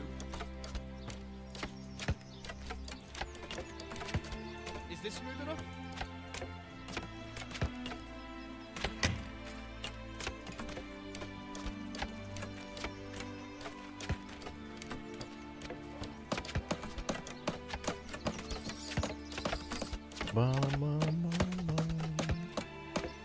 Splendid work on the roof, good sirs.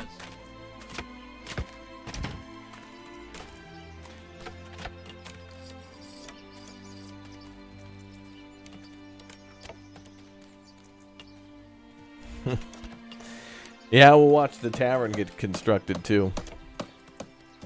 Who approved this construction plan?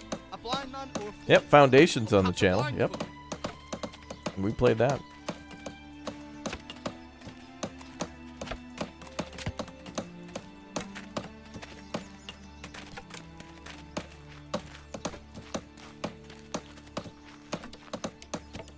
Oh, they're starting to put in the walls now.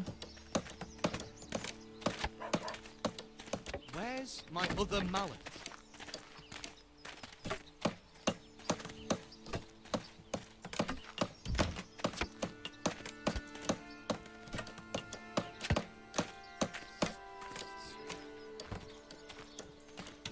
Nice work. Wow. It's gonna look pretty.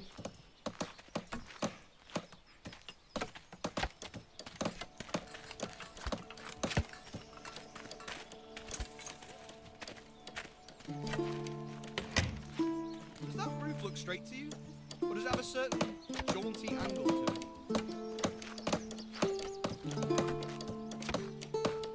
Is this beam straight? Methinks it is. Or at least straight enough for this kind of work. We better stand back. Oh, here comes the rest of the stones.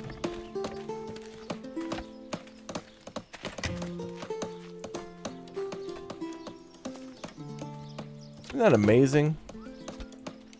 Check that doorway's width so that a cart can fit. Yeah, we can upgrade the church eventually, and it'll be much bigger. There's also, we get a graveyard with this too, and we can assign somebody to be a grave digger, I think.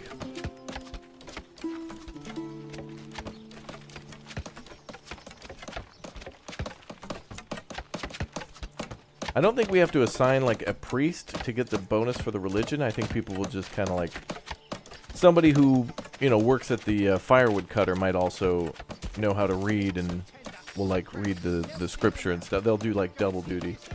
But you can hire somebody to be a grave digger, but you don't have to worry about that for a while. Unless, you know what happens.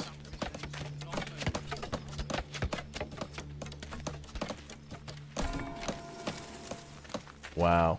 Church complete. All right, good work, people. Stacy, nice job. Tom, show some hustle there. Let's get a hand in. Helmet's not a chair. All right, guys, we'll see you at the next construction site. Nope. Hey. All right.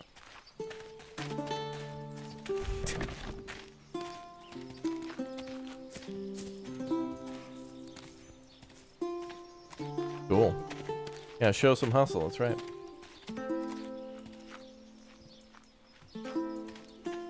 One of the things I really like to do in Austria, the game that I mentioned earlier, is build something like this too, where when we build the church, it's really nice. You can build custom fencing in that game too, and the little like archways and stuff. So it's gorgeous to build the church, throw a fence and an archway around it, and then put down a, your little graveyard. Can we enter the buildings? I don't think so. No, unfortunately. Oh. Okay. Oh, God, it was security system. Cops are on the way. Oh, my God. Oh, boy. Chat, what the hell? Set off the damn alarm. We gotta hide. Meat. Yes, Get hello. your meat here. I'm interested so in... fresh it's practically still mooing. Yes, I'll take a berry, sir. Thank you. One berry, please. Damn it, chat. You trying to sell me out to God? You'll not find finer wares anywhere else. The hell, chat?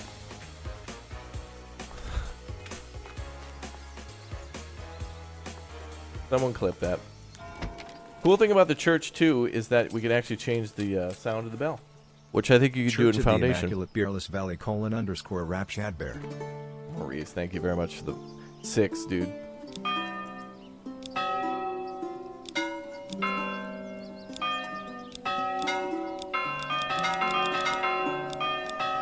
I want that bell. Alright, the church is complete, and so is our marketplace. So now we're going to start seeing people move in like crazy. Can you draw your sword and fight? I don't have a pencil. Okay, a meat. Let's get these numbers up. Oh, actually, you know what? We need to get firewood numbers up. More importantly.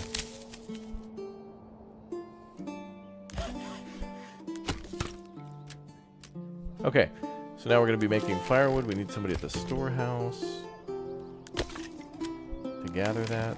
Okay. And I think this is for grave keeper, or like grave diggers. So I think the church works automatically. I don't think you have to assign anybody there until people die.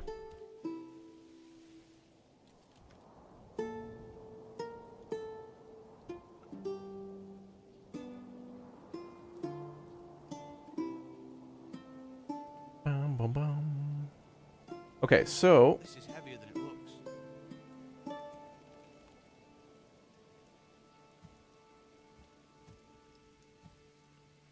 we're going to start making firewood to get our fuel numbers up. We're going to start distributing food at the market for vegetables when they're harvested shortly, meat, and berries. So that should be 3 types of food right there. And then we're going to wait for people to move in. So we should be good now. I hate to fast forward, but there's not much we can do now except for wait for food to grow. And for markets and stuff to be done. Are the road and the church connected? I think so. No? Oh, now they are.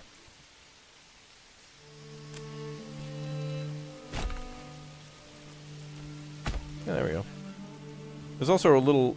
What's interesting, too, is that that's the connection point there, but there's a little pathway back here, too. But it doesn't need to be connected. Actually, the those connection points are usually mostly important for carts. You can have buildings disconnected. I don't think the houses will function if they're disconnected, but I think the church would have been okay. In other words, some buildings are fine being close, but yeah, you should have everything connected. Will food still grow since we're in October? Yeah, they're harvesting stuff now or next month. Yeah. You'll actually see them out here harvesting all these crops.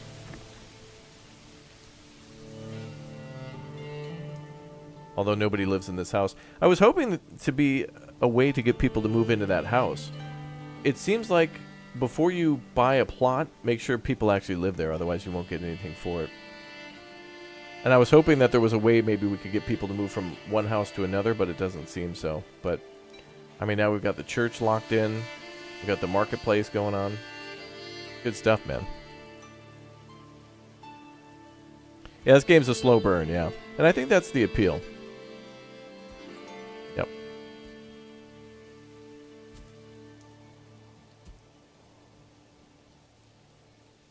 Is this a new city builder? It is, yep. April 26th, this one will come out for everybody.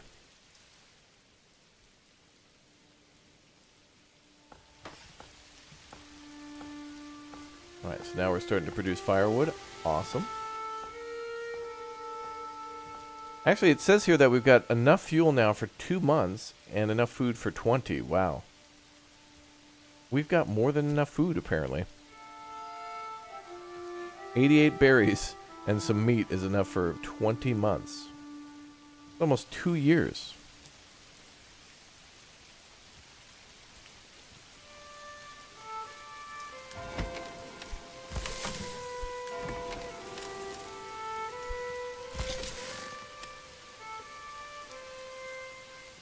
Oh, that's cool.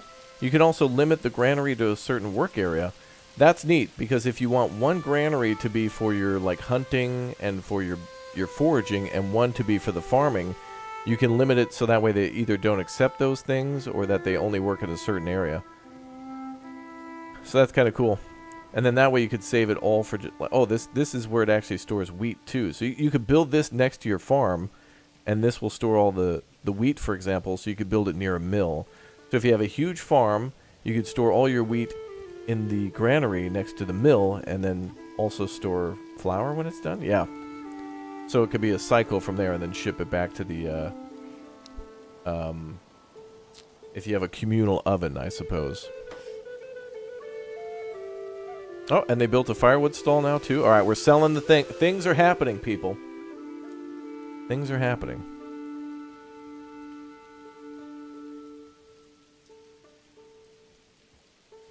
Big things.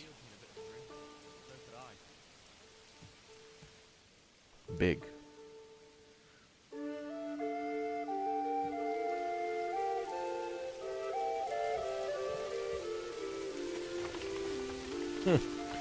Look at the two oxen just chilling.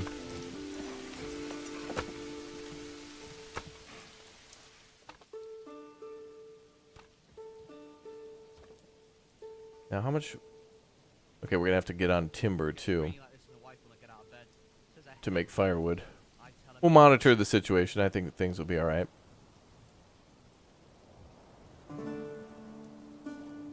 We'll be fine.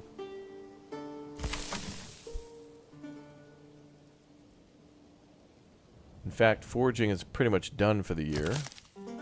Oh, but this person is... Okay, so here's what's interesting now.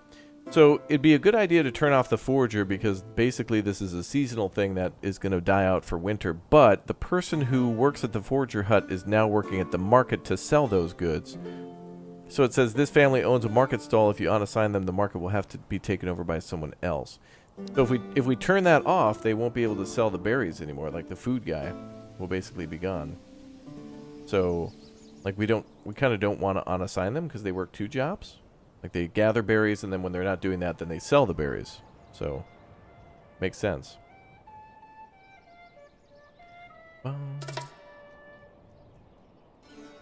And bandits strike again, stealing some firewood and stealing some hides. How annoying.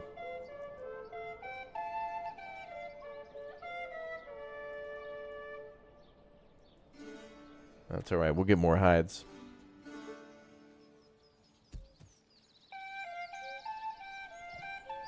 That's why those bandits are such a pain in the neck. They bother you without killing your people. It's like Farthest Frontier when you get your stuff stolen, except at least we don't lose people, you know, to them being killed. Yeah, not cool, bandits. Not cool.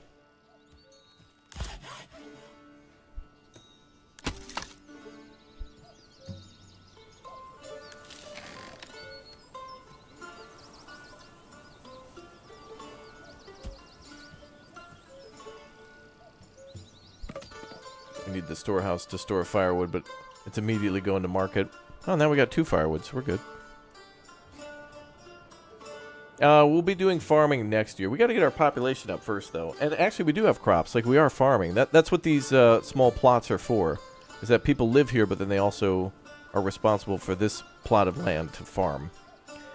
But we'll get into big grain farming soon. Like, we'll do rye, wheat, barley.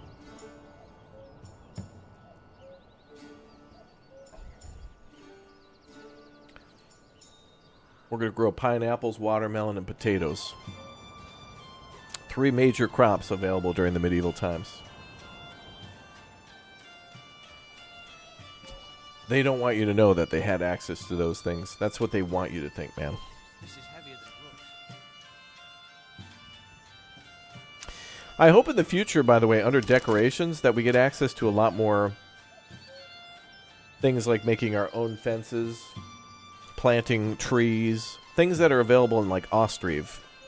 You know, being able to plant just an individual tree without having to like build the building for it.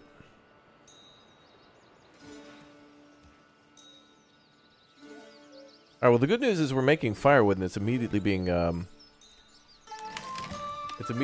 purchased, so that's good. Bum, bum, bum, bum, bum, bum, bum.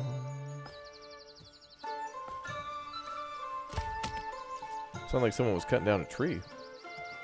I guess they're splitting wood. But it sounds like a tree, though.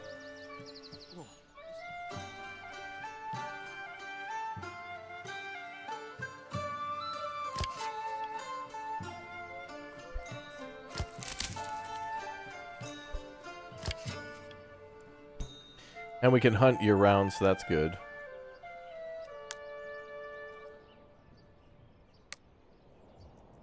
Surplus in total is good.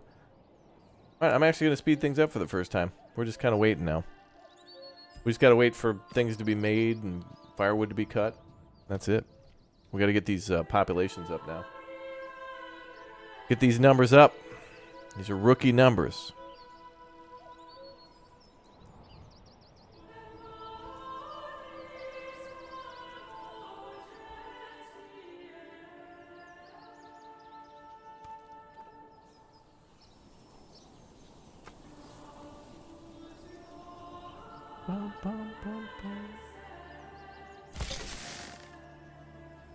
Yeah, the music is outstanding.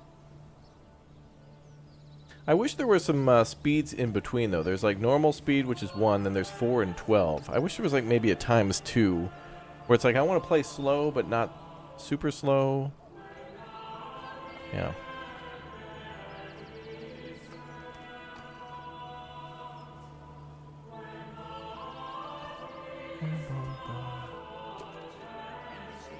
Alright, good. Firewood numbers are going up. And we're only in October, so we got plenty of time. And we're about to survive our first winter. This will be nice. Such a nice game? Yes, yes. Well, we'll be covering a lot more of it, and I think what we'll be doing is we're also going to do maybe a peaceful city builder mode, just to see how much we can, without having to deal with bandits, how much we can make and how much we can build and whatnot. We'll do our combat series here, which we're doing now, but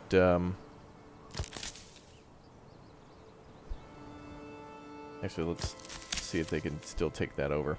Anyway, yeah, make sure you guys subscribe, turn on the notification bell, hit the follow button, because we will be covering everything in this game. Combat, cavalry, big city building, how to farm, how to get started, tips and tricks. And I think we're going to start 2 different series. Hey, we're at 50% satisfaction. Look at that. Church, +7. Look at that. The church gives such a... Like, each food type gives you 1. The church gives you 7. So, if you had berries, vegetables, meat, and bread that you started with, you only get +4. Which is why I went with the church. So, yeah, thank you to all those followers and stuff. Thank you very much, you guys. Welcome to the channel. Good to see you all here. 51%, +8 for the church now. Let's go. I told you. I told you. Boy, it's getting rainy.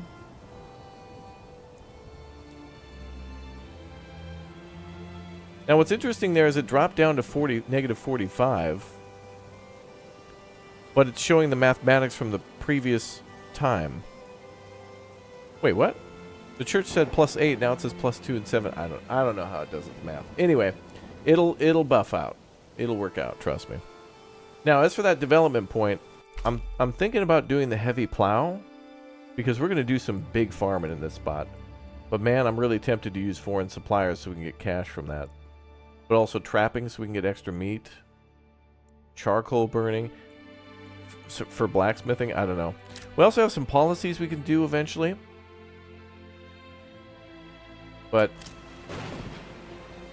we'll worry about those later.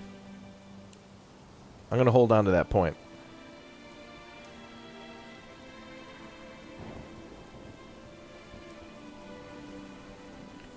Winter is approaching.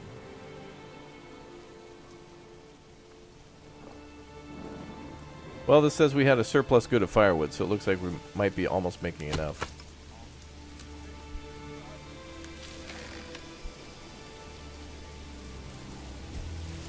Oh, wait a minute. Does the woodcutter cut their own wood? Oh, maybe the wood... Oh, okay. I thought the woodcutter took from the logging camp. I thought logs were delivered there and then they'd split them up and cut them into blocks. But it looks like the woodcutter actually cuts their own trees. So if you're trying to clear an area, might be a good idea to move your woodcutter Yeah, because you could actually move the woodcutter's lodge and the logging camp. So if you're trying to clear an area, build all those where you're trying to clear. And they'll get that done ASAP.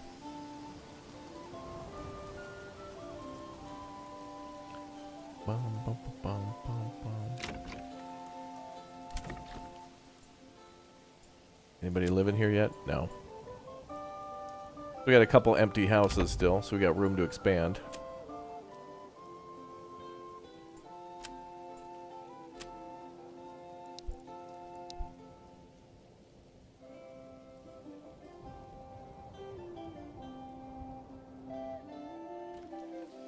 There'll be more and more market stalls too. Oh good, firewood's creeping up, good. Oh yeah. Yeah, you learn something new every time you play. I had no idea. I may have known that before, but I had no idea they would cut their own stuff. That's good. They're self-sufficient that way. If you have spare houses, how do you have the homelessness deval? Oh, that's from previous. At the bottom there it says previous homelessness -7. That just shows you what like brought the number down. But you start homeless. Everybody starts homeless at the beginning of the game. So the game kind of starts you out, and then things get bad because you're losing food and you don't have homes and stuff. And then you just got to tell everybody, hey, let's build these structures. Let's get a hand in. Helmet's not a chair. And then things start getting done. It's amazing.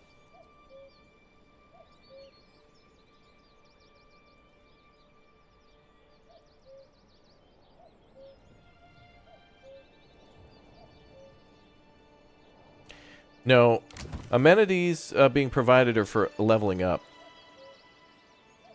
But for people to move in, the approval rating needs to be high.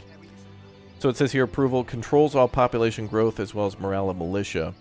So your troop, very much so, having a functioning city is a military thing. So, yeah. Can we start building farms yet? Not yet. We need to get our population up. So we're doing two things right now. We're waiting for our population to keep increasing by waiting for the approval to increase, which it is. It's at 53 or whatever. We just got to wait. We're just waiting. We're just waiting for the system to work now. We just got to wait for people to choose to be happy. They've got a food stall, firewood stall. We're just waiting. They'll move in. If you build it, they will come.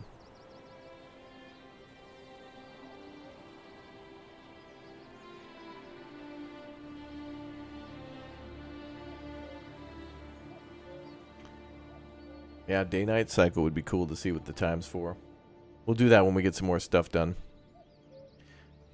I took in a lot of beauty of this game. We really absorbed all the sights and sounds of Manor Lords. Now I want to start building.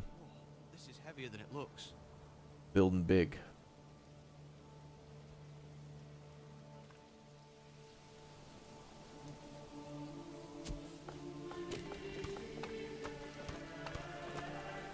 Good, now we got lots of fuel.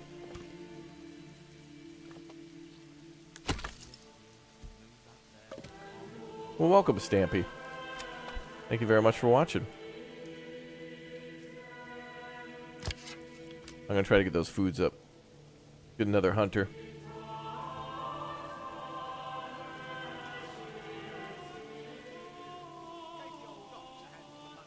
I don't know how the hell this approval works.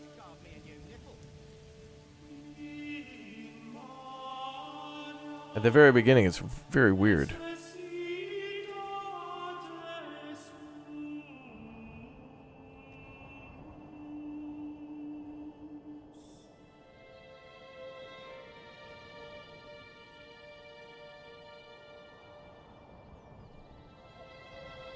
Yeah, I'd say for anybody wondering about the game's price or whatnot, just make sure you wish listed on Steam for more information, because I haven't seen any pricing yet or heard anything, so just check it out on Steam when it releases on April 26th. We have snow. It is winter.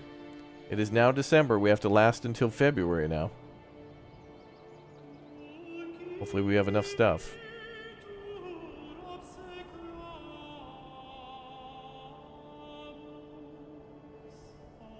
What's up, Ardith? Welcome, dude. Yep, this will be on Game Pass. That's true.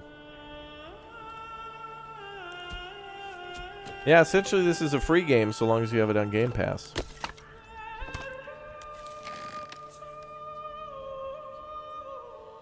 We're storing firewood now at the storehouse.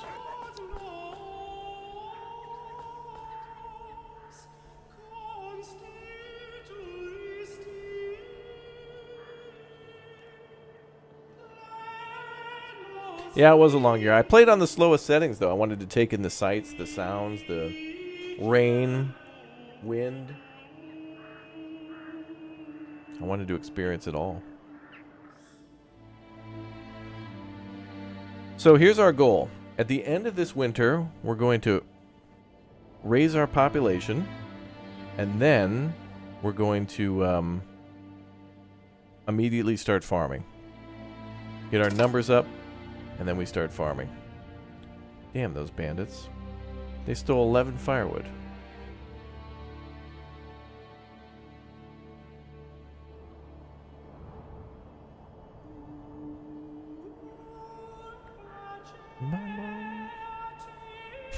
It's free, but you gotta pay. It seems legit. That's true.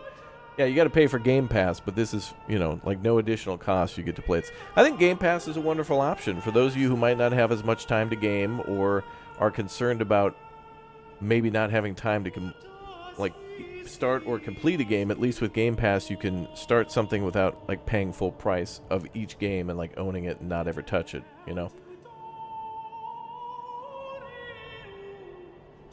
That was weird. There was like a miscalculation with the church. It went 7. Wait, what the hell? What's going on with the church? It went 4, then 7, then 8, then 5. Like what?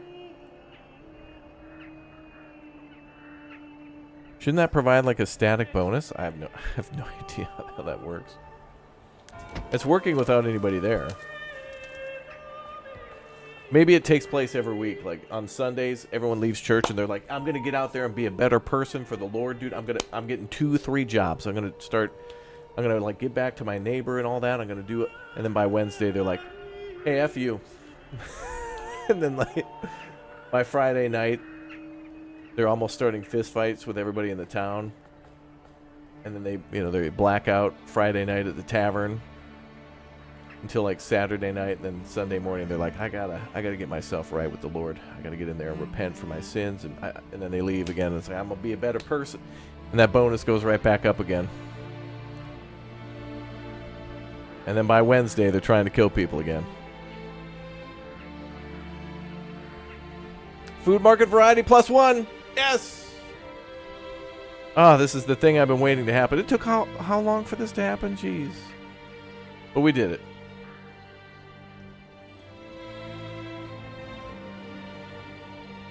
Okay, so now we're going to start seeing people finally moving into the city, and we got some growth.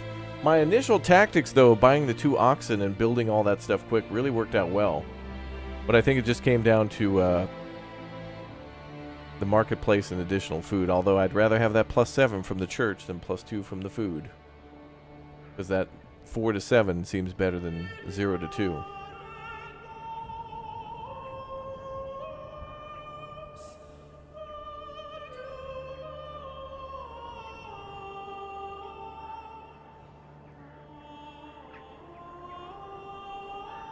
Man, once we start with people moving in, it's gonna be crazy.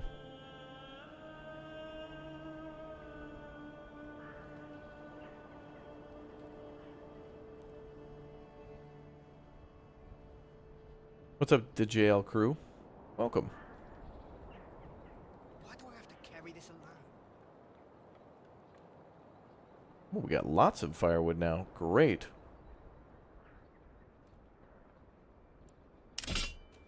The new mercenary companies are available. Oh yeah, look at that. The prices changed tremendously. 110, 15. We'll worry about that later. Enemy military is coming, though. We will fight them eventually. Yeah, and then the happiness dropping down again? What the hell's going on?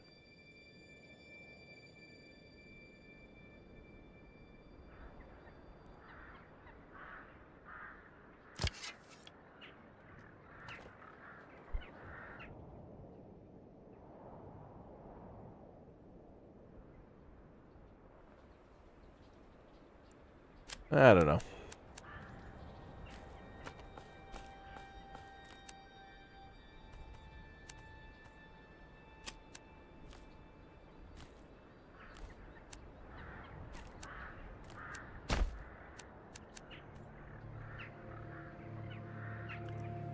Are we making money from the market? No, no. We make money only through taxation or trade. We'll have to build a trade depot next. When I start getting more people in the town, we'll start putting them into working in the logging camps. And then we'll use the logging camp lumber to start building a farm and a trading depot. And then we should be able to trade the extra vegetables that we make from the burgage plots if there's any. And actually, that's funny. I didn't even see them try to even sell vegetables. Maybe they ate them themselves. I don't know.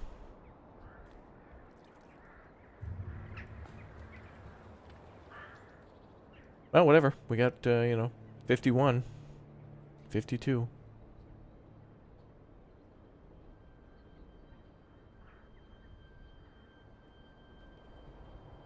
We just gotta believe. We gotta wait for people to move in. Gotta hope. Also, I'm wondering, you know, if in winter approval just drops because it's cold, but I feel like it should display that math. Like, I want to know everything that makes them happy or sad. Yeah, we have plenty of firewood. This is showing a surplus, so not only do we have enough, but we have 29 more than what we need. And same with like food. So food and fuel are good. We'll survive. We're good.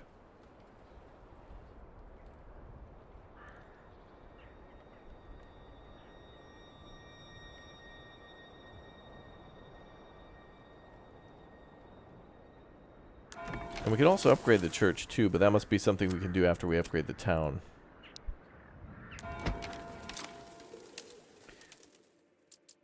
And it's called a wooden church, so clearly we can make a stone one later.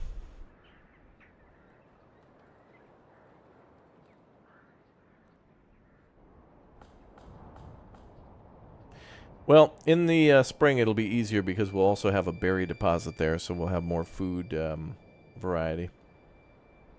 That'll be one more thing to help us out.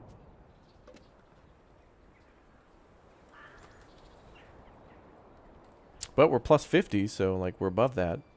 So now we just wait.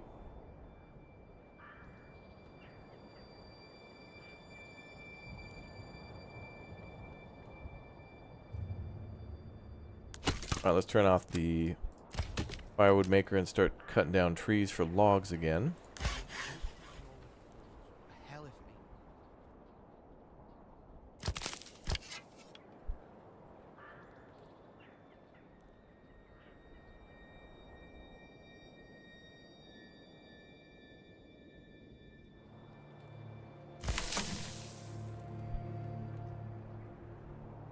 Come on, laddie, come on.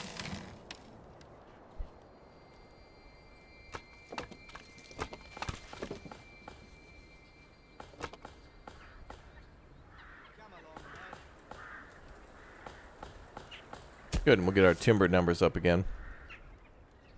Oh yeah, we're having a good day. -7 from homelessness is under the previous month's tab. It's telling you what contributed before. We have more than enough homes.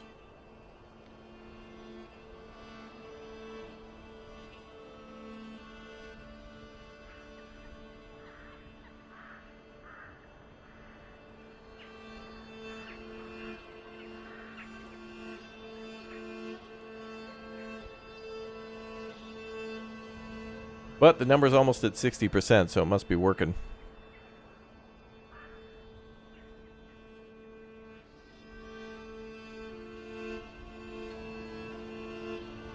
Now we just got to make it to March, and we've survived our first year.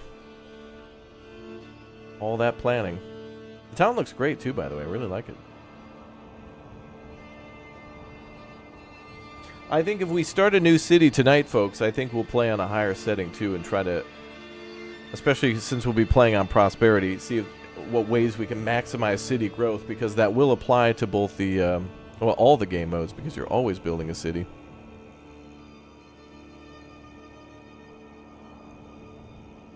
Yeah, look at that. We're approaching 60%, and then we get down to 51, so we're good there. Oh, now homelessness is -5. A new family started moving in. There we go. All right, we got people moving in. It works. The system works. I'm going to leave them unassigned for hauling logs to the logging camp. We're doing it. Let's go. Crowns in the chat. Ones in the chat. Let's go. Let's go. Beautiful.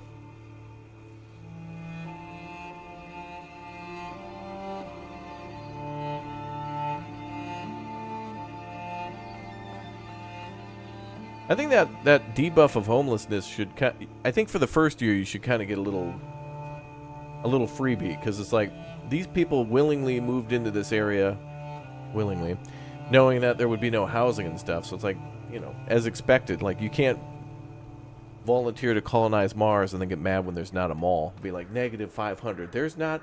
I don't see an Orange Julius here, or a chai latte stand, or one of those chairs where you can put in like a couple bucks and it'll give you a massage. I'm mad. I refuse to do any colonization.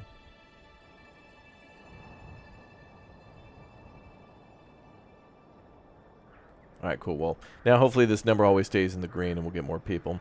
Now we have housing for 4 more people, 4 more families. That's why we're going with logging.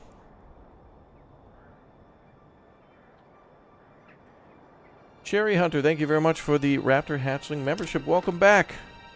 Hey, we almost got 100 new members. We're at 90. Thank you to the 90 people who've become members today. And all the new Twitch subs, too. Thanks, guys. Appreciate the support.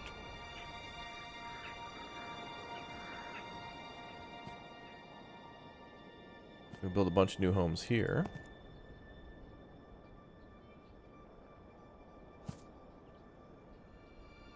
We need a lot more wood, though. We'll figure that out. I think we'll build a neighborhood here and here and here. That'll look nice.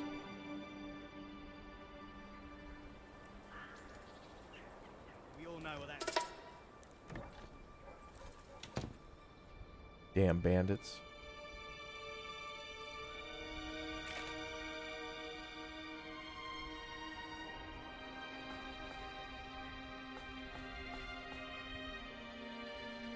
Alright, well, we just gotta wait for our population to go up. 1 hour later. Yep, 1 hour later. It'll be a minute.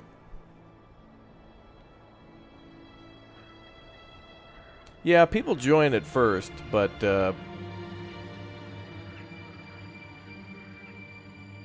eventually I think people will have babies. It'll take a while, though, for, you know, those kids to grow up and move out.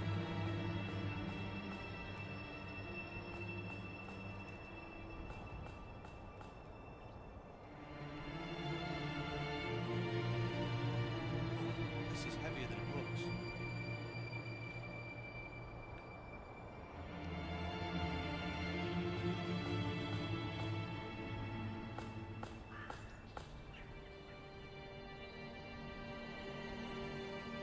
Nice to see that almost at 60, though.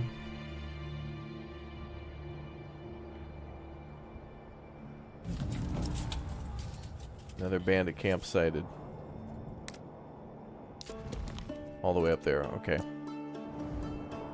Not worried about that, then, for now.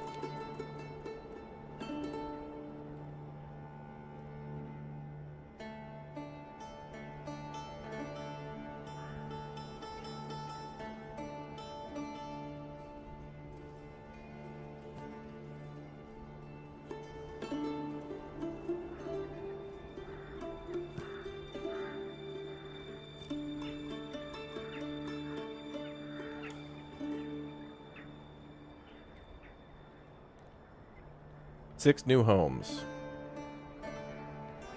Let's do it. We need more people to start farming right away.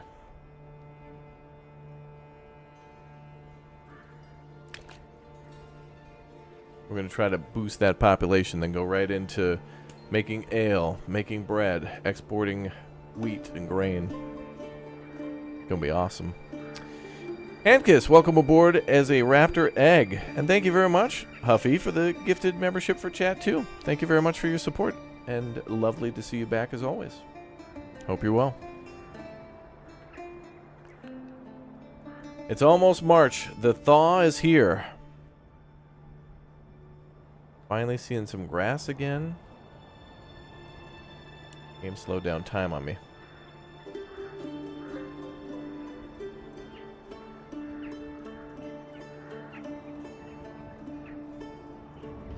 A new message. Raiders near. We've received reports of a band of raiders roaming the nearby lands. Should we track their steps? Track their movement. New objective, 365 days. Prepare for the attack. We'll be ready. What's the difference?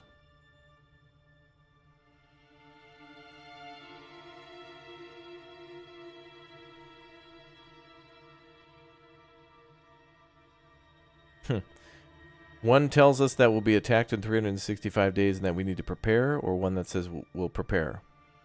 These seem new. Or like... Aren't these the same answer? Like... I get it.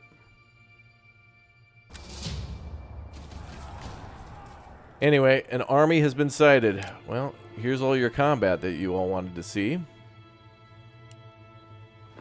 There they come.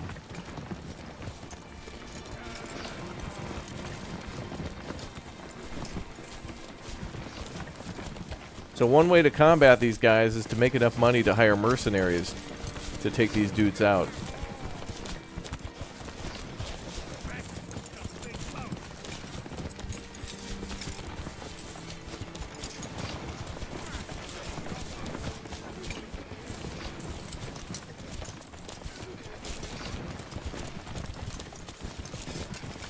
But I think these guys are here to defend the other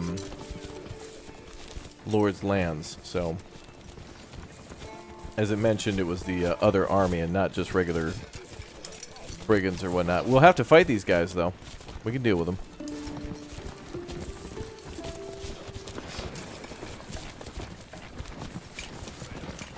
Good guys? No. This is the enemy army. We're going to have to fight these guys. But the good thing is that they will likely attack enemy bandits and brigands and such, but they're going to fight the enemy in order to gain territory too, so this is bad. What this means is that this guy is expanding. So he's going to go over to another territory shortly. He's using this to capture territory, including the ones in front of us.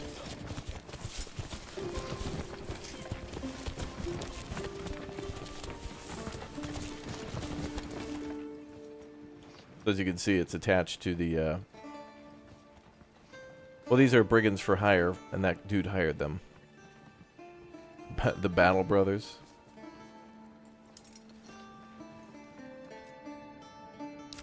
So yeah. So the other lord, this guy, Hildebolt, is sending those troops into this area here to kind of solidify his hold or his claim. Then eventually he could probably go here and then like fight the bandits for other territories like here, that kind of thing. Yeah, that's the AI of the other player.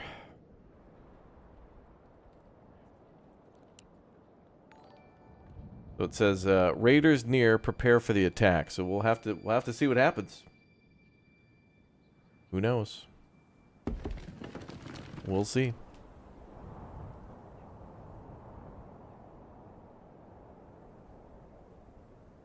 Another family's moved in. Excellent.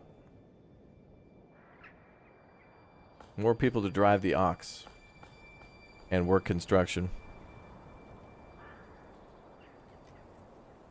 Yeah, the goal eventually is to have this entire map red. Any areas in white are neutral territories, although they can be controlled by brigands and bandits that we can kill to take control. But then eventually we'll start fighting yellow, and that's when the true game begins. Is when we start fighting him.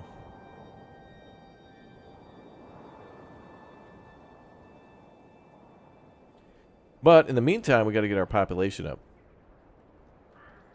And so we can start farming.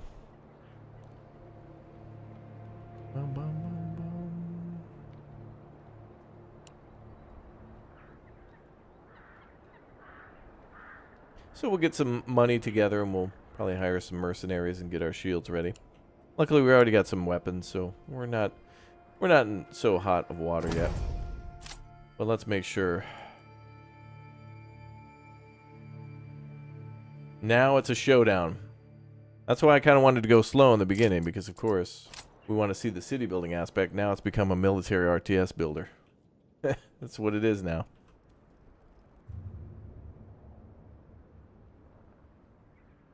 Do we have the option to pay the enemy? We could pay mercenaries, but I don't know if we can get them to leave us alone. We'll see.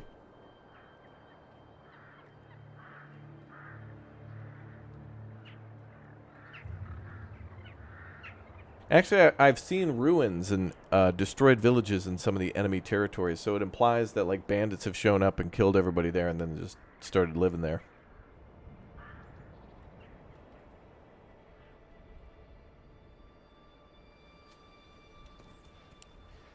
Alright, well, goodbye to all the snow.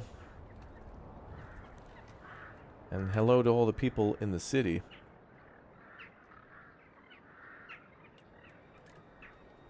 That first year was just kind of a warm-up. Now things begin. Yeah, there's a diplomacy option.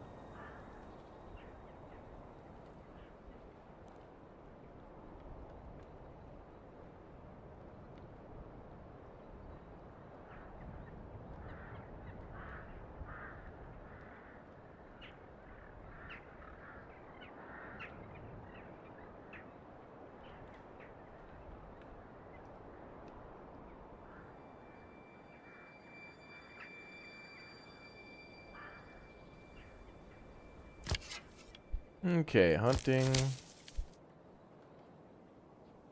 Probably get our forger back up. Let's do that.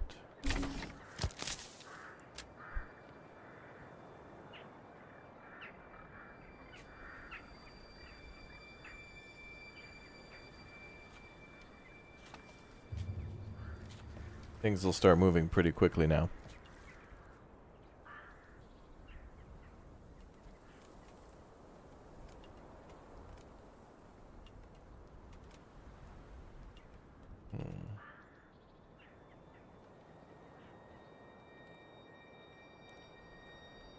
Oh, and a family moved in here.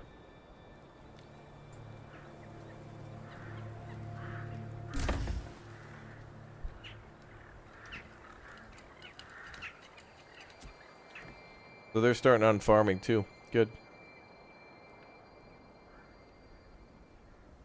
Bum, bum, bum, bum.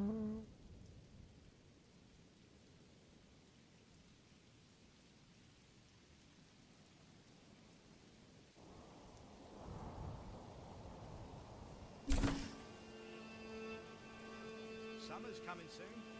Soon.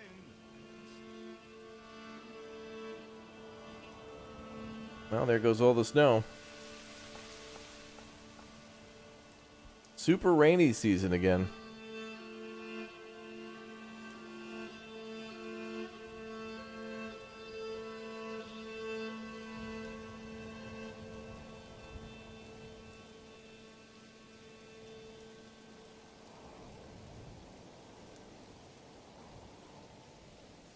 Bum, bum, bum, bum.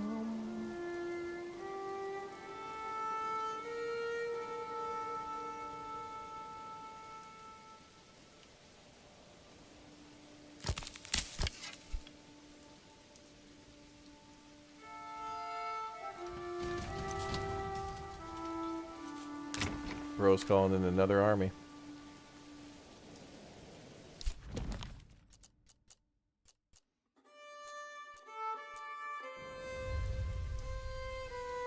He's making moves.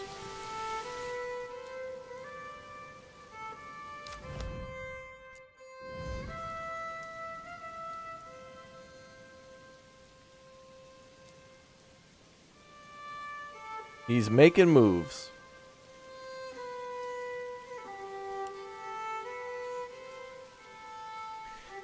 Bum, bum, bum.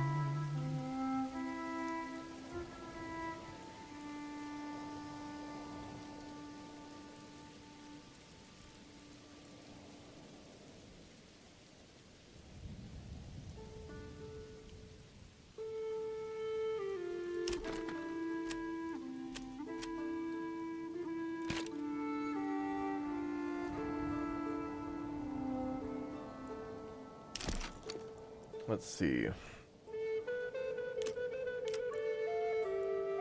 Okay, we can start with our farming now. Farmhouse. Used to employ families at the field, farm workers will plow the fields as soon as the winter passes, but no later than November. Then they sow them with the chosen crop. Harvests happen around September, and the crops are transported to the farmhouse, and wheat is threshed into grain. We also can do crop rotation in this game, too, which is great.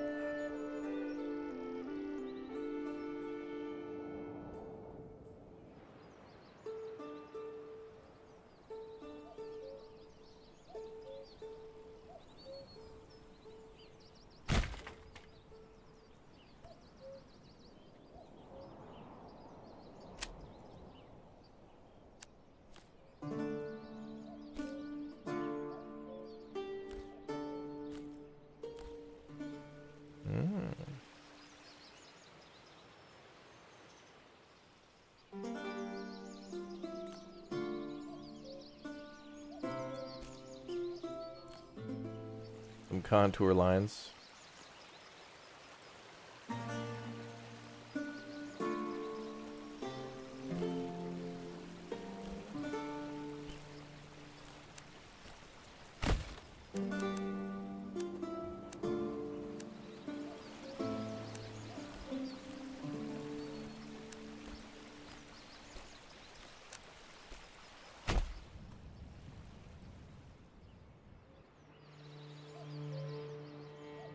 Alright, very nice.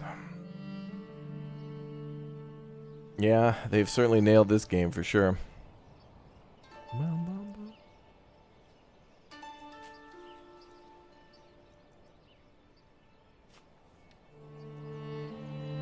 Ooh, wow, plus 60% now on the approval. Alright.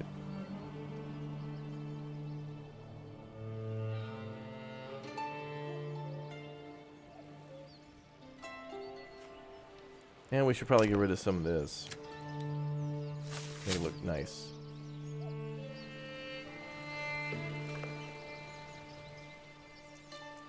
Cool. Yo, Illusium70, thank you very much for 5 gifted subs over on Twitch. Appreciate the support. Thank you very much. Appreciate it. An attack will be coming soon. That's right. We're trying to get our population numbers up so we can try to pay to prevent that from happening. A new family has moved in. Things are speeding up quickly.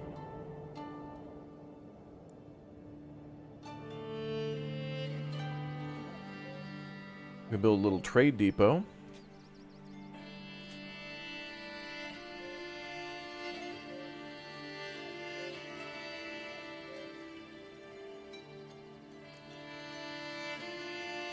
Maybe we'll build that near the church.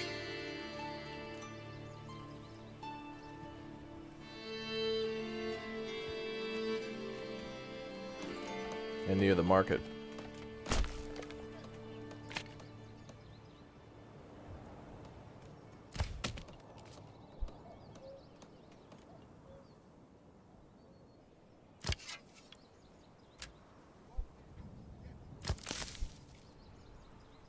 That person on hunting, I think. We'll try to add more food variety and keep happiness up.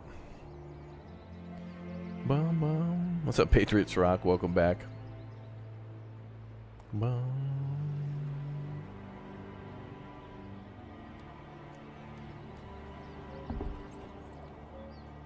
All right, population increasing is good.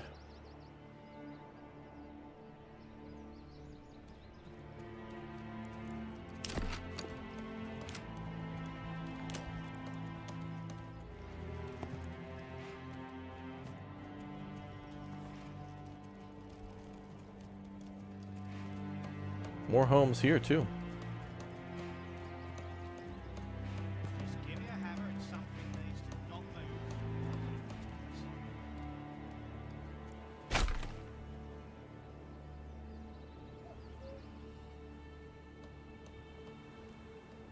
Good.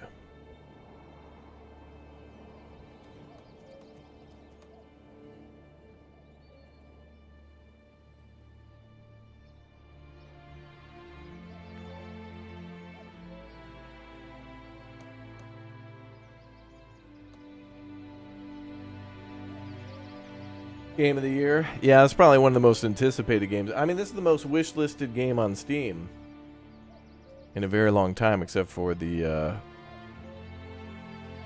what was it? The day before, but that wasn't even real. That was just a lie, man. For some reason, I thought you were only on YouTube. Yeah, I was for the longest time, but for the last 4 months or so, I've been streaming on both Twitch and YouTube at the same time, which has been cool. So if you're watching over on YouTube, you can always give a follow to !Twitch in the YouTube chat. And follow over there right now.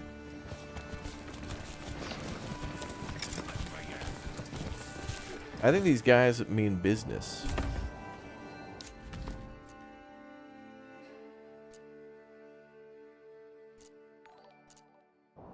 They might be going to attack a raider camp. That one, maybe.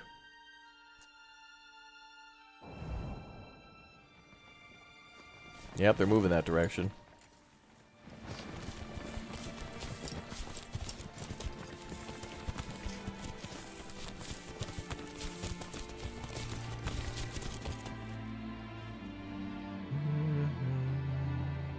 We'll see what happens.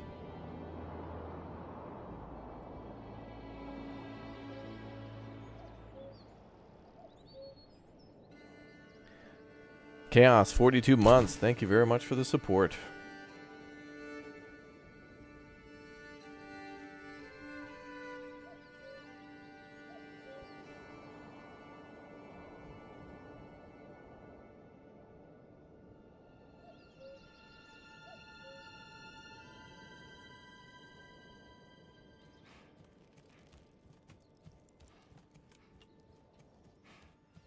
Hey, where are the pegs?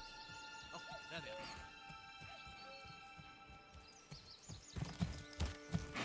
Little oxen action going on.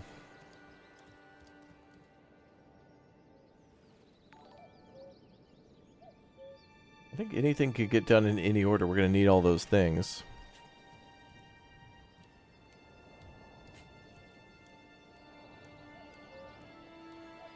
Bum, bum, bum. Can't wait till the 26th. I know. I'm excited to see what everybody else does too. I want you guys to get access ASAP. That'll be on the 26th, and it'll be nice that everyone will be able to play.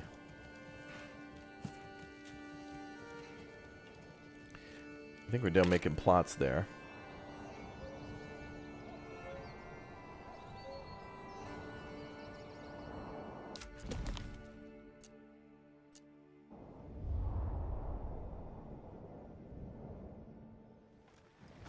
Oh, that's going to be awesome. They're totally going to attack that bandit camp down there. So he's got, what, 17 plus 2 groups of 36? Ooh, look at this. Wait. These two groups only have a combat effectiveness of 65%. 62 and 67. But it seems to be fluctuating. Must be the terrain. There must be a terrain effect for that.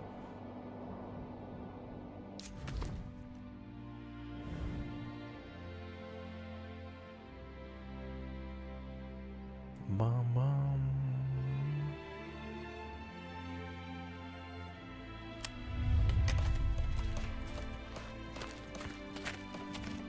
Gave the old ox a handful of month-old grain.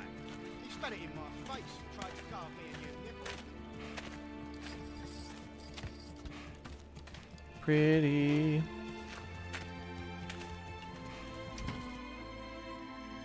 Pretty.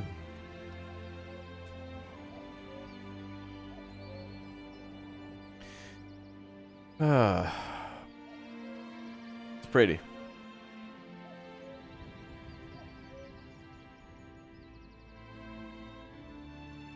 Now we have housing for 15, and then we've got 8 people, 8 families in the city. Anybody else in the future will go towards our farm. Then we'll start exports and hire some mercenaries. We got options.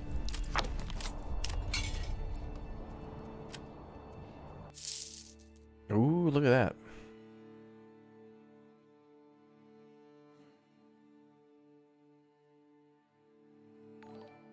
Oh, good. We can actually see their numbers. Attack 2, armor 5. Attack 2, armor 6.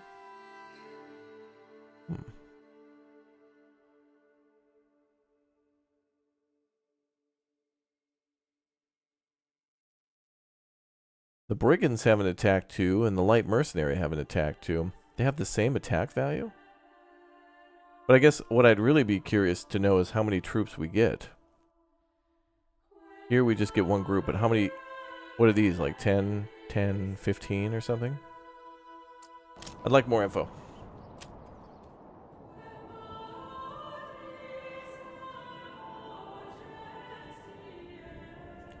Mama.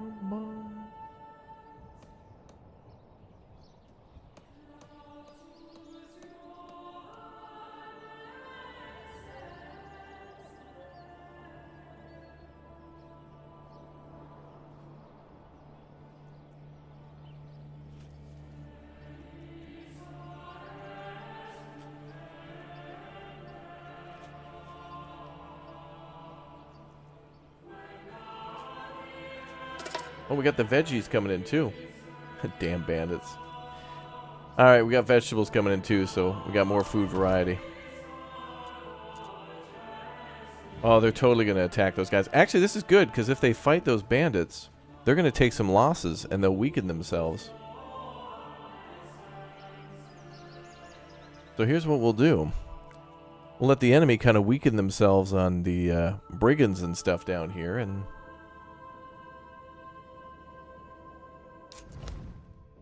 then we'll pick off the rest.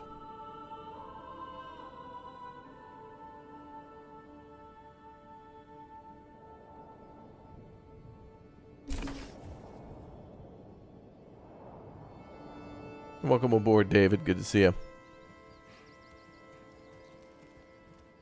No, there's... Yeah, this game doesn't have any fantasy like magic or anything. Only Fritz, and he is magical. Our lovely oxen. Bring this here. Firewood, good.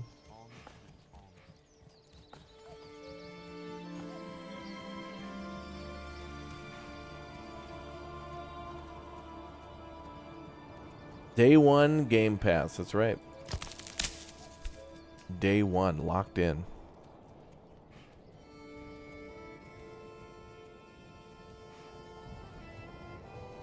Boom, boom. What's on my head?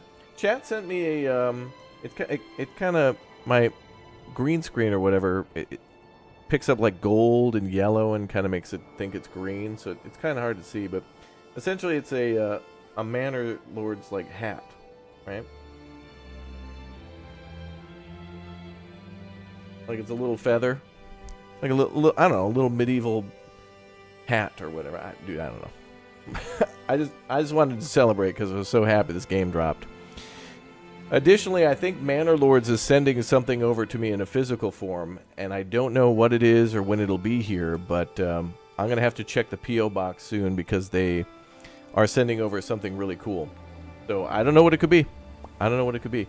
But anyway, what I'll do is sometimes when developers send me stuff, they'll have like, they might send a card that says like, you know, thanks for supporting our game, and then they might give like a little card that has keys on it or something. I'm not saying this will happen, but maybe if I get additional keys to Manor Lords somehow in any way, shape, or form. Remember, you can get this game on Game Pass or whatever at no additional cost, but I might get additional keys for this game on Steam, and if I do get additional games on this or whatever else, just make sure you're subscribed, because we'll do a subscriber only, or if you're on Twitch, follower only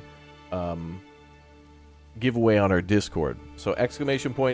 Discord, and make sure you guys subscribe and turn on that notification bell and stuff.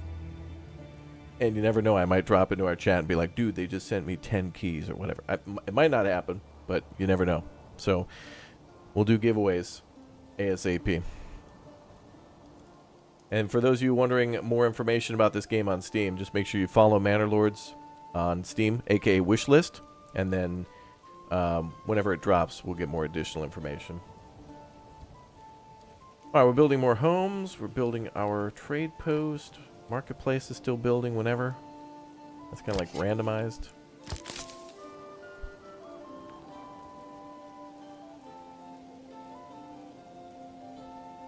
Road going up there.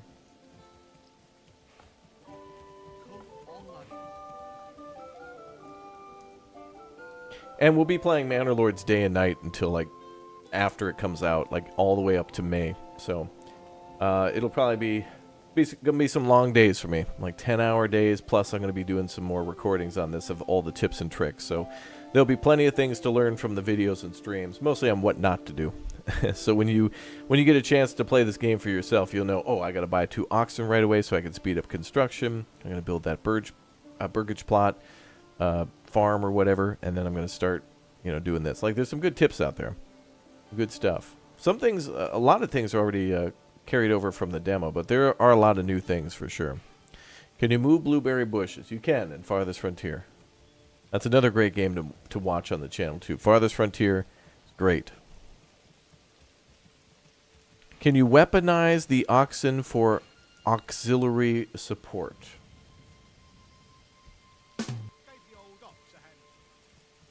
Yeah. And we're going to put a mounted turret on Fritz. Okay, I need to check something here. Not enough supplies. So what are we low on? Settlement needs either food or fuel. Okay, so we need more firewood. We're doing a lot of construction, so I need to get somebody from...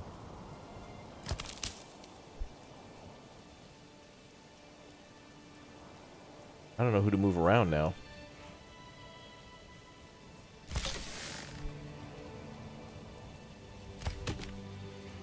Alright, well, we cut down 12 logs. What do we got now?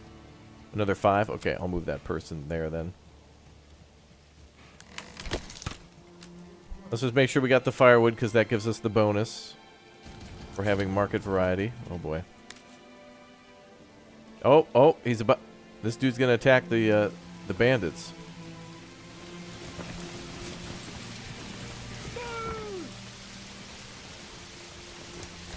Oh, here he goes. Oh, damn. They're gonna attack the bandit camp. Oh, damn. Wow. The attack begins. Look at this. We're about to see some frickin' combat. Let's go. Not my problem. Wait, where are the bandits? Did they just bail? When they knew they were coming?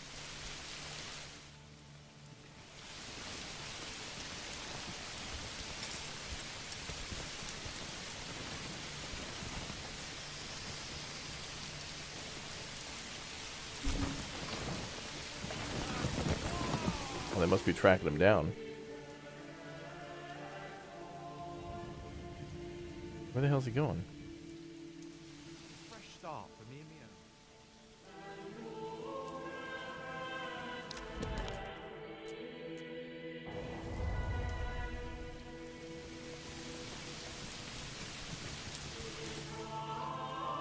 I guess he's just leaving. Okay, bye.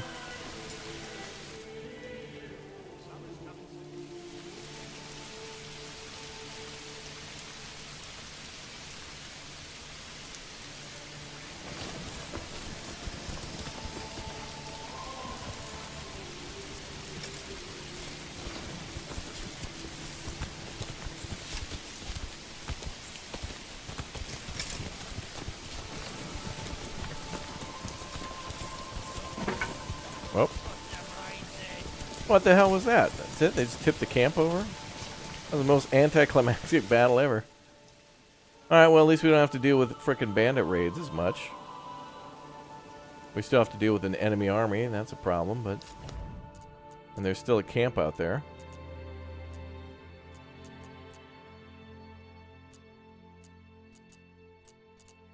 No, it looks like he swung by all the camps and just tipped them over. What the hell? Those brigands, the moment that an army showed up, they bailed. They just ran the hell away. Alright, so I guess there's no more bandits that I could see.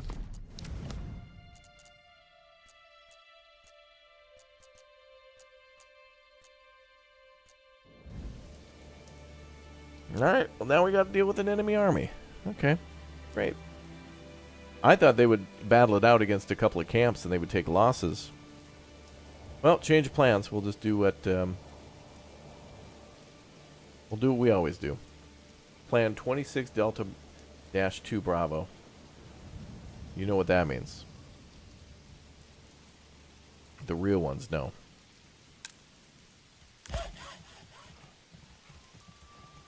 That's fine. Wait, this says generic storage full, but this says 0. And it says 1 out of 1 for log, but that's exactly where log should be at the saw pit. Did you guys enjoy that insane battle? That was crazy, dude. I've never seen combat like that. Damn it.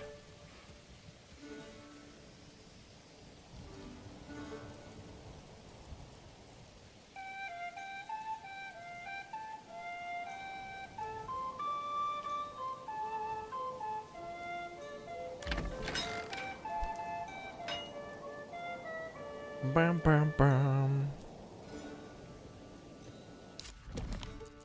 Oh, where'd they go?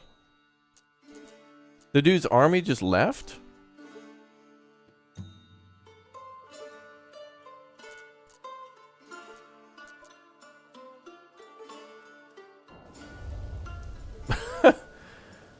Wait a minute, that guy hired like 100 dudes to walk through the whole area, tip over a couple camps, and then leave. Alright then.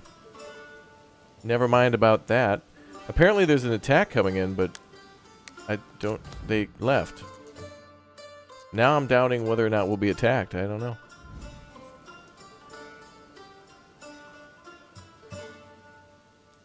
It's like showing up at a Magic the Gathering meetup and then tipping over a table, screaming, and then leaving. It's like, I don't know what happened. I'm kind of scared, but I didn't lose. I didn't even play yet. Like, I don't know what happened.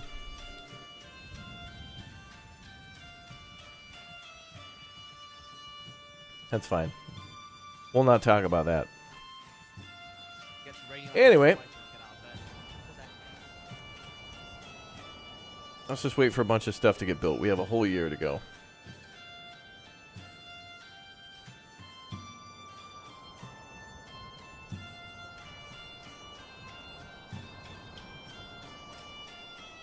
They found out that the check bounced and they bugged out. That's hilarious.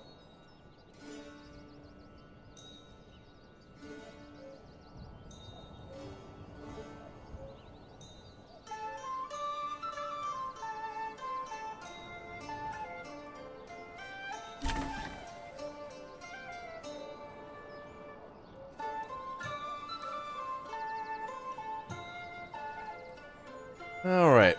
More houses complete. Bum, bum, bum.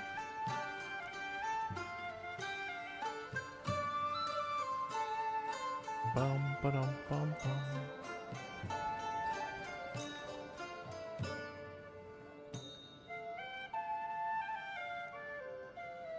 I think I want to spend that development point on plowing. And that means we probably need another ox. So we're going to have to worry on trade.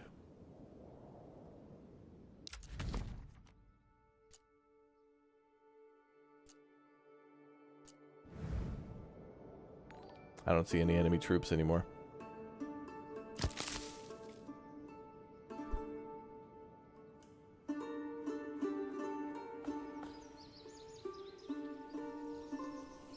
I want to build the tavern so that way we can get Tavern Banger. We got to have Tavern Bamber. I want it. Sanctuary.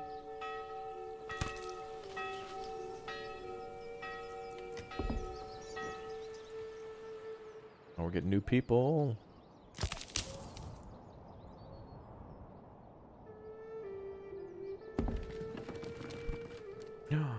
We're getting a lot of people moving in.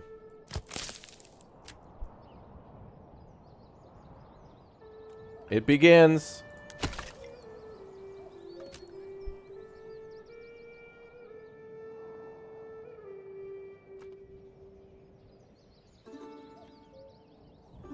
Now we're going to start filling all these jobs so we can get stuff done.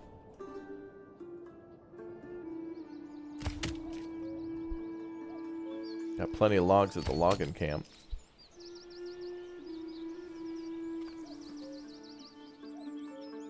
Get those rookie firewood numbers up. Pump those numbers up, baby. Is there a family system in the game? Yeah, a little bit. Like you can see, you know, the game lists it as families living together. You can see 18 adults and 9... Actually, maybe that's 18 men and 9 women.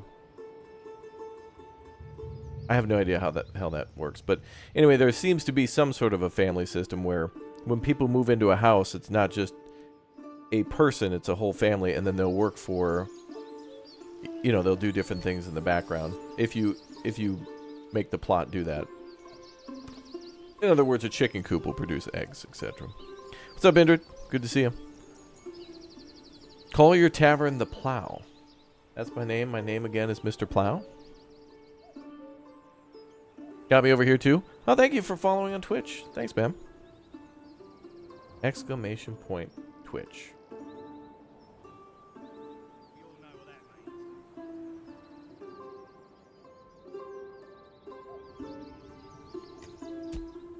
I think we'll leave the next person on the sign so that way they can do more with the oxen. We'll see how that goes.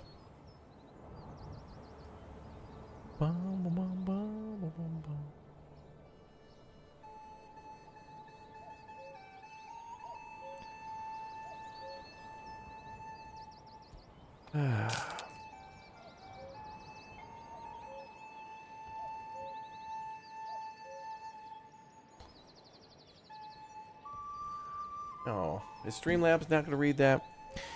DJ, thanks for the 35 Czar. Hey, Raptor, dig your streams. Thanks, dude. Would you mind if I help a friend out with his stream he's doing? Want to get him to 500 viewers. Well, so could I. I mean, you can help your friend. I don't know what that means, but I hope he's well.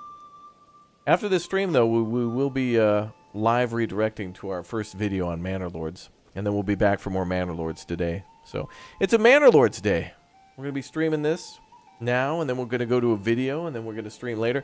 Chat, when we restart later, I think we'll go for a non-combat playthrough as well, because I think people want to see both. Although the combat is more exciting, I think the peaceful mode is interesting too, because we can get, instead of focusing on the military, we could probably still make weapons in the... We could probably post like a like weapons and stuff and then sell them. You know what I mean? Like we can put them up for sale. I don't think we'll be restricted to making only peaceful things. Some sort of an economy will be working there, I guess. Bum, bum, bum, bum.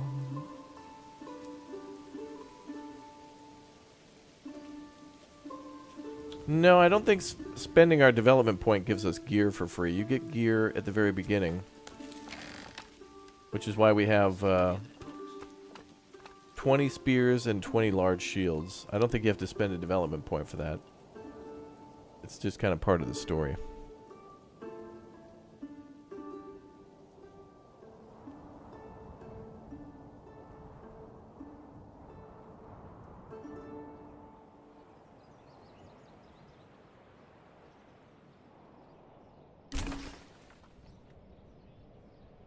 Man, more construction's getting completed. This is awesome.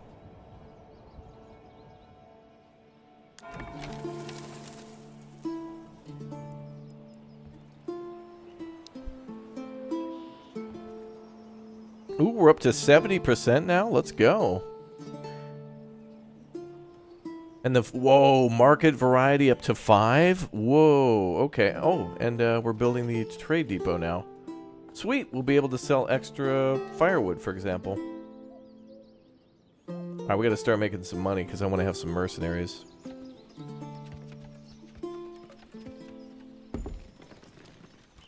And new families moving in, we're gonna leave them unassigned.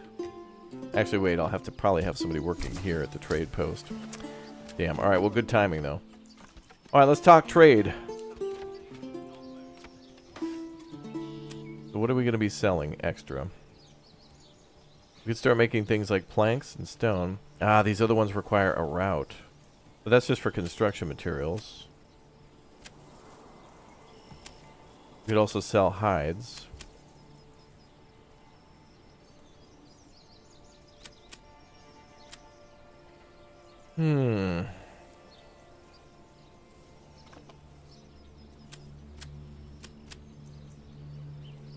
Wheat will sell for 2. Plank sell for 2.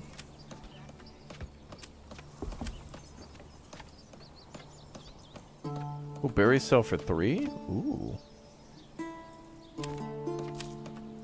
We got 179 of those surplus. Wow, okay. Let's cut the surplus down to... Is there a way to just type the number in? 50. Let's do 50.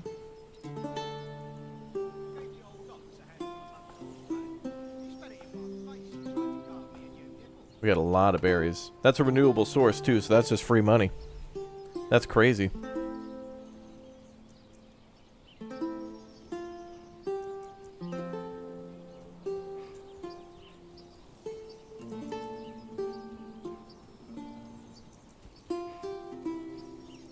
What do we have a surplus of here? Oh yeah, iron ore. At 2,540. So we could start blacksmithing as well, but again, we need more people to do all this work. I think we should just sell berries for now.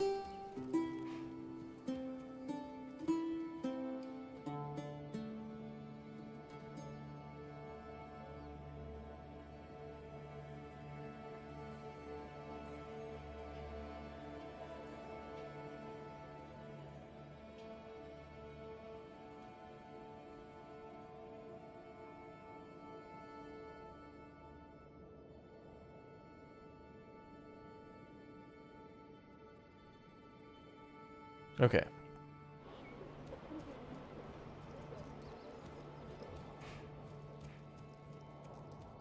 I think we're going to sell berries.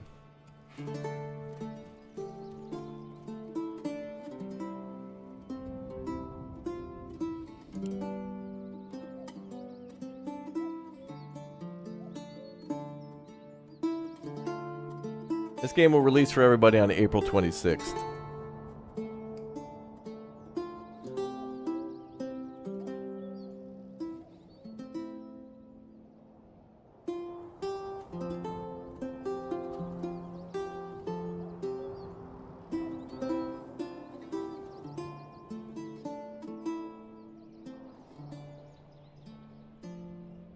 And it'll be on Game Pass, too.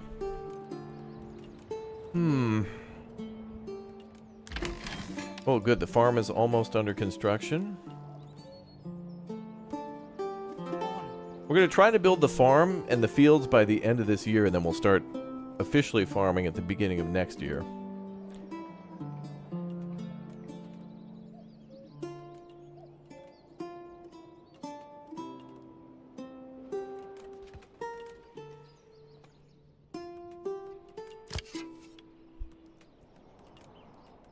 Hunting's not too bad.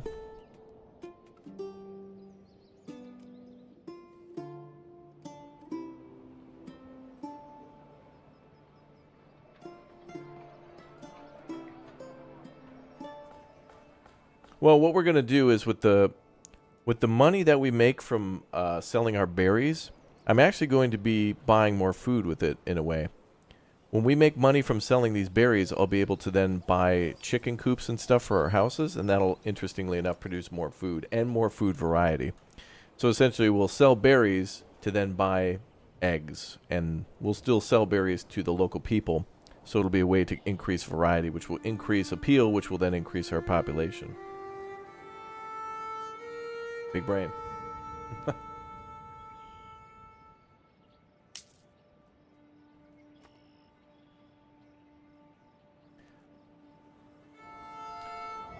If you want to hear the soundtrack for Manor Lords, just search for Manor Lords soundtrack on YouTube, and then you should be able to find some of the good tunes from there. Farming! The farmhouse employs families who work on the fields. The workforce is distributed proportionally in accordance with the field's set priority level. When crops are growing, they absorb certain nutrients from the soil, temporarily lowering its fertility and thus diminishing yields over time. To combat this, consider changing crop types, or even better, leaving the field fallow for a year. Yeah, crop rotation, important. The game doesn't really tell you much about that, but now we can start farm fields.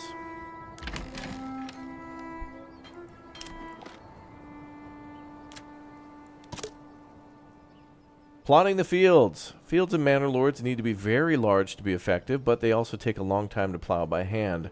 For a starting village, try a field size of about 1 morgan. Later, if you want the region to focus on farming, you can consider spending a development point to unlock heavy plow upgrade, which allows plowing much bigger fields far more efficiently than using oxen, or by utilizing oxen. Also, remember to check your ground fertility. Some crop types are picky about the soil they grow on.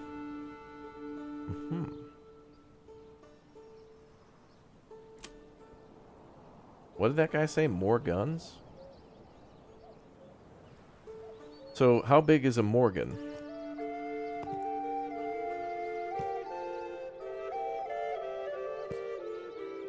Alright, that's just over 1 morgan. So that's the minimum size that they recommend. But we can go bigger than that if we plan to use our oxen.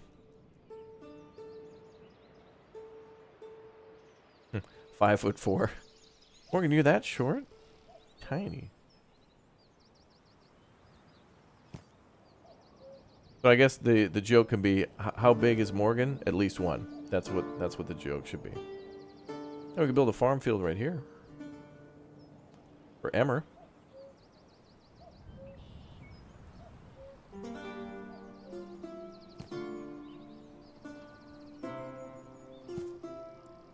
$1.1, that's fine.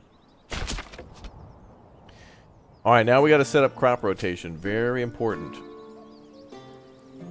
So, for the first year next year, we're going to start growing wheat. Then we'll let the field fallow for a year, and then we'll switch to barley. And then we'll make we should probably make 3 fields, so that way each year a field is growing something. So we should at least do 3 for food. And we can only, I think we can only make beer out of barley.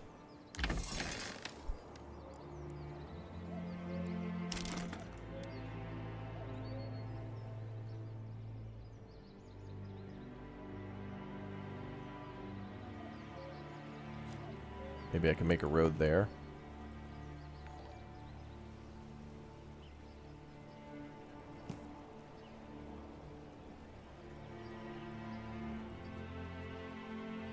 That field's a 1.8.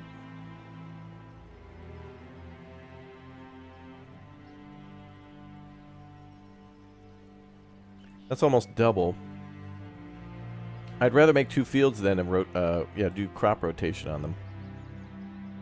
That's a 1.0 there.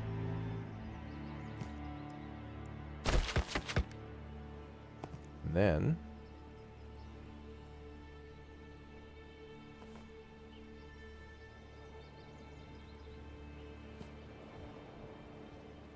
.6.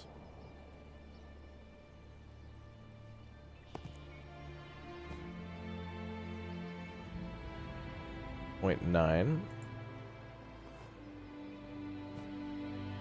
1.0. 1.1.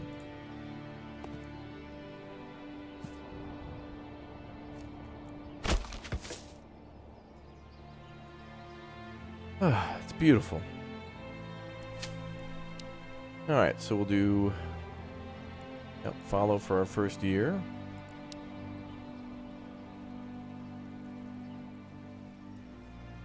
Then wheat, then barley.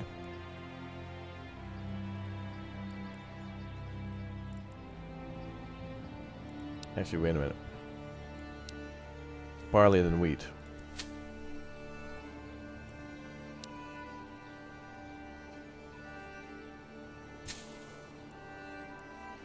Barley, wheat. Man, how come we can't grow potatoes and corn? And cotton?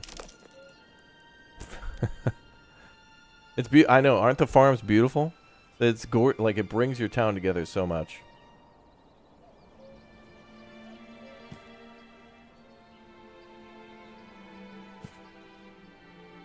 Might be too much to farm.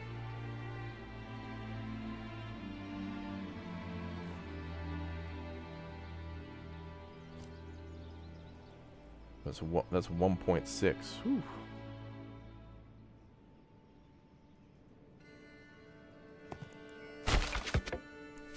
What about for flax? 44%, not bad. We could probably just straight up sell that for money or try to make clothing out of that, but we'll try that. And then we need a place for a mill, and this might be a good spot here.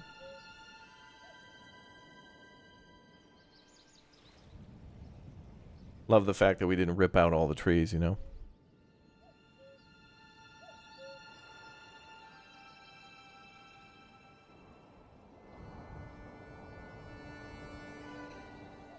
Alright, we need to get more people in the town. So, amazingly, like, the first year was, like, painfully slow, and you're like, oh my god, like, is this ever gonna... And now, suddenly, boom. Boom. It happened.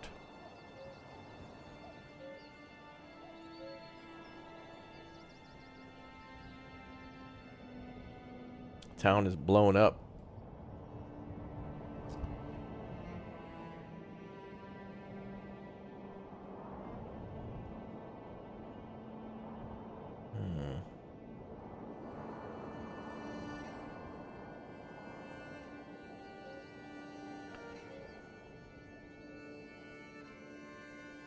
Yeah, we are indeed a medieval lord.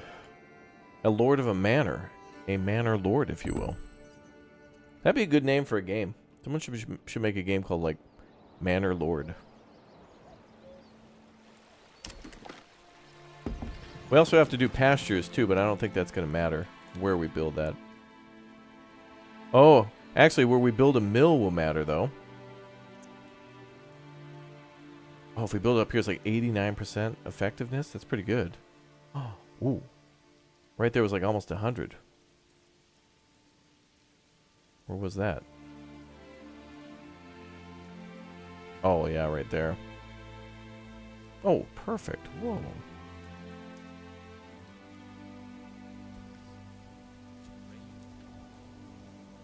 Mill at 94% effectiveness. That's crazy.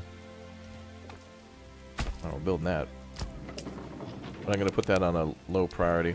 Because we still got to wait for crops to be planted and a whole year to pass before even that happens. And, yeah. Community oven right next to that. We could do that. Or we could have a burger plot do that. But this thing only takes 2 logs, so yeah. Chat, we made $6. We made 6. We're starting to make money from trade now. Beautiful. Yeah, you think the fields look good now? They haven't even been plowed. Wait until you start to see these fields be cultivated, and then plants planted, growing, and then like the alteration between the, like each of the different fields, you know, like some will be growing, some will be like muddy and dirty or whatever, like as different harvest times take place. It's going to be crazy. Koji, welcome aboard as a Raptor egg. Thank you guys for all your memberships and hanging out. You're awesome. Welcome aboard. Yeah, good times. Yeah, we'll be seeing more raids soon. There'll be an attack for sure. We also have to do a little building in the peaceful mode too, and try to speedrun that to really see some of the game's like deeper hidden secrets for some of the things we don't yet know. And that'll help us military-wise, because remember, your approval rating helps your military. So if you're building a very efficient city and you're very good at it, that's actually, you're kind of building an army that way, because it'll boost your morale. And combat effectiveness is more important than unit composition sometimes. Everything always has an asterisk, but yeah, you get what I mean. It's an important factor.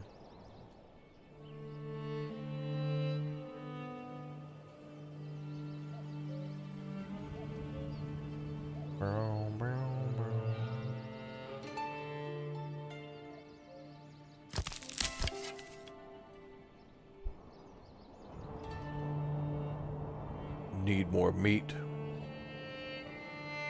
Actually, one of the first things I think we'll try to buy when we get enough cash is chickens. But we're doing aight for now. We're doing aight. We got housing for 21, and we've got, what, 11 families? We got room to grow.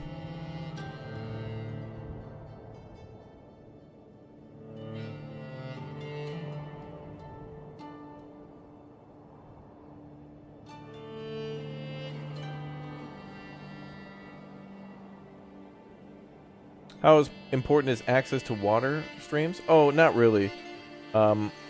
Water's kind of just a beautiful thing, but your wells are what's most important. And you can see where they run. Hey, we made more cash. 36 bucks, let's go. We're making big money now. Big money Masook.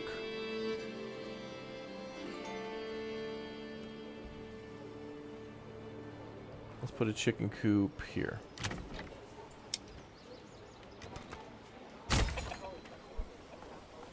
Sweet.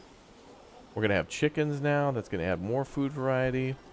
And keep in mind, we're just building one town. We're going to have to start all of this over and do all this over again when we take over a whole nother territory. You're going to have to build another village, do the farming, start logging, you know. Laventor, thank you very much for the Raptor Hatchling membership. Exclamation point, join us. Become a member today. Thank you for supporting the channel. You guys are awesome.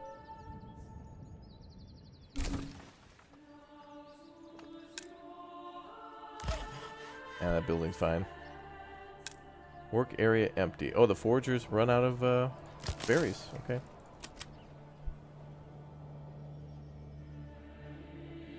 It's already August. Well, luckily we got tons of berries.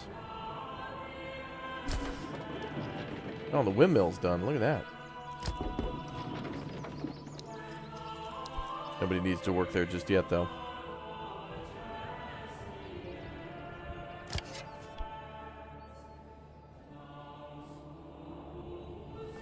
Alright, what do we got for free materials? Alright, we got to start logging again.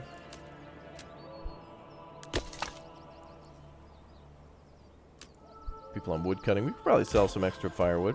That's the way to do it in Banished. Do y'all remember selling a ton of firewood in Banished for money?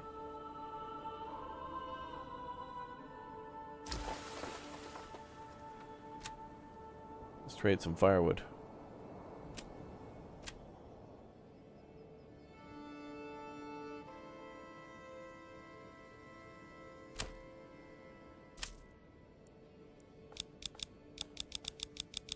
We'll sell till we have a surplus of maybe 25.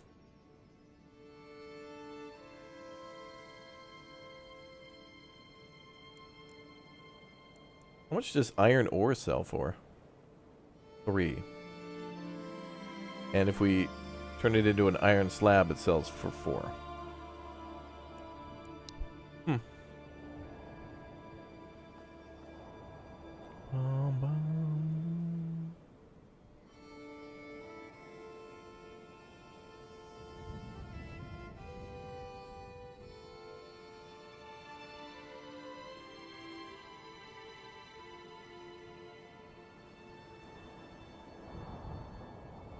Yeah, work areas just seem to be automatically around a building.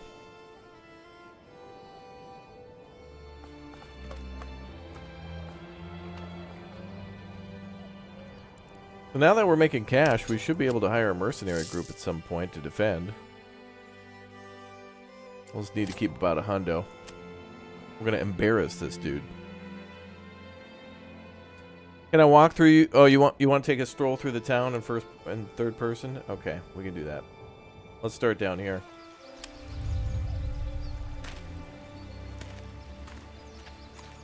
I think this these farm fields will be more impressive when we actually got crops going. We're showing some hustle. Yeah, what's up, Harry? Welcome aboard, dude.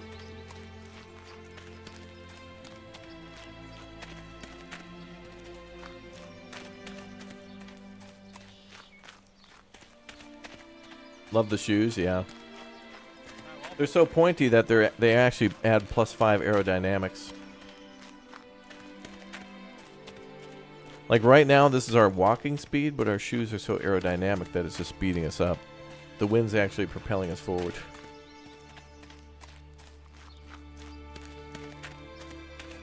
Scarecrow in the field? I didn't see any. Here's the farm.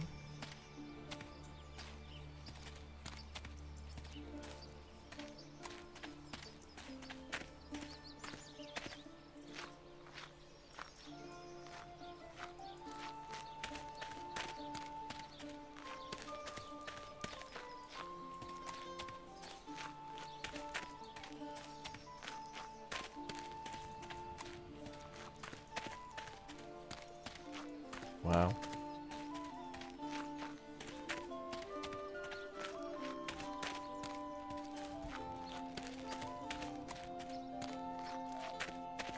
I liked some of the areas I started in the demo.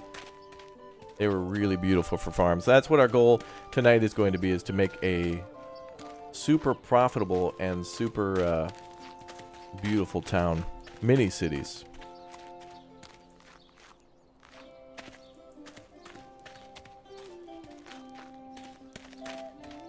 Nightmare has subbed. Thank you guys for subbing to the channel. I know, look at this. Isn't this amazing?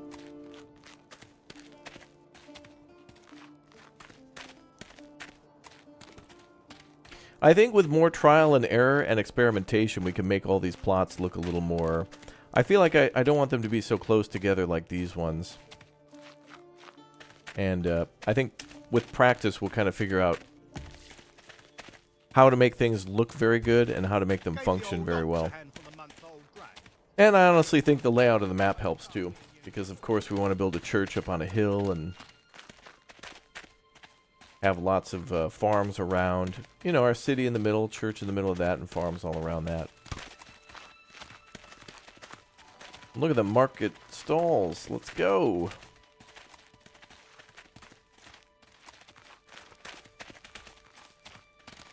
It's looking pretty good so far. Of course, it'll look better when we actually make our when we finish the town. We ran from here all the way up to the top, right up here. Amazing. And we're making good money.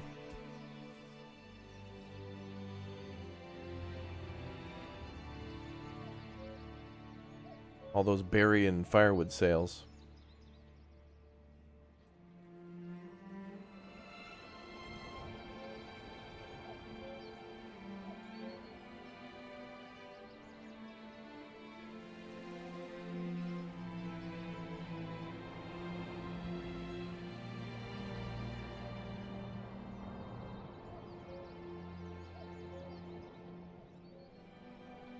Pretty.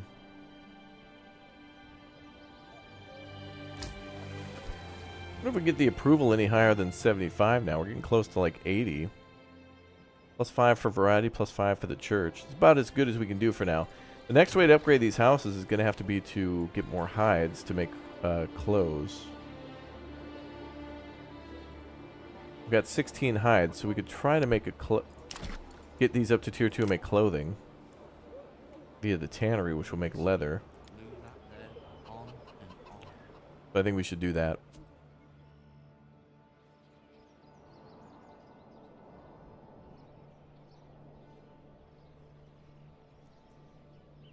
I think we'll put the tannery...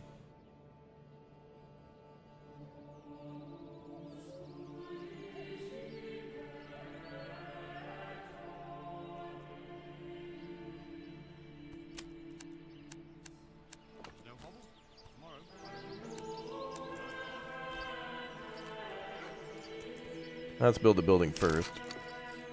I think we'll put it over here.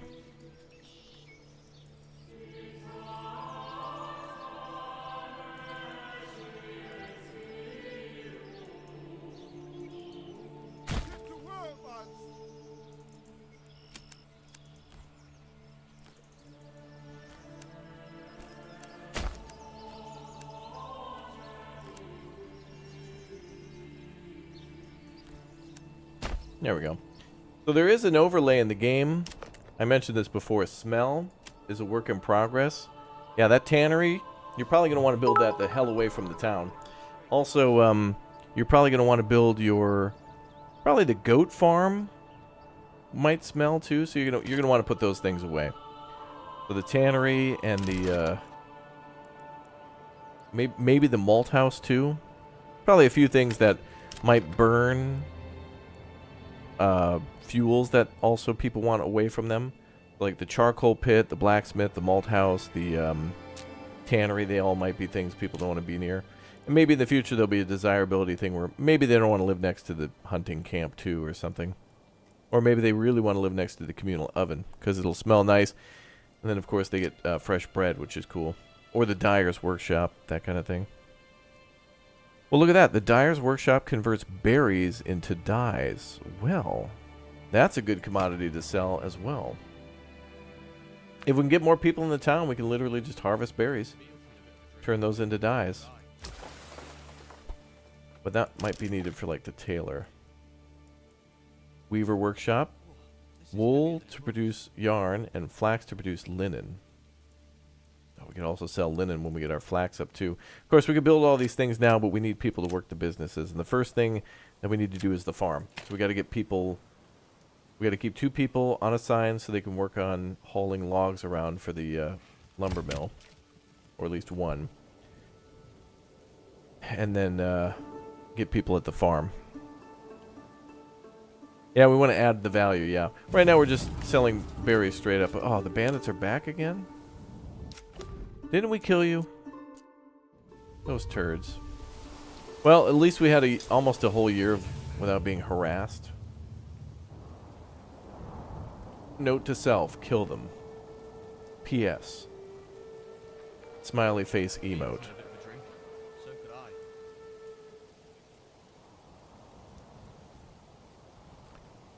Bum, bum, bum. What does this mean? Excess goods need to be moved to a storehouse, otherwise workers may stop production and the overflowing storage is vulnerable to weather damage. Oh, okay. So the reason that keeps popping up is because this is just me assuming, there's a log here, and the game thinks that this log will take weather damage, but it's under storage. Like, you can't see it, but it's there. Yeah. That could be maybe a bug or something.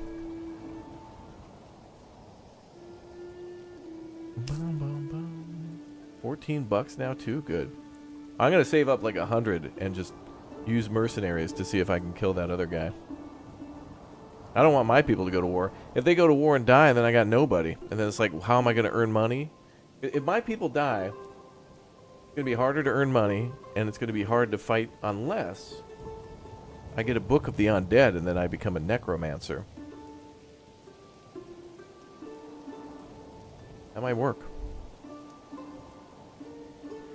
Bum, bum, bum, bum, bum, bum.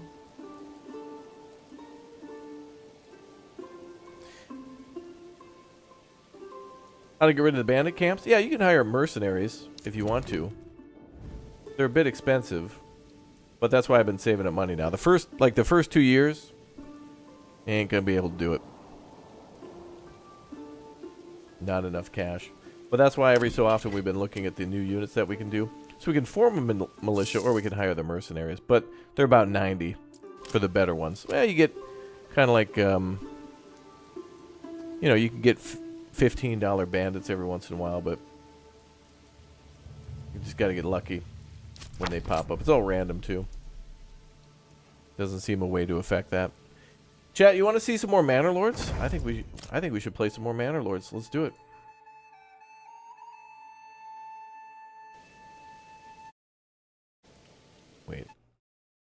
Wait a minute. Let's see.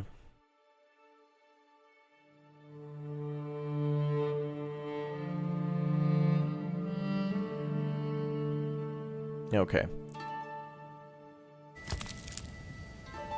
You want more Manor Lords? Okay. All right, I think we're going to play more Manor Lords. I think as we play more, I want to try the other the other game mode as well, which doesn't involve combat but will allow us to peacefully build. And really, I want to focus more on the economy side of things too, because I really want to see what it's like to build beautiful cities without the whole frustration of bandits and combat.